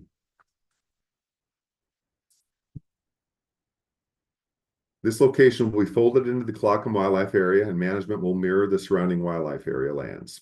This property will be managed under the Clackamas Wildlife Area Plan. With respect to zoning, we have not found zoning to be a durable form of protection. Just one comprehensive plan update can change allowable densities. The current zoning is resource production and extraction - agriculture. Agriculture is generally exempt from critical area ordinances. As you can see, this parcel is substantially surrounded by existing protected wildlife area lands. At 742 acres, there are approximately 3.5 miles of shared boundary with wildlife area lands. The acquisition helps safeguard the state's significant investment in the wildlife area lands. Domestic sheep are a carrier of pneumonia, and wild sheep have no immunity to this disease. Securing this land would reduce potential for transmission of diseases to the wild bighorn sheep. Hobby farms or 4-H project domestic sheep would be entirely permissible if development were to occur here. The property will be managed as part of the wildlife area. Funding comes from Pittman Robertson funds and general funds state. Available funds come roughly to 25 cents an acre. We have also included a funding request in this application for fencing and weed spraying associated with the primitive road on the property. WDF&W has no plans to pursue livestock grazing on this property. Winter range for vulnerable wildlife, the amount of forage, and quality of forage and range condition is our primary objective. We are in the thick of getting all our project support lined up, so stay tuned. The numerous Arid Lands Initiative partners are going to be excited about the proposed conservation that will be occurring in a priority linkage area identified in the ALI conservation portfolio. Due to the close proximity to the city of Wenatchee, the location would present a convenient, accessible opportunity for field trips, nature walks, and the study of shrub step related natural history and natural resource management. WDF&W is routinely assessing species on winter range, such as their health, pregnancy, body condition, and seeks out opportunities for radio collaring to determine habitat use and movement. This is a great location for these activities. WDF&W has seen springtime use of shrub step rival or exceed the fall use we see during hunting season. People with spring fever are itching to get out and recreate, and the low elevation shrub step areas are the first to become snow-free and afford access. Hiking, bird watching, photography, mountain biking, horseback riding, and numerous other activities are available. Recreation uses would generally be compatible with conservation at this location. Seasonally, it would likely be necessary to limit disturbance to wintering wildlife at times of year when they are vulnerable. In conclusion, shrub steppe is one of the least protected and most biologically diverse habitat types in Washington. Opportunities to secure protection of critical habitat of such quality and at a significant scale are increasingly rare. Thank you so much for your time and attention. All right, thank you, Mark. And you are at about 13 and a half minutes on your presentation, and there's 20 minutes allowed. So if there's anything you wanted to integrate into your presentation, you definitely have the time for it. Oh yeah, it's a draft. Yeah. All right. Yes, go ahead, Dave. Let's see. Hi, Mark. Greetings. I think I've been thinking about this in a number of projects. I mean, a good presentation. I think when you come around to the conclusion, I think restating the more important values for the acquisition again would be really valuable. I also think a little bit more on the, this critical habitat for bighorn sheep and elk, a little bit more on the size of the herds, et cetera. A little bit more on them would be really helpful, I think, in the presentation. So a little stronger summary in the conclusion. Yeah. I think swinging back around and saying, why are we buying it?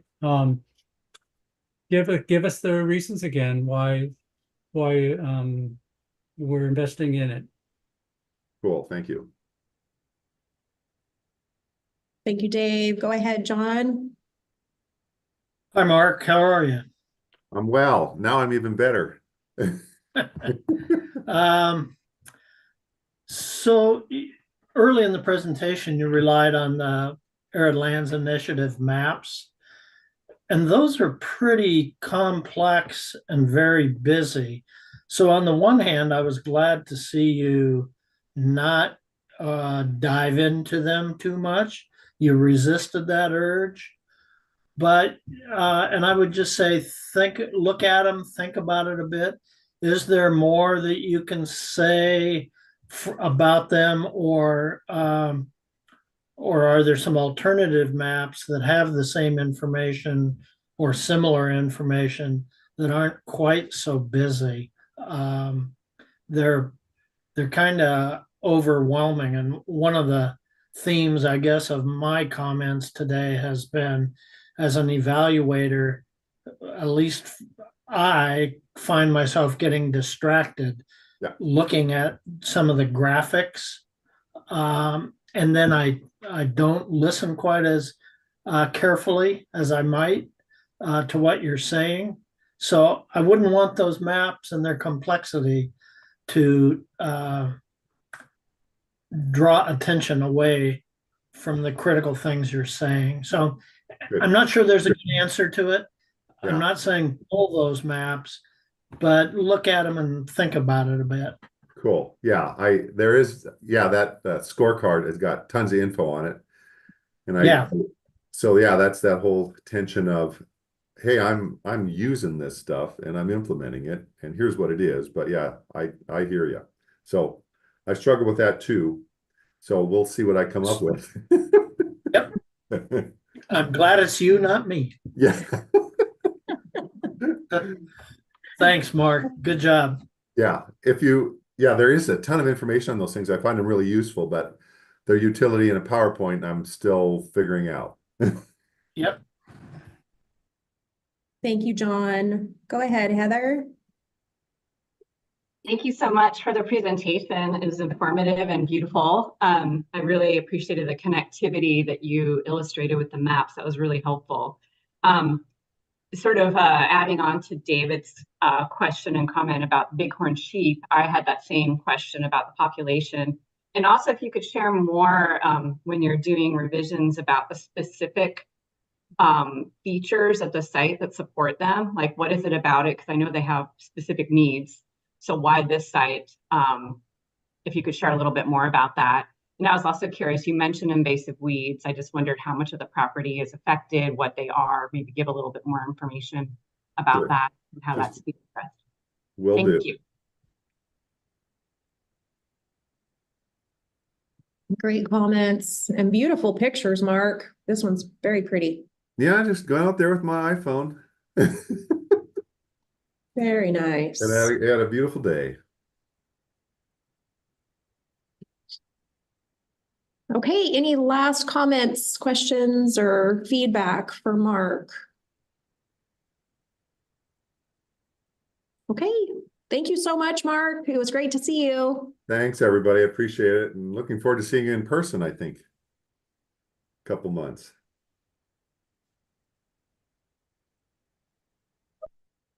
Okay, we're about 12 minutes early. I did see a couple people pop in, and I'm wondering if one of them is Melinda Gray. I'm here. I just added. There you are. Yeah. Hi, Melinda. We are running a little bit early. Okay. So if you're ready to go, I think the evaluators are ready to go. That sounds good to me. Okay, I will get the PowerPoint up here. And then I'm going to go ahead and give you control. And it has been, you just have to kind of move it around a bit. Okay. Let me see. Let me find you in the list first. Okay, go ahead and give it a try. Okay, let me see if it. Yeah, just move your mouse around, and then as soon as it kind of clicks in, it seems like I'm able to see your. There we go. So I can see your mouse now. Okay. And then if you try to advance your slides forward, it's probably going to take a little bit of time again. So there has been a little bit of lag in advancing forward, just at the very beginning. Okay. You'll probably note it. There we go. All right. Okay, and just a reminder, 20 minutes for the presentation, and then we'll go to Q&A afterwards. Okay. Okay, thank you. It's all yours. All right. I would like to begin with introductions. My name is Melinda Gray, and I am the manager of the Weenass Wildlife Area for the Department of Fish and Wildlife.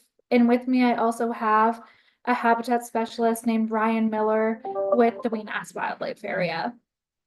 My job is to protect habitat and respond to conservation opportunities. The project I am presenting today is going to be an amazing conservation opportunity for the wildlife area. The Weenass Watershed Miracle Mile aims to protect approximately 440 acres of shrub steppe ponderosa pine woodland and riparian habitat just under 1 mile of Weenass Creek. The project is located in the foothills of the East Cascades of Central Washington, and it is approximately 15 miles northeast of the city of Yakima and roughly 17 miles south of the city of Ellensburg. Due to its proximity to nearby towns and development areas, this area faces an increasing risk to future residential development. The primary goal of this project is to protect the current habitat and allow for conservation management while eliminating the risk of development if it were to be sold to a private party. The property pictured here in bright pink is our Miracle Mile project. The project is 440 acres in size. The project will protect 80 acres surrounding a house on the property by placing this into a conservation easement with WDFW, and it will prevent future development. And the additional 360 acres will also be protected and placed into a life estate to conserve habitat.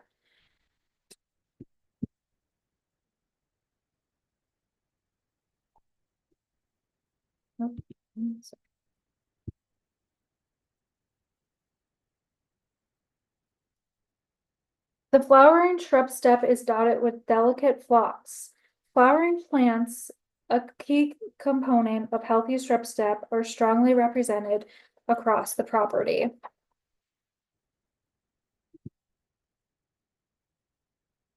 Flowers blanket the hills in the spring and support a diverse array of pollinators. Mature sage bitterbrush covers the property pretty significantly, and this is it on the northeast parcel of the property.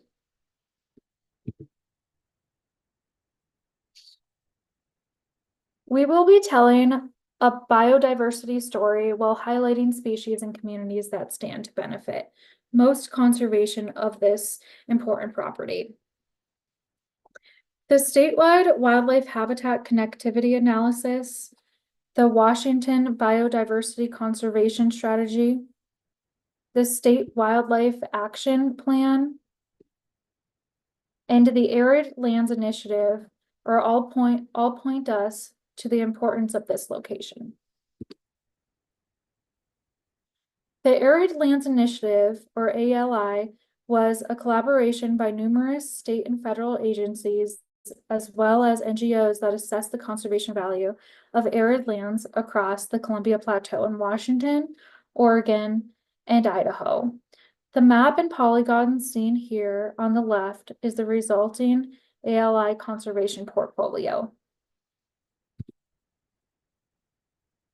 As we move in closer to focus on Washington State, we see the conservation network more clearly.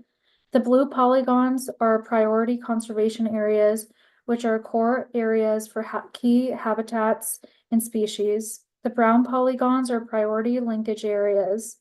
These priority linkages are the best location to link or connect the core areas. The priority linkage area is where our project is located as well. PHS, or priority habitats and species, are well represented throughout this property. Conservatively, this location supports at least 43 PHS wildlife species and 5 PHS habitats.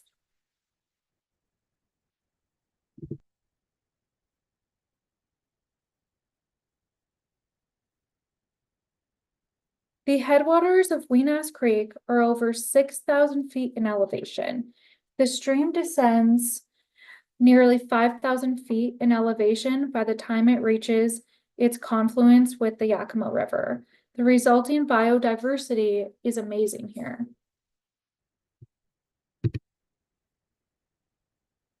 A site that has this diversity of species is further confirmation that this is the right place for us to be working on conservation.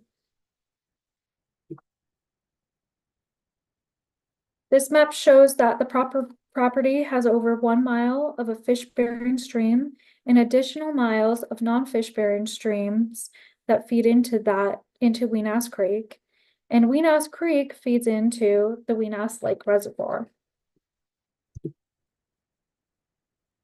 The stream throughout the property connects to over 100 miles of fish-bearing waters further upstream. Part of the uniqueness and significance of this location is the quality and diversity of shrub steppe habitats that we find here. A diversity of soil types are present here, as well. Deep soil shrub steppe has been disproportionately converted to agriculture. Deep soils have better site potential for plant growth. They are also vital for wildlife that develop burrows or species that rely on burrows excavated by other species. And that deep soil has resulted in bitterbrush stands that are more than 7 feet tall on the property.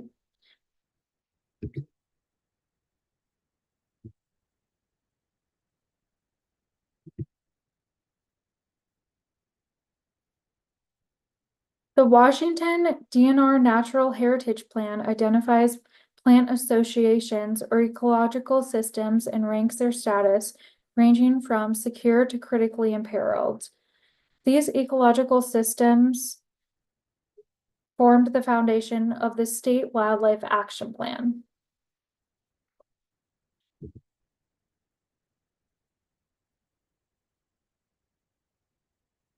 The ecological systems, including shrub steppe habitat, Columbia Basin foothill, riparian woodland, and shrubland, support nearly 100 species of greatest conservation need.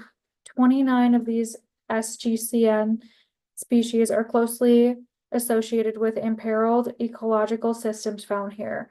For example, the ringneck snake is an SGCN that is closely associated with all 3 of the imperiled ecological systems found. The East Cascade foothills are a real biodiversity stronghold. Audubon has cataloged 257 species of birds in the Weenass watershed. For perspective, this number of bird species represents approximately 25% of all bird species occurring in the lower 48.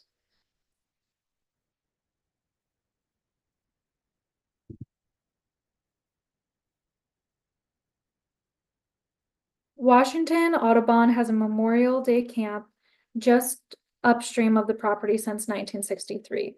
Through this annual event and numerous birding field trips, the list of species continues to grow. Although not present on the immediate property, Weenass Creek feeds habitat provided by Weenass Lake and the lakeshore shoreline to support species such as the long-billed doe-witcher. The shrub steppe and riparian thickets in the draws support the short-eared owl. The song of the western meadowlark commonly accompanies you as you hike through and explore the property. The northern harrier glides over the terrain in search of at least a chipmunk or a Townsend's ground squirrel throughout the property. Another wildlife species target of this proposal is the Yakima elk herd, one of the largest elk herds in the state of Washington. A significant portion of the herd winters immediately adjacent to the property.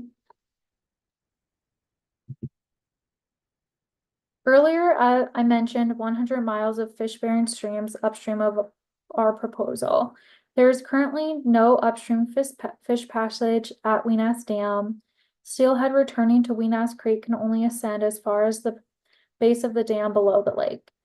Thinking that the fish in Weenass Creek above the dam were an isolated resident fish population, WDFW placed pit tax in the rainbow trout that occur upstream of the lake. Despite having no agronomous fish genetic input for over 100 years, some of the resident rainbows out migrated, moved downstream over the dam spillway, and were detected at main stem Columbia River dams. The anadromous life history was still present in this population, making all this stream habitat accessible to returning federally listed mid-Columbia steelhead is being explored.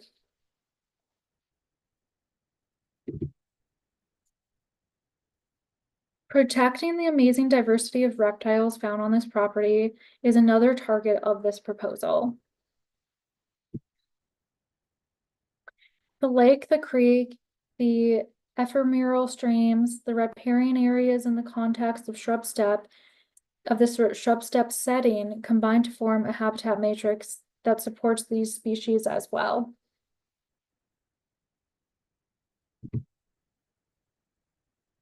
The 4 components of shrub steppe are all here throughout this property, and stands of bunch grass are very healthy and widespread.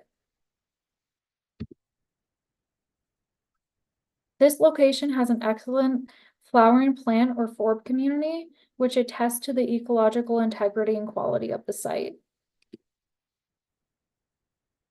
The shrub community that this deep soil supports is widespread and robust. The biological crust is the 4th component that comprises high-quality shrub steppe. It fixes nitrogen from the atmosphere and helps retain moisture. Weenass Creek has been noted to have a high percent stream area containing pool habitat comparatively to other Yakima River tributaries. High percent area in pool or pool habitat is important habitat for summer rearing and winter rearing fish. The property has approximately 19 acres of well-connected floodplain. An indication of stream quality is that the stream is well connected to its floodplain. So many streams are vertically incised and disconnected from their floodplains, resulting in a lowering of the water table. The water table is high here throughout this section.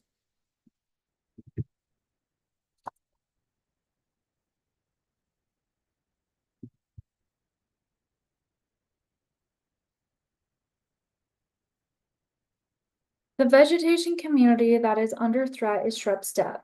The lighter brown area on this map is the higher distribution of shrub steppe in Washington state.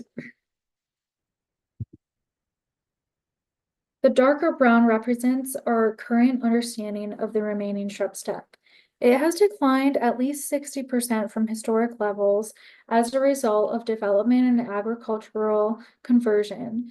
As you can see, the Miracle Mile project lies within the remaining shrub steppe habitat. The scale of the fires and fire frequency across Washington is a significant concern. These large-scale disturbances necessitate a well-distributed network of shrub steppe habitat. Again, the threat to shrub steppe is development and conversion. We are increasingly seeing homes on slopes and in locations that we thought were inaccessible for such development. Agriculture continues to convert shrub steppe at an alarming pace as well. Here we are standing on a previous acquisition, Clemens Mountain, looking across Weenass Creek at the houses that continue to be built. Development continues to occur. Viewing the property and coveting lakeside development is a significant threat.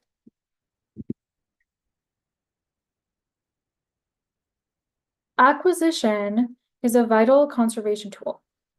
The set of circumstances presented here leads us to utilize this method as opposed to regulatory protection or easements. We are proposing to conserve landscapes identified in a plan, the Arid Lands Initiative.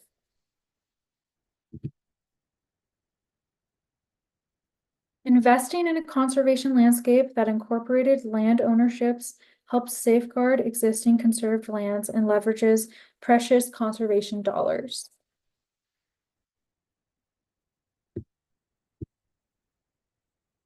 The deep soils at this location are excellent habitat for fossil species such as the badger.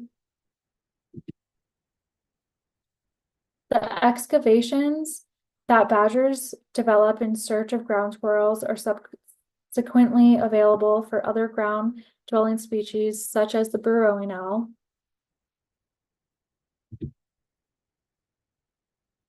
North America has approximately 300 species of freshwater mussel. However, only 7 of these species occur west of the continental divide. Freshwater mussels are one of the most endangered groups of animals on Earth. We don't often think of freshwater mussels in a shrub steppe setting, but they're in the stream on this property.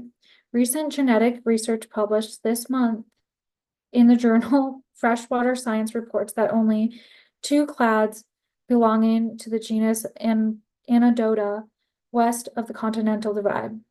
Our project provides intact habitat for the California floater.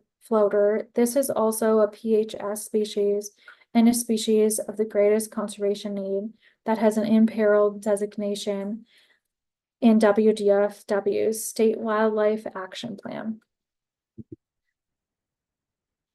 The property acreage is dominated by imperiled ecological systems, Columbia Basin foothills in canyon dry grassland, which straddles the critical imperiled designation. Intermountain Basin's Big Sagebrush Steppe has an imperiled designation of S2. Columbia Basin foothill riparian woodland and shrubland is also an imperiled ecological system S2. Fully 3/4 of the property is comprised of these 3 ecological systems. The rich forb community that this property supports is alive with the hum of bumblebees in the springtime. These bees move up in elevation as the season progresses. They are also supported here by the flowering shrubs that tend to bloom later and no longer in the springtime.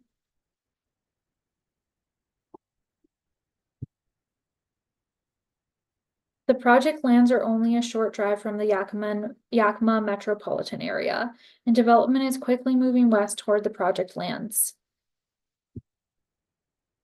It is hard to imagine these remote lands succumbing to residential development, but as this shrub steppe just outside Ellensburg demonstrates, the threat is real and it is increasing. Even steeper terrain and has no impediment to development. The landowners are planning to put 80 acres of the property around and adjacent to their home in a conservation easement with WDFW to prevent any future development and conserve the habitat. The remaining 360 acres will be placed into a life estate that is planned that DFW will take possession and management of the property upon their passing. And in the meantime, while it's in the life estate, there will be no future development and it will be managed for conservation. The project lands have few regulatory protections. Zoning is not a durable form of protection in our experience. The surrounding subdivisions are evidence of the threat. Acquired lands will be folded into the Weenass Wildlife Area. The site will be maintained in accordance with the Wildlife Areas Management Plan that was developed for the protection and enhancement of fish and wildlife in their habitats. The Weenass Wildlife Area is supported by several funding sources, including Bonneville Power Administration, BPA mitigation funds. As you can see by the project area represented in blue, this project borders existing state land on 2 sides. This continuous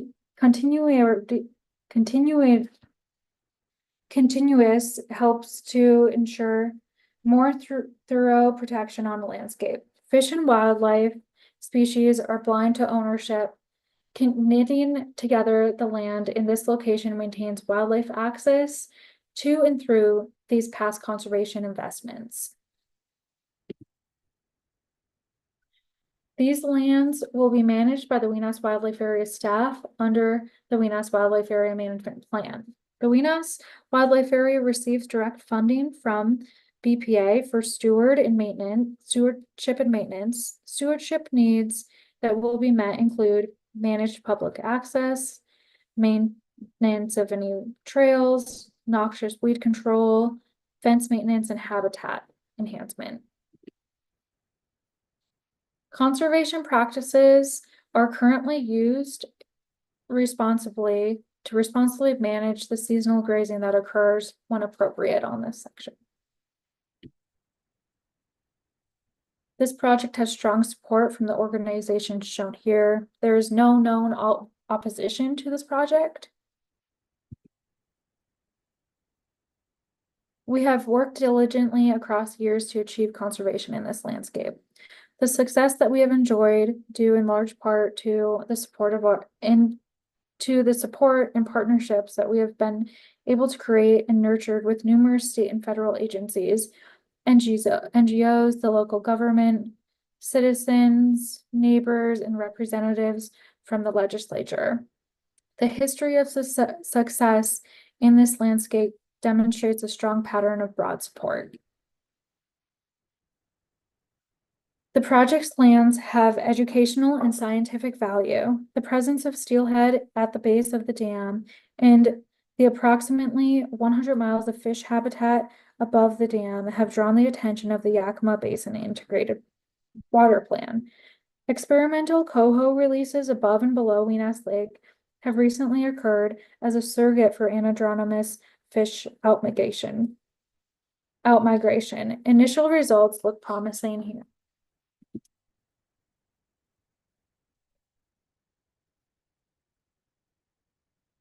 The property will provide additional public access. We expect recreational users of mountain biking, horseback riding, camping, and birding, along with hunting and fishing. The recreational opportunities that we anticipate on this area will maintain the species and habitat diversity goals at this location. Since recreational management on the main Weenass Wildlife Area unit has maintained habitat and an incredible species diversity. We are confident recreational uses similarly managed throughout this project will succeed as well.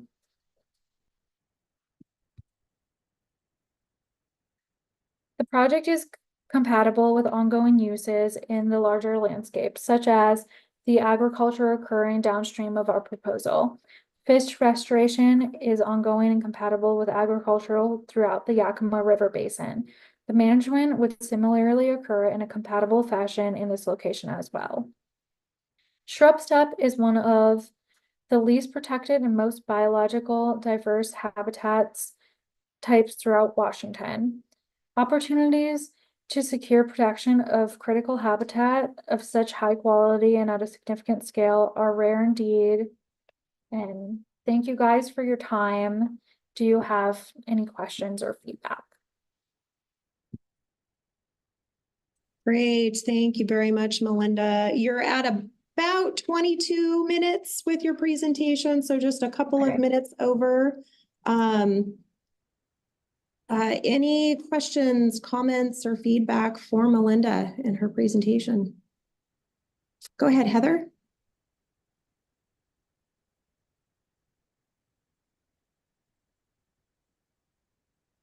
You're still muted, Heather. Sorry about that. I heard a couple of presentations talk about fencing, and I was curious about that. Clearly, you're trying to keep people out, but then what kind of fencing is being used? How much? Because I know that can impact wildlife movement. So, is it wildlife-friendly fencing? You don't need to answer this now, but it's just a question I had about that. No, that's good to know. I'll make sure to include some notes on it for my final. Thank you. Great, thank you for that, Heather. Go ahead, Joe. Sorry about that. Thanks, Melinda. Appreciate the presentation. I think you did a really good job of clarifying this in your presentation, but on your species table on the documents you uploaded, there is new guidance on how to include data and locations from the Natural Heritage Program database. So I would recommend consulting that again. and looking at your table, I think I know what's happening. I think maybe sometimes heritage is being cited as the source for the status, but the intention there is the source for documentation that that species or ecosystem actually occurs at your location, at your project site. So review that that guidance again, and then maybe revisit the tables where you indicated natural heritage elements. So otherwise, Okay. thanks. Thank you. Thank you. Thank you very much for that, Joe. And Melinda, just a reminder on the habitat conservation page on RCO's website, that guidance is under application resources where natural heritage data guidance is right here. That's where that guidance is that Joe's talking about. Okay, perfect. I'll take a look at it some more. Great. Okay, go ahead, Dave. Hi, Belinda. Good presentation. I think that it could be much more powerful, perhaps, improving the score to focus on, the critical aspects of this. What are the most important benefits of this project? I know you talked about species diversity. That's very impressive. And so maybe working a little bit more on that. What are some of the things that demonstrate high species diversity in this area that you hadn't talked about, or maybe perhaps emphasizing those things in the presentation would be really helpful. Connectivity of linkage within the wildlife area. I mean, you're reducing a lot of edge when you acquire this property. So, I mean, pushing that and, making sure we're aware of that would be really beneficial as well. Okay. So, yeah, good luck. Thank you.